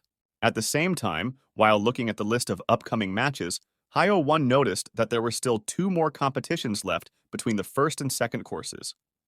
This means that the kingdom only has 1 more match left to win in order to win. Then, turning to the sophomores, the teacher asked them not to let this chance fall into the hands of the juniors. The guys were immediately energized by Hyo 1's inspiring speech and prepared for the second match. For Errol in particular, this match is a crucial one. As you may recall, last year, Leril beat up all the students in the advanced class, forcing them to submit to himself. Errol turned out to be one of those who gave up almost immediately. Since that day last year, he had vowed not to run. That said, yesterday the kid showed his weak side again. Today was his opportunity to be reborn. At the moment, the kingdom leads by a score of 1-0. Will the Empire fall like this? Royal Academy's sophomore opponent will be Vol Zaha and his charges. But apparently, Zaha himself is not very happy that instead of a normal opponent, this year he will have to fight some scum. When the Imperial student asked to bring Leril here, Errol approached him and politely explained that Leril was currently having fun with his mommy. Obviously, such impertinent words made Zach very angry. The second-year 4-on-4 matchup is about to begin. Kingdom versus Empire, 2 of the strongest opponents. The fierce friendly rivalry begins right now. Kingdom has taken the initiative and is dominating at the moment. Can the Empire win the remaining 2 matches, or will it be a clean win for the Kingdom? The second match that could very well decide the fate of the friendly competition, the sophomore 4-on-4 match, begins right now. The objectives of the Kingdom are to win this match and end the competition right now. If the Empire's team loses, it will only mean death for them. Therefore, they must show their pride to everyone. Taking an annoyed look at his opponent, Vol Zaha noticed that he didn't even have an elite class badge. Is this a joke or something? Even more angry, the Imperial student ordered Errol to go get Leril now. At the same moment, an intimidation spell was directed at the royal participants. Resisting this psychological attack, Errol told his comrades not to retreat for anything. He reminded his classmates that they had come here as representatives of the Reincarnated kingdom. Watching the reactions of their opponents, the Imperial students laughed, noting how amused these guys were at how scared they were. Be that as it may, the Imperials are going to stick to the orders of the team leader. In this match, they must win as brutally and ruthlessly as possible. This is the moment when outstanding skills must be displayed. Each of the sophomores at Imperial Academy has a distinctive insignia. All 4 have huge scars on their faces. The reason lies in last year's competition and Leril. That day, Leril went crazy again and started slashing his opponents with his dagger, even though the match was already over. The Imperial sophomores have spent a whole year honing their skills to get revenge on Leril. However, now they would have to fight some bugs, not him. Realizing that the enemy was about to attack, Errol and his partners took their positions. Their team has 3 swordsmen and 1 ranged fighter, and so the essence of the formation is to fight while protecting the mage as much as possible. With shame, looking at the 4 of them, Zaha asked his boys if they would really have to fight these kids. After saying that, he only took a single step forward. In an instant, the Imperial student somehow found himself in the very center of the royal participants' formation. Errol and his comrades couldn't even see their opponent begin to move. Still unable to believe what was happening, an irritated Zaha explained that he had spent a year preparing to defeat Leril. He won't be able to wash away the humiliation he received last year until he personally deals with that guy with his own hands. And understandably, bugs like these four scumbags won't be able to stop Zack. As soon as the Imperial members pounced on the enemy, he swung his arm and threw them off in different directions. Even now, Errol couldn't understand how this dude managed to hit them all at the same time. But rising to his feet, the guy with the headband shouted to his partners not to be distracted. There was no way they could be distracted now, and the defense had to be deployed immediately. Looking at the royal students trying to get up after his attack, Zaha wondered if they were definitely sophomores like himself. Their level is simply not up to par for this competition. When all his companions had risen to their feet, the mage from the royal team told Iral that he had not been attacked and was unharmed. As soon as this guy was suddenly very close, the mage instinctively jumped away from him and didn't attack. That was why he was unaffected by Zack's attack. It can only mean that their opponent is using a skill that allows them to attack people nearby.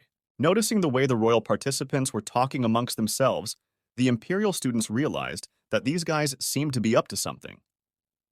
Unfortunately, these three wouldn't be getting into the fight. After all, the director of the Magic Academy ordered that the leader of the team should single-handedly defeat the kingdom, thus humiliating them as much as possible. Errol noticed something amiss on the battlefield almost immediately. Keeping his eyes on Zack, he told his partners that they had a chance to end this match with a win of their own. Such unexpected words from the commander surprised the royal students. Errol doesn't know why, but Zaha is fighting alone. This could be a good chance for the kingdom.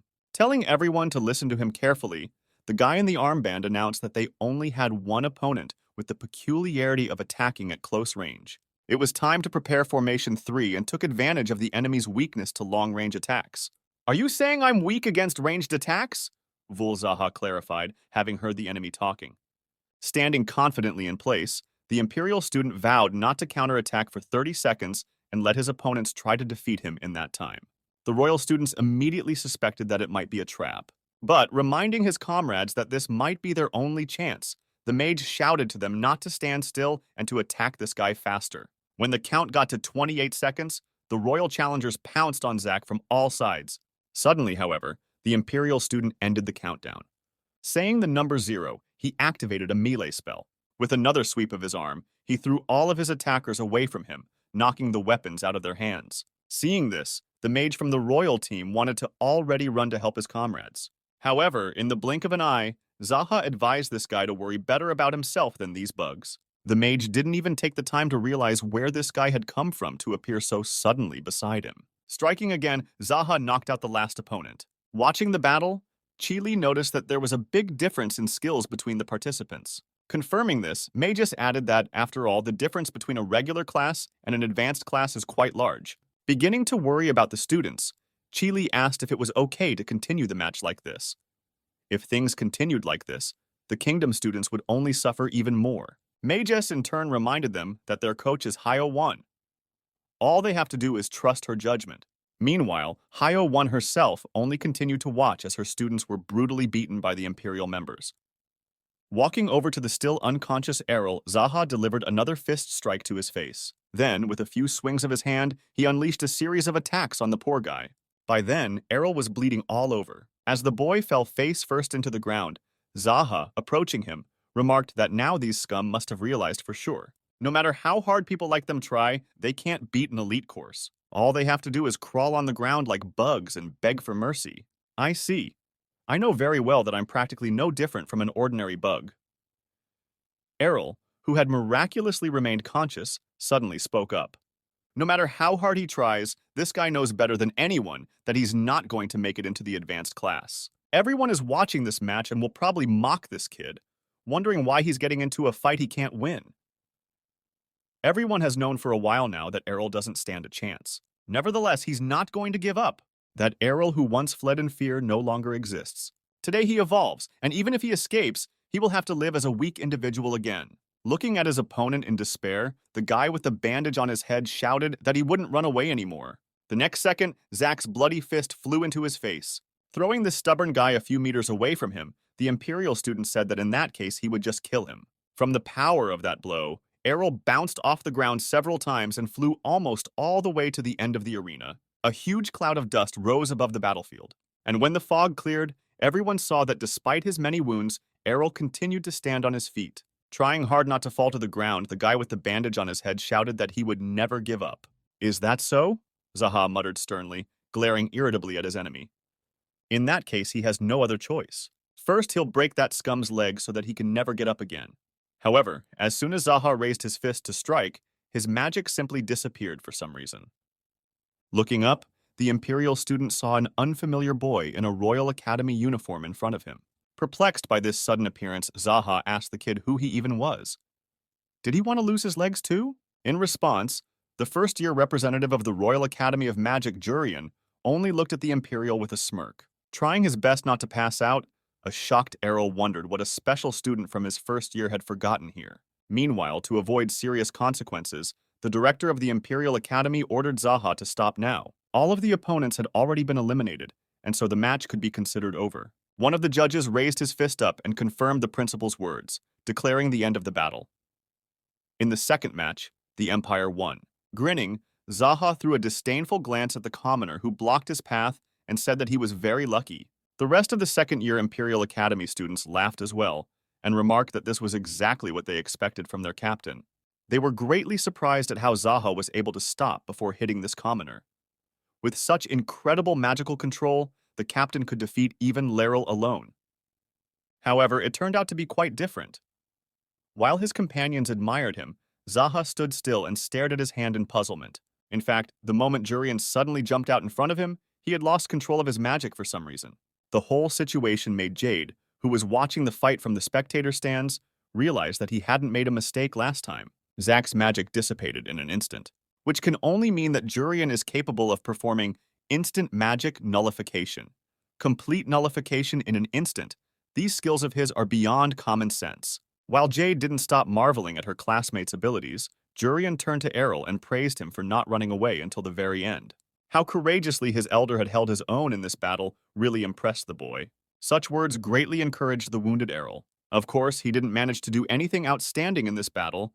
He literally couldn't even land a blow on his opponent. Yet despite this, for the first time in his life, Errol didn't run away. As soon as the realization came to him, the guy with the headband was finally exhausted. After losing consciousness, the student fell to the ground. The organizers of the tournament immediately began to call for medical help. Some onlookers began to resent how tough the Empire boys had become. How could students be allowed to fight so viciously? It was just a friendly match, not a real battle. Meanwhile, Jurian, right in the center of the arena, realized that his finest hour had arrived. Kneeling before his wounded comrade, the boy held out his hand to him. However, he was very soon stopped by Viscount Reyes running up, asking the special student what he had in mind. Looking at the man incredulously, Jurian explained that he was just going to heal his elder. In response, the Viscount shouted hysterically to the guy not to do that under any circumstances. First of all, Jurian's healing has a limited number of uses per day. The boy should only use his healing ability directly in the match itself. The boy in turn explained to the Viscount that he couldn't do otherwise. If he didn't cure Errol now, there might be side effects. Then, the man with the monocle decided to remind the special student where he was now. This place was not created for the tournament participants to heal each other. This event has cost the Empire and the Kingdom far more than one can imagine, and so any wounds of comrades can be safely left to the medical team. While the medics are busy treating patients, the task of the participants remains to continue to prepare for their matches. Such a speech from the Viscount could not help but inspire confidence. The organization of this competition was indeed top-notch, except that the injuries that the second-year students of the Royal School received were much more serious than it might seem at first glance. The spectators, as well as the tournament participants themselves, froze in anticipation of when the victims would finally wake up. Even Hyo-won herself couldn't say for sure if her students would be able to survive after suffering such gruesome injuries. Upon arriving at the arena, the medical team stacked all the patients next to each other and began administering first aid. Holding a magic instrument, one of the medics reported to the organizers that the healing was not going well. The victims were in critical condition, and so doctors decided to move them to the intensive care unit right away. The chief healer realized that the chances of survival for the four of them were not very good. The empire had become much stronger this year, so easily able to drive its rivals into a state that could not be cured by healing. And while the medical team was wondering what they should do next, the kingdom's representative Jurian suddenly approached the patients. The head healer warned the boy that the injured were still being treated, and so he needed to return to his own and prepare for the next match. As soon as Viscount Reyes saw the special student approach the sophomores, it immediately came to him that it was over.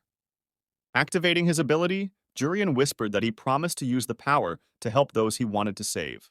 That's why he has no other choice and is truly sorry. Extending his arms out in front of him, the boy used the healing on his 4 injured comrades. Seeing the glow that appeared around the patients, the head doctor was perplexed and asked what was going on here. The students, who just a second ago had been dying, suddenly woke up and looked as if nothing had happened to them. Running up to one of his subordinates, the chief healer angrily asked him if he was doing his job wrong. At the same time, while the medical team was arguing amongst themselves, the princess approached Jurian. With a wink, Saruti said that she would have been disappointed in the boy if he hadn't acted that way. But now, she was convinced that he really was a nice guy. Mu, who had also approached him, remarked that the more she saw him do things like this, the more she began to want him. Their quiet conversation was interrupted by Hyo-won's voice, ordering all the first-year representatives of the Royal School of Magic to take formation. When all the students were lined up, Mu whispered quietly to Jurian, standing next to her, that they would discuss it some more a little later, and then he would definitely be her boyfriend. Meanwhile, still angered by the behavior of the special apprentice, Viscount Reyes asked the boy to listen to him. However, without letting the man finish speaking, Hyo-won, who was passing by, allegedly accidentally pushed him. Turning back to the Viscount, the woman apologized and explained that the place was rather tiny. Moreover, she reminded Reyes that he didn't belong here, as only officials and representatives of the participating countries were allowed here. Feeling the malevolent gaze of the hero, the man with the monocle reminded the advanced class president that if the kingdom lost, it would be her responsibility as coach. Hyo-won in turn said that she already knew that, then turned to the tournament organizers and turned to Empire and asked if they could start the last match right now. The tournament commentator tried to warn the advanced class president that after the second round, there is usually a break after the second round.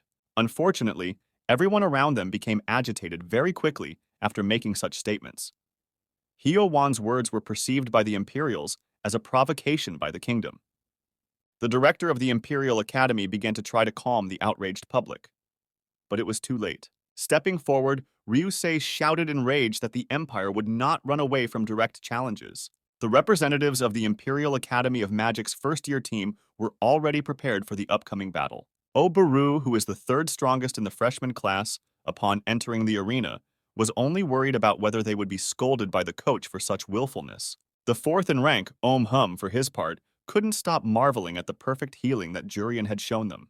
However, his brother Jin, 5th among the freshmen, remarked that while it was impressive, it appeared to be the only thing this commoner could do. The 2nd strongest among them was Lee Haby. The only thing he wanted to do now was kill Ricky. All of them were only counting on winning this match. After all, if they failed to prove the bravery of the Empire, they would have to die at the hands of Ryusei. No one could have expected the Empire to respond to the kingdom's provocation and the concluding match to start so quickly. After warning the already awake sophomores that the 3rd battle was about to start, the medical team asked them to leave the arena. Heading to the infirmary, Errol couldn't forgive himself for putting this heavy burden on the juniors. If they had won the 2nd round, the freshmen wouldn't have to fight now. But as he stopped, the boy heard the voices of his juniors standing behind him. They asked him not to worry and to leave the rest to them. Hearing such confident words from the freshmen, Errol smiled.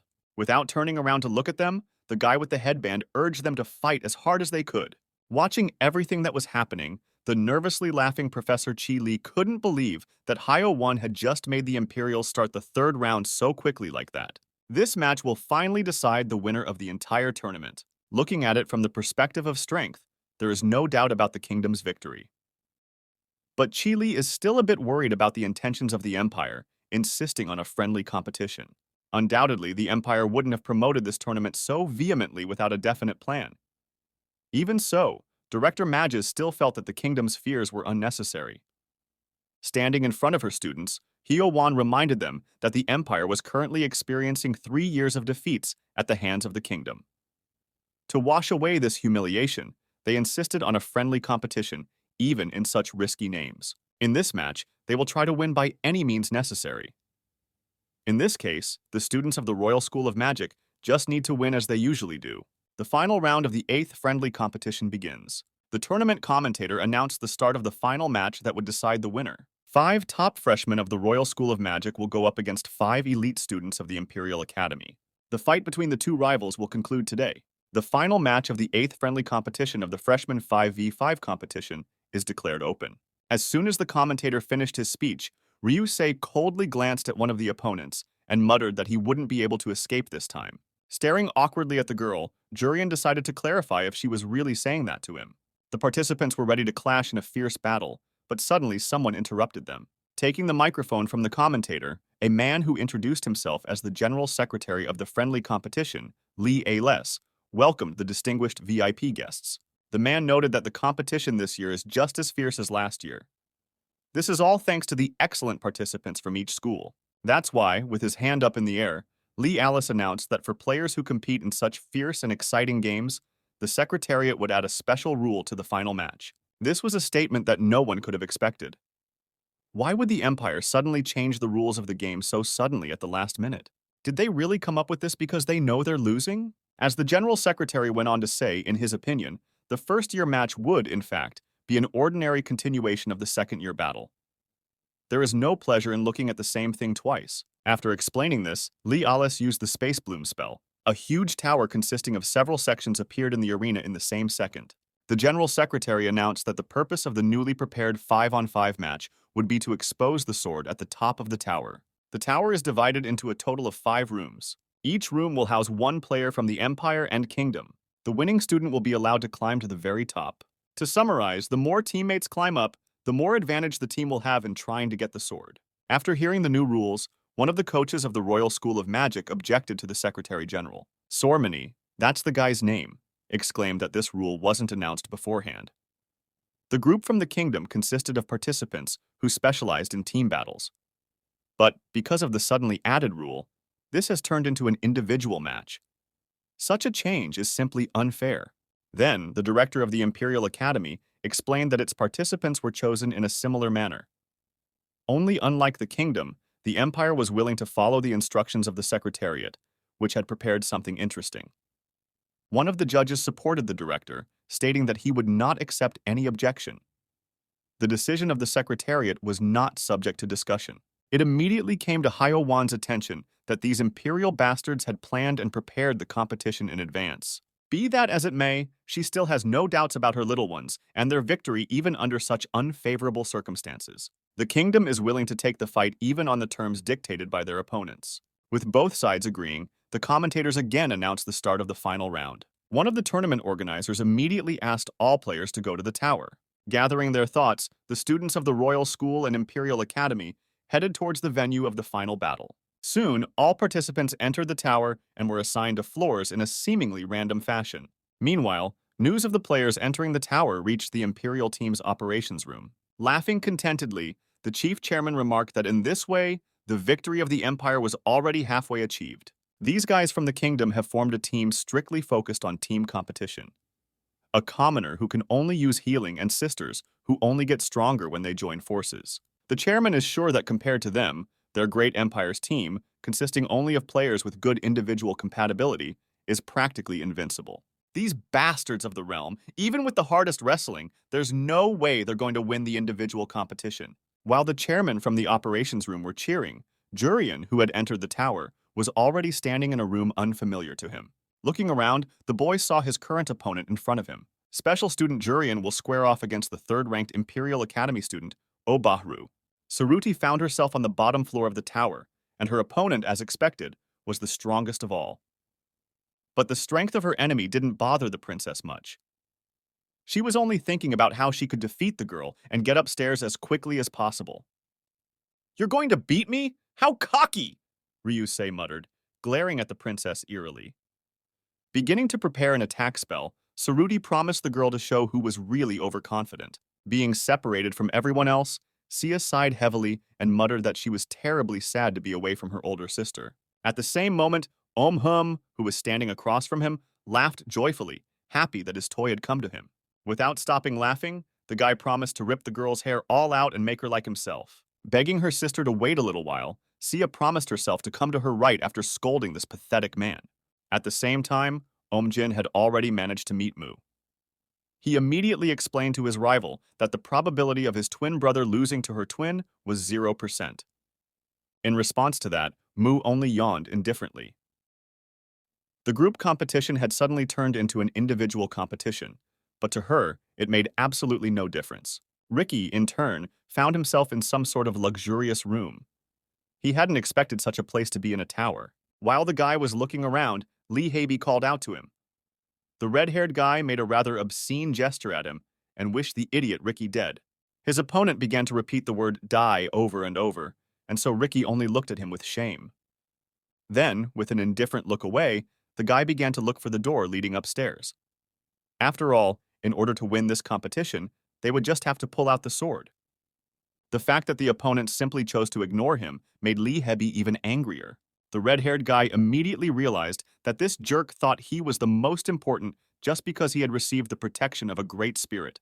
This whole farce quickly bored the son of the Wind Spirit Clan's clan very quickly. In one motion, taking out the wind sword, Ricky made a sharp lunge towards the enemy. Noticing that the place was getting too noisy, the boy thus asked the undeserving bastard to shut up. At first, it seemed to the guy that he had succeeded in neutralizing his opponent, except that the acerbic smile and the sudden fiery shell that formed around Lee Haby's body made Ricky realize that the fight wasn't going to be that easy. Moreover, lowering his gaze to his weapon, the guy noticed something else. He thought he had struck the enemy quite hard, but in reality he was unable to even touch him. The Sword of Wind simply melted. With a frantic smile, Lee Haeby turned around at the Wind Spirit Clan's son and shrieked that he was an idiot. Ricky is not the only one who has received the protection of the Great Spirit. Lee Haeby is also one of those chosen by the spirit, and his element is fire. Loser, Ricky said indifferently, glaring at his opponent. The final battle had already begun, and the main chairman of the operations hall still had no way of stifling his joy at realizing what was happening. He was sure those kingdom bastards were already panicking. In honor of that, the jubilant man suggested starting with 3 claps.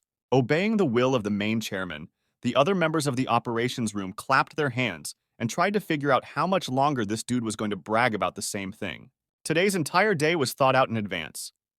Individual competition is the Empire's only strategy to win the freshman match. The director of the Imperial Academy had earlier assumed that it was the first-year match that would determine the winner of the friendly competition. As expected, his analysis turned out to be correct. The Empire had embedded a spy in advance to analyze all of the kingdom's first-year players.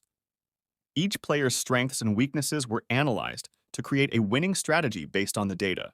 Director Lee Lerwan is willing to be criticized for being a coward.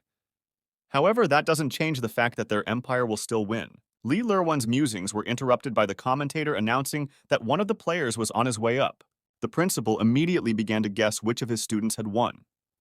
According to his analysis, the people who would win the fastest were twin brothers. Then, most likely, the contestant who went upstairs is the older brother, Jean. Jean's style is to win immediately, without mercy. The younger brother, on the other hand, is the type who enjoys slow and brutal victories. Who is really the #1 player? The door to the top floor of the tower began to open little by little. Soon, before the eyes of the spectators appeared the first participant who won the individual bout. This contestant turned out to be the commoner Jurian, who easily defeated Obara. Opening the gate to the top floor, the boy looked out and looked around. Realizing that he had gotten here too quickly, Jurian closed the door behind him and decided to come back here a little later.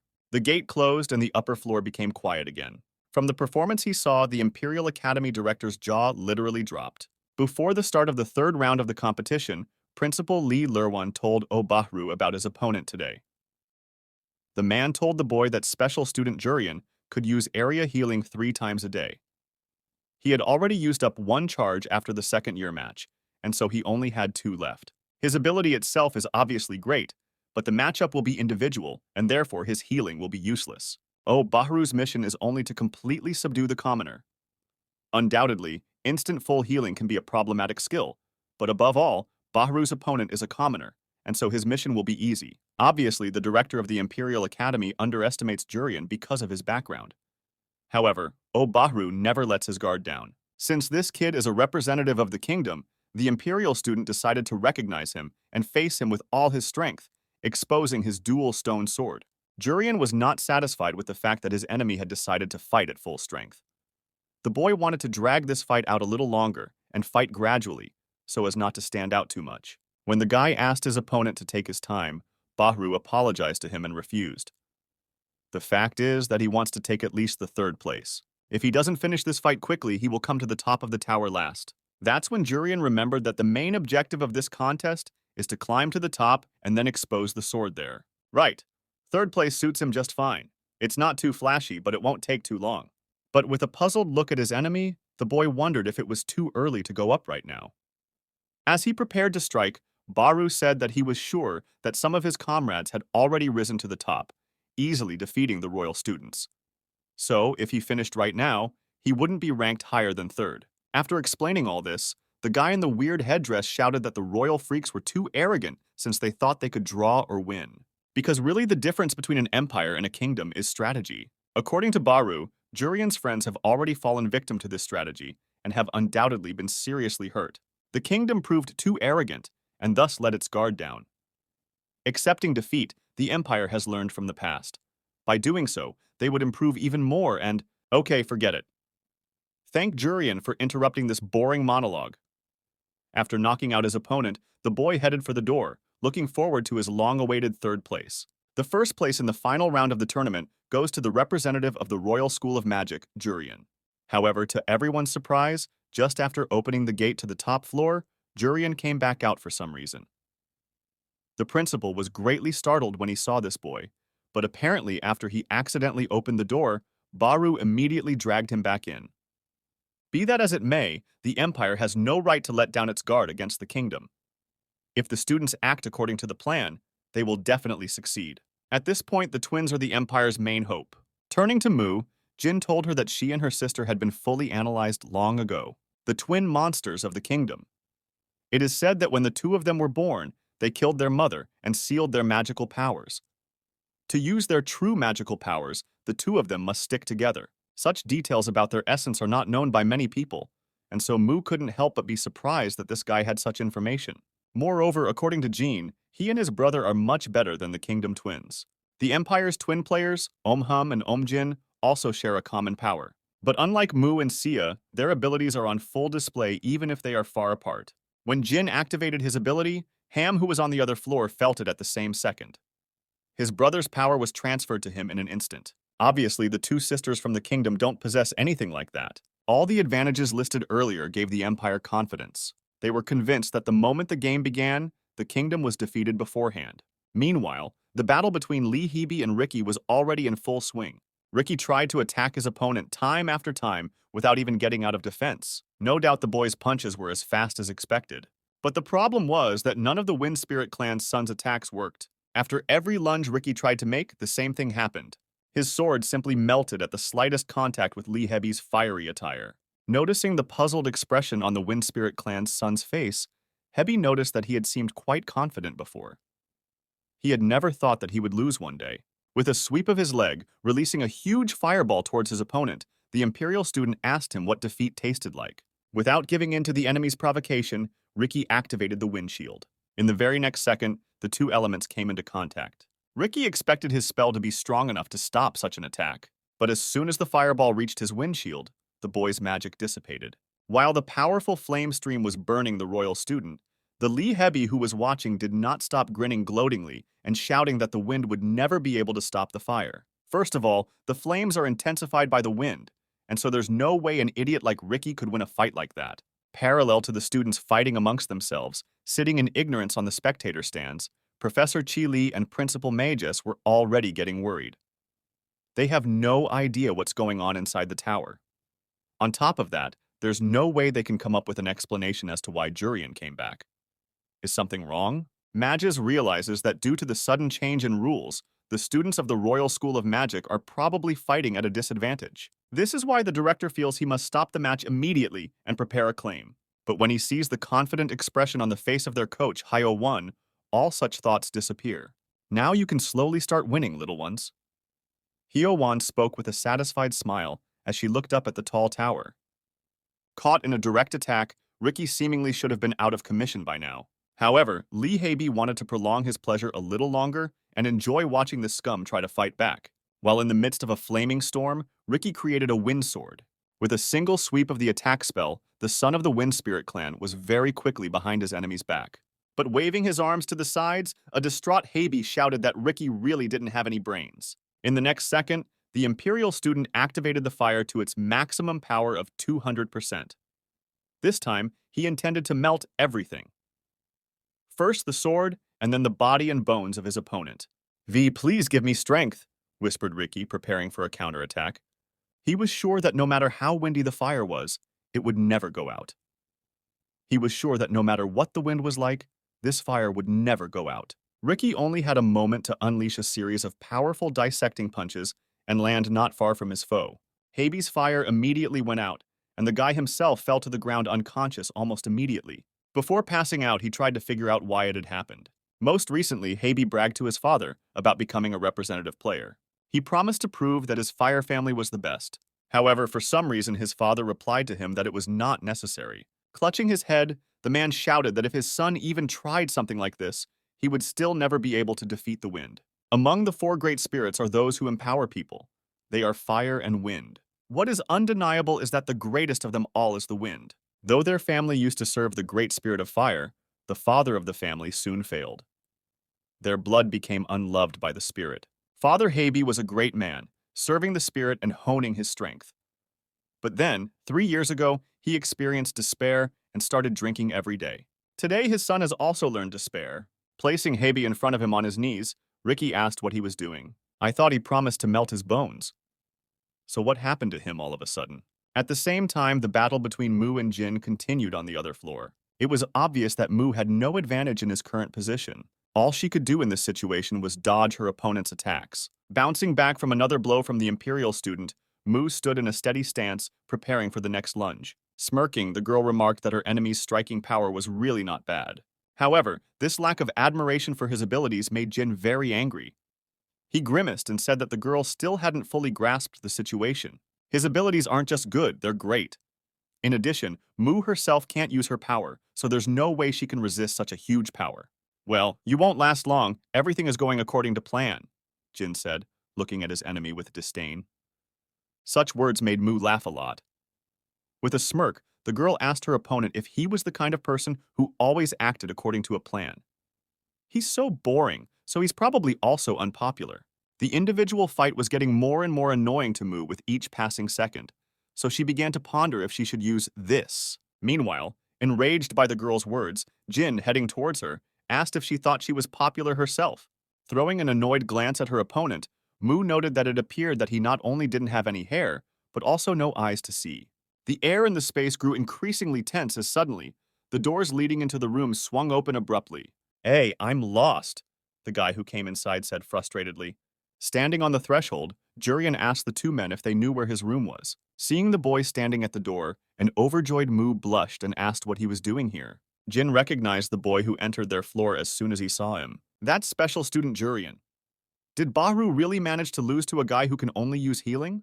While one of the Imperial twins was trying to figure out how this could have happened, Jurian himself finally realized that he had gone where he shouldn't have gone. The boy began to ponder whether or not his being on this floor was a violation of the rules, and Mu, meanwhile, once again asked him where he had come from. That's when the girl remembered her recent conversation with her sister in the library. That day, Sia told her about a certain prince on a white horse, a man who shows up and helps a girl when she's in trouble. Mu found this story rather strange, and so she asked her younger sister if this so-called prince on a white horse was strong. While reading the book, Sia explained that instead of being strong, this man recklessly does everything he can to protect the one he loves. That time, Mu never understood the point of it all. The book simply described a foolish and reckless man who wanted to protect someone, regardless of his own weakness. At least that's what she used to think. Now that she had met a real white-haired prince, weak but willing to take her with him, she understood the romance described in those beautiful books. Not too happy about this touching reunion, Jin made an annoyed face and muttered that it was only a minor variable. Despite having an uninvited guest in this room, the older twin was still confident that in the end, everything would go according to the plan he had made. The only thing he needed to do now was to simply beat these two up.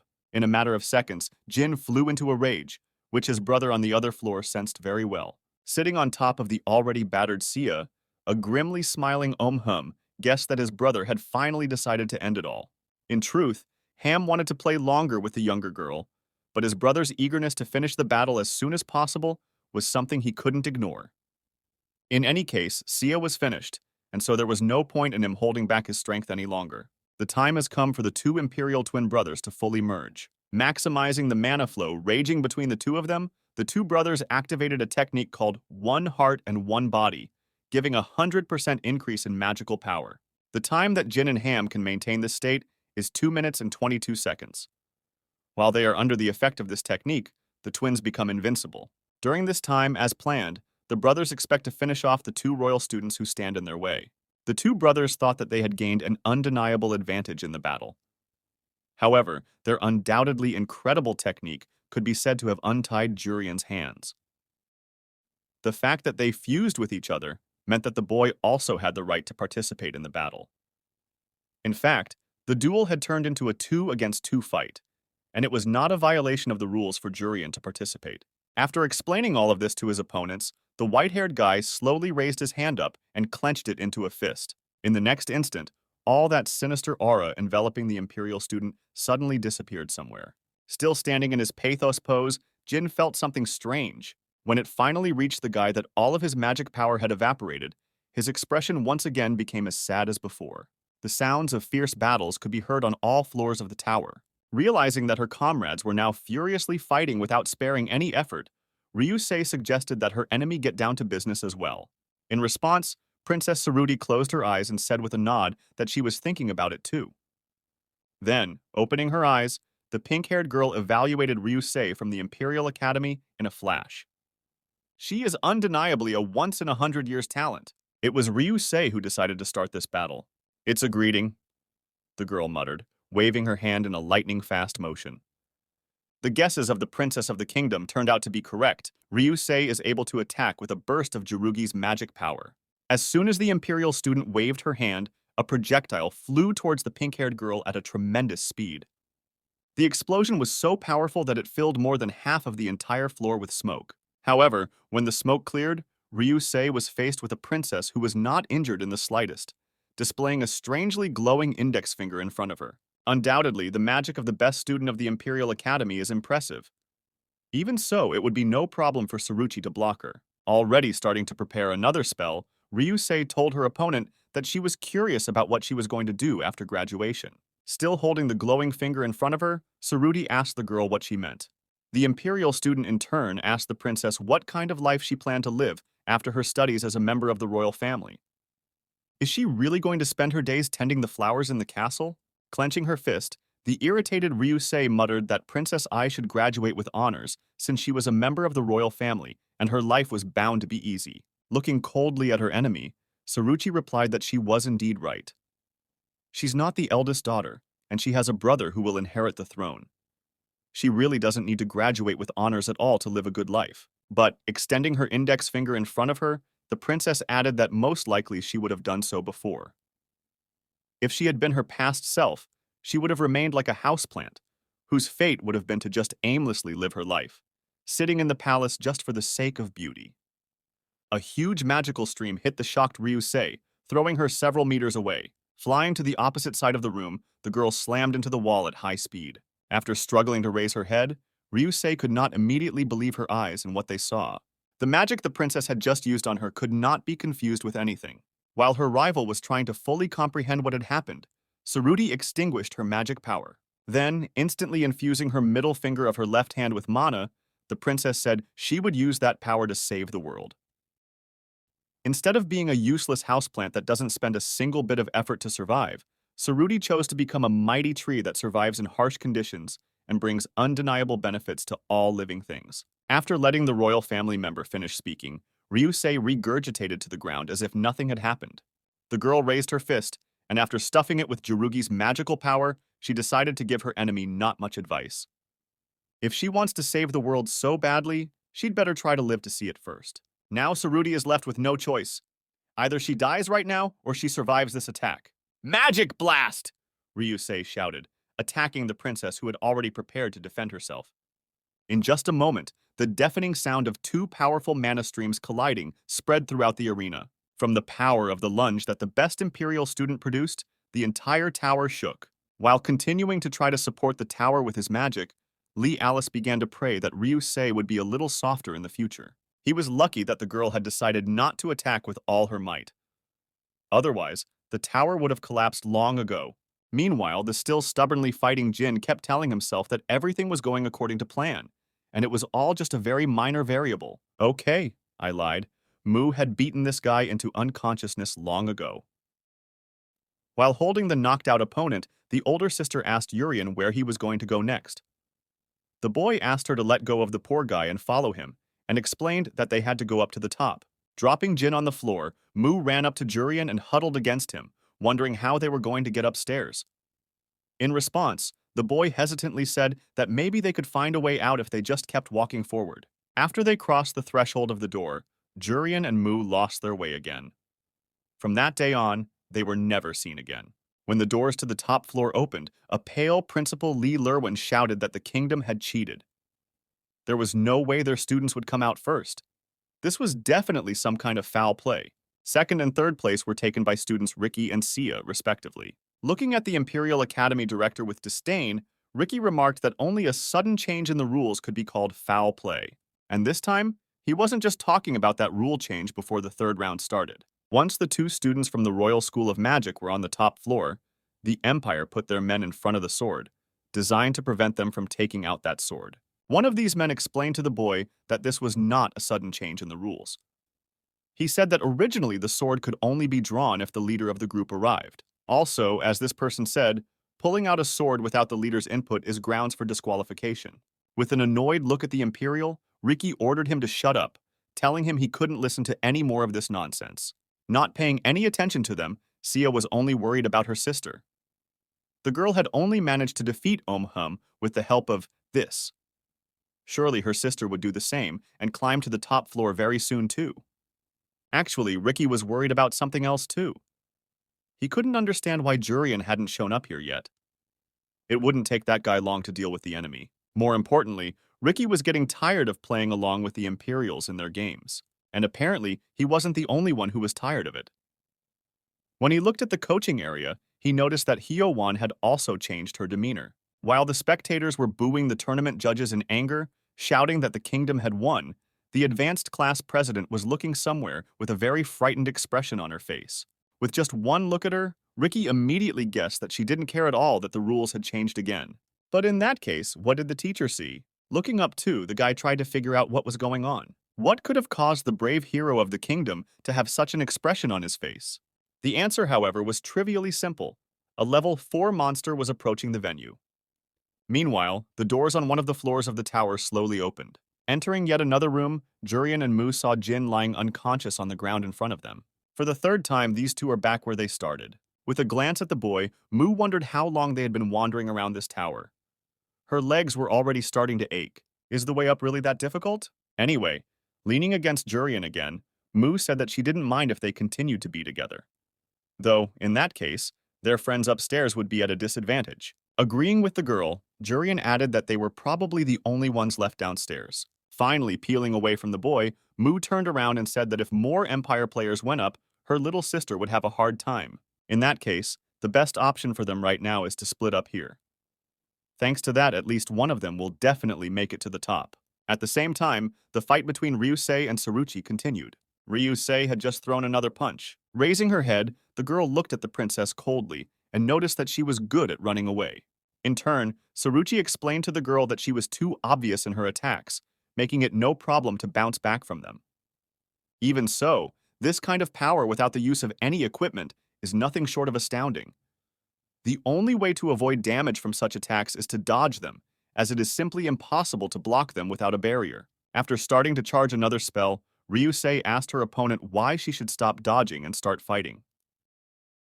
The girl wants to get this over with as soon as possible, as she's starting to feel like they're the only ones left downstairs.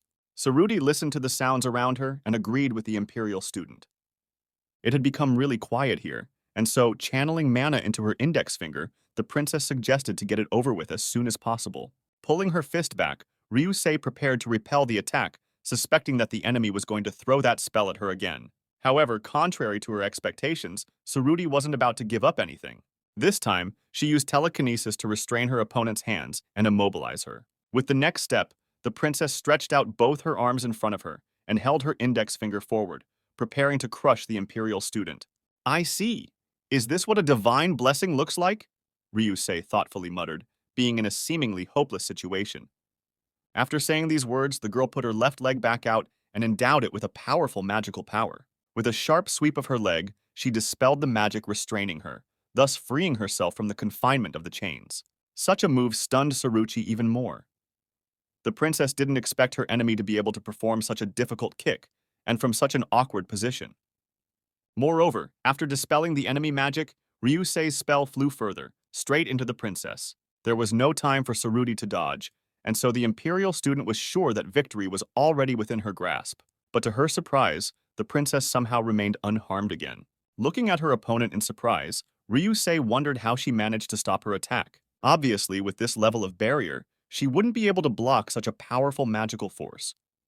Was it all due to divine blessing? In the past, humans were very weak. Although the civilization developed due to unique abilities, humans were still too weak compared to other races. But then a god who loves people granted power to one man by infusing his fingers with special magic. This power is considered a god's blessing and has been passed down from generation to this day.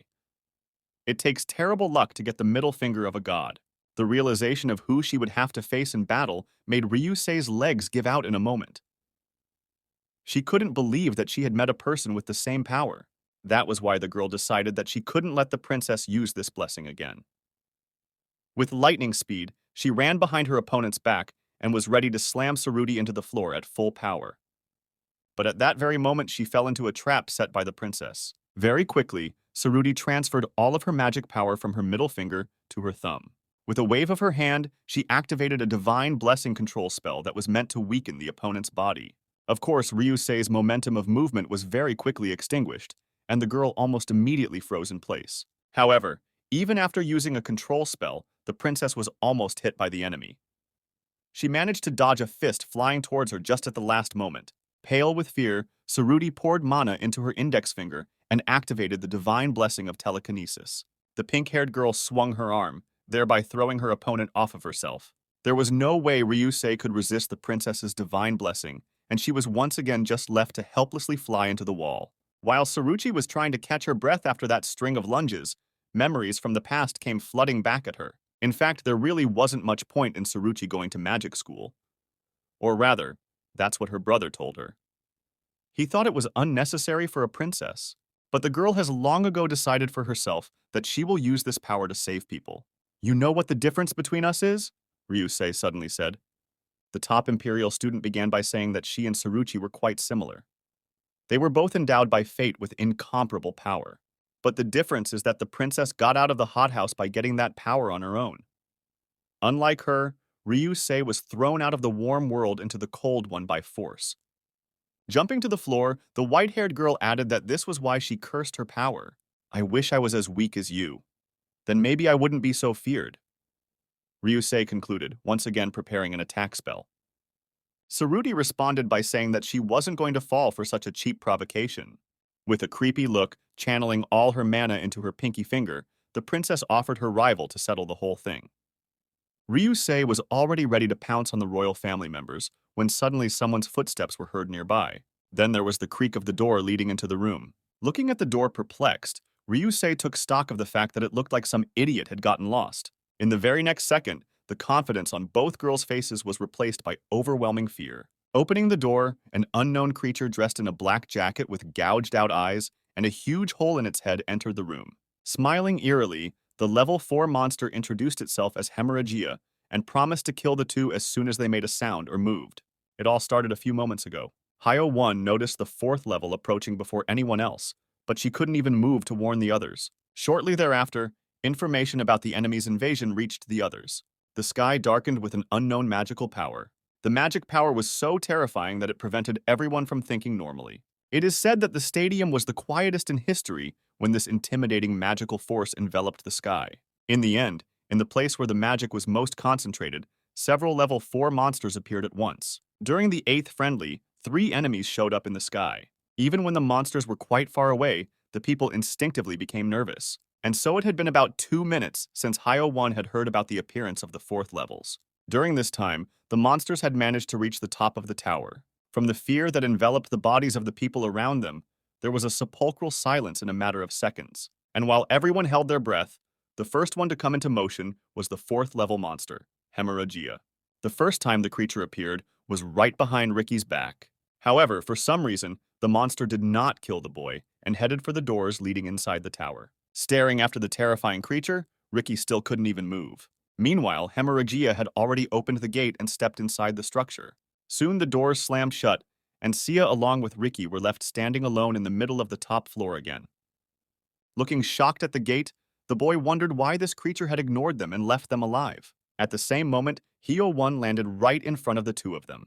Raising her head, the woman shouted out with all her might the name of the best student in the history of the academy, Deus. Hearing the teacher's voice, the also dazed Deus also finally came to his senses. The guy analyzed the situation very quickly and realized that without his help, Hyo-won couldn't do it alone. Without a second's hesitation, the student tore from his seat in the direction of the tower. Right now, his main goal was to find and, if possible, neutralize the monster calling itself the hemorrhagia disease. Looking at Deus running into the tower, Hyo-won decided to leave that monster to him, since she had other things to do right now. Taking a knee, the woman began to prepare to defend the upper floor and everyone in here. Suddenly, in the middle of preparing the spell, a blonde-haired girl with a staff appeared in front of Hyo-won. "Long time no see, Hero Nim," said the stranger, smiling cheerfully at the president of the advanced class. Hyo-won looked at the girl with the staff with a shocked look on her face. She laughed, but decided to remind her former partner that her name was Nellie and that they had been in the heroes group together before. Smiling, Nellie said that she couldn't believe that she could see Hyo-won again. Afterward, she asked her friend if she remembered her. Hyo-won immediately got very excited and said that she certainly remembered her. They were good friends after all. Laughing again, Nellie asked the Hero Nim with a smile on her face why she had killed them in that case. "Why did Hero Nim abandon us?" The blonde-haired girl started repeating this question over and over again, starting to drive Hyo-won into despair. The skin from Nellie's face began to slip, but the girl still continued to talk to her former hero. Continuing to smile, she said that in their group, she only trusted Hyo-won. But why had she betrayed them? Why does Nellie now have to be so ugly and lie in a coffin deep underground?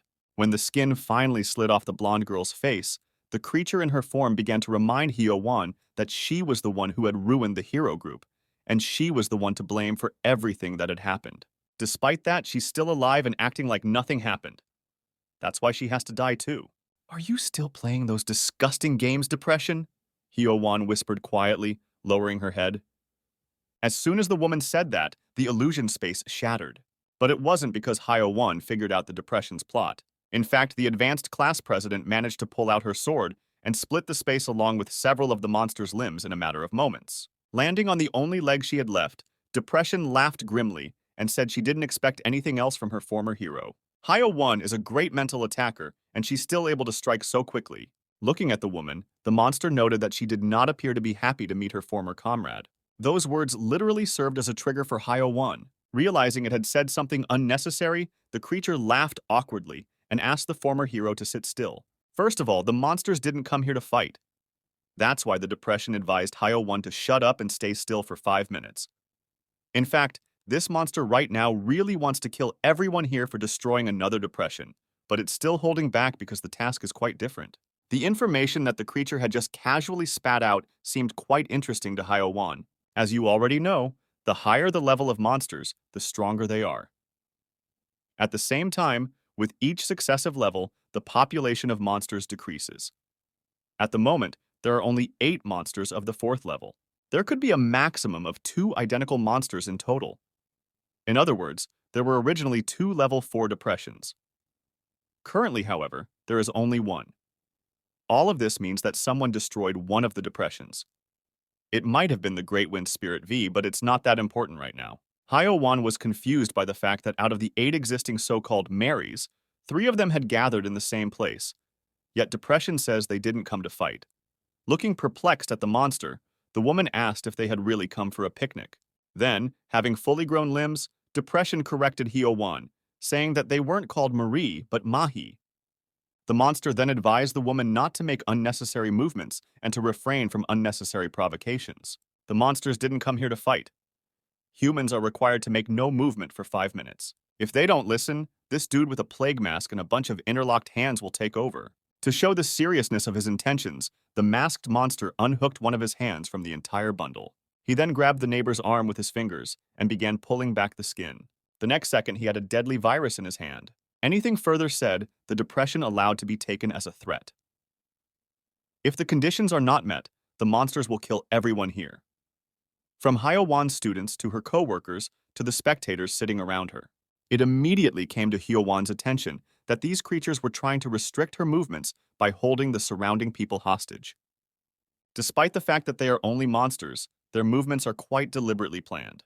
After taking this fact into consideration, Riki realized that without his special power, they were unlikely to be able to face such a strong enemy. Still gripped by fear, the boy tried to call upon the Supreme Wind Spirit V for help.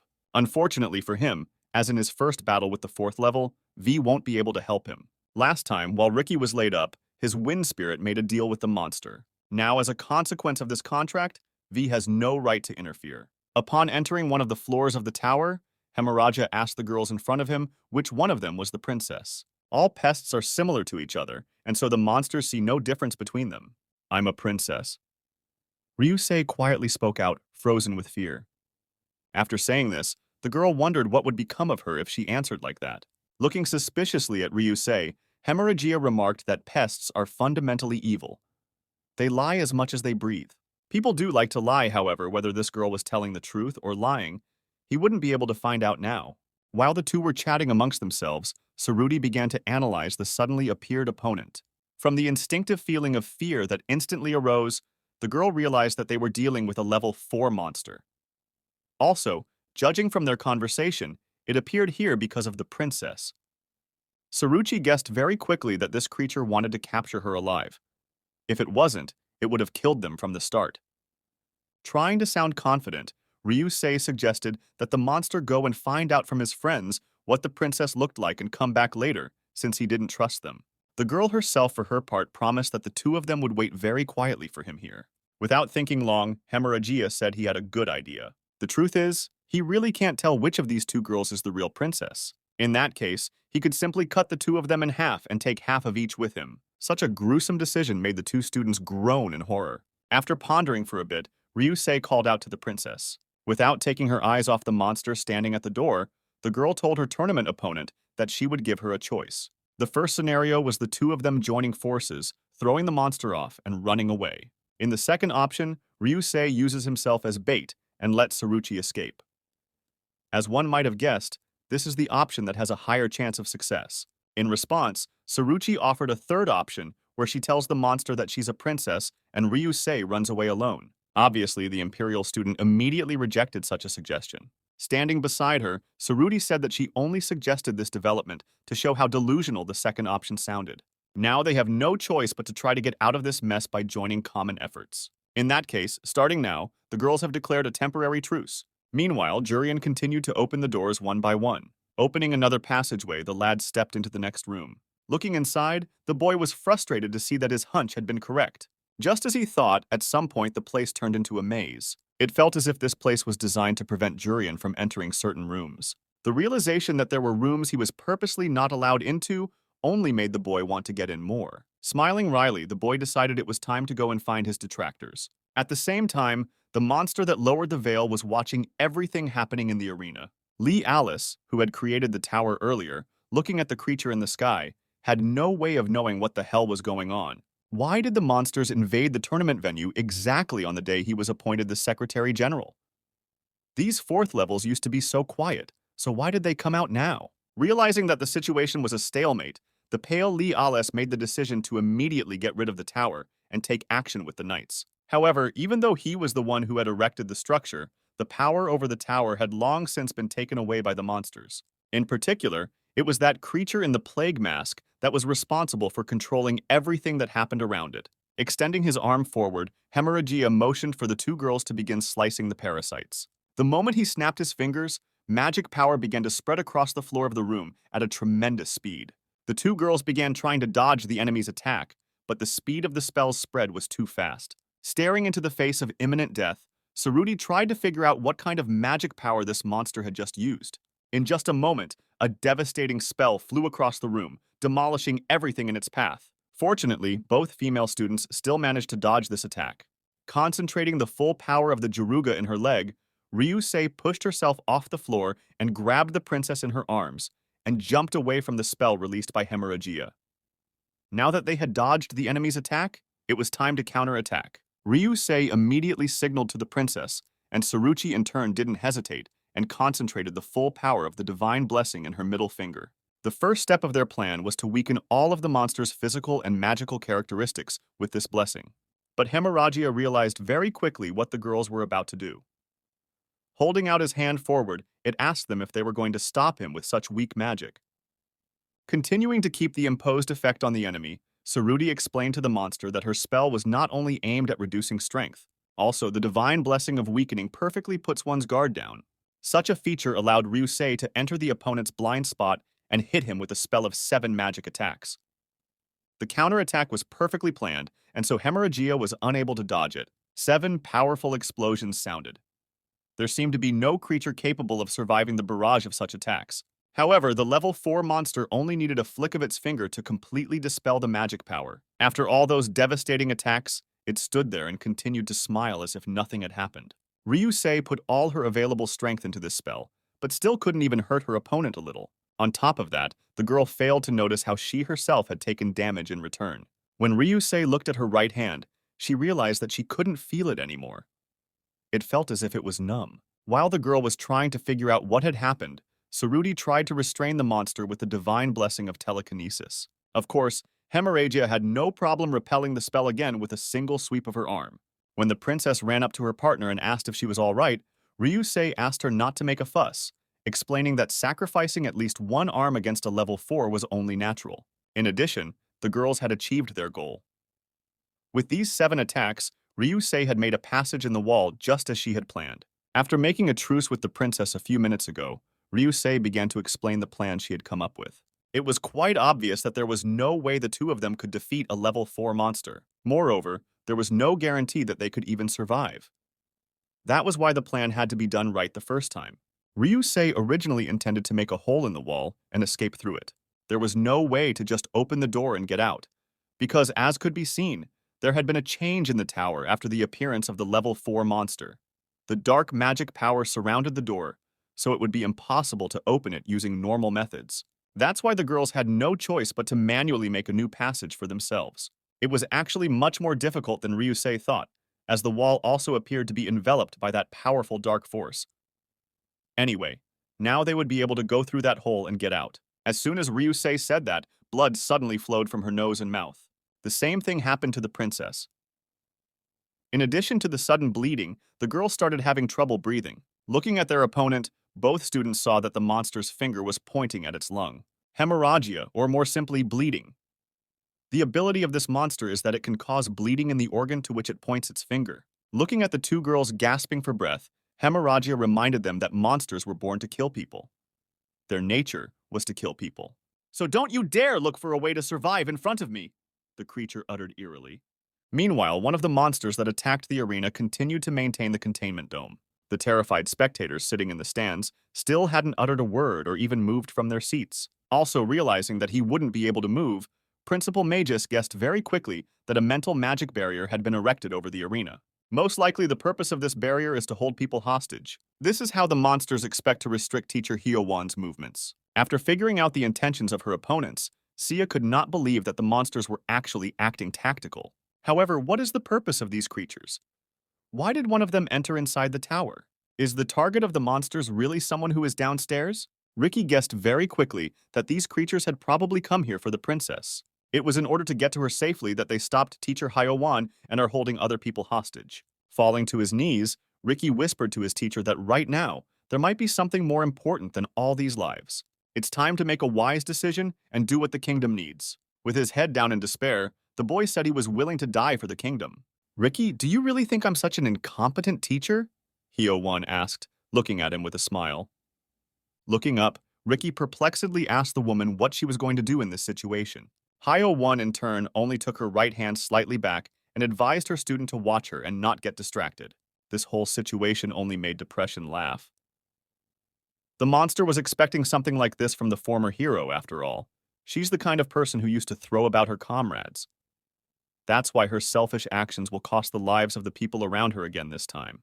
With a disdainful glance at the monster, Hyo-won advised him to shut up since she was already angry enough as it was. The very next moment, the severed head slowly rolled off Depression's shoulders. Shifting her gaze to the second monster levitating high in the sky, Hyo-won brought the fire sword up to his face and told him to prepare to be the next one whose head would fly from his shoulders. The creature maintaining the barrier did nothing to respond to this provocation. The masked monster just continued to stare coldly into the woman's face. At the same time, picking up his severed head from the floor, Depression was finally convinced that he had indeed met the pest once hailed as a hero. It's undoubtedly unbelievable that Hyo-won can use so much energy even after that incident. However, after putting her head in place, Depression noticed that the former hero had become very weak. As a result of her weakness, all the other people here faced death. All Hyo-won had to do was sit still for 5 minutes and not make any unnecessary movements. Now, the wrath of a creature that wants nothing less than the end of mankind will descend upon all who are here. This being was born to kill as fast and as much as possible.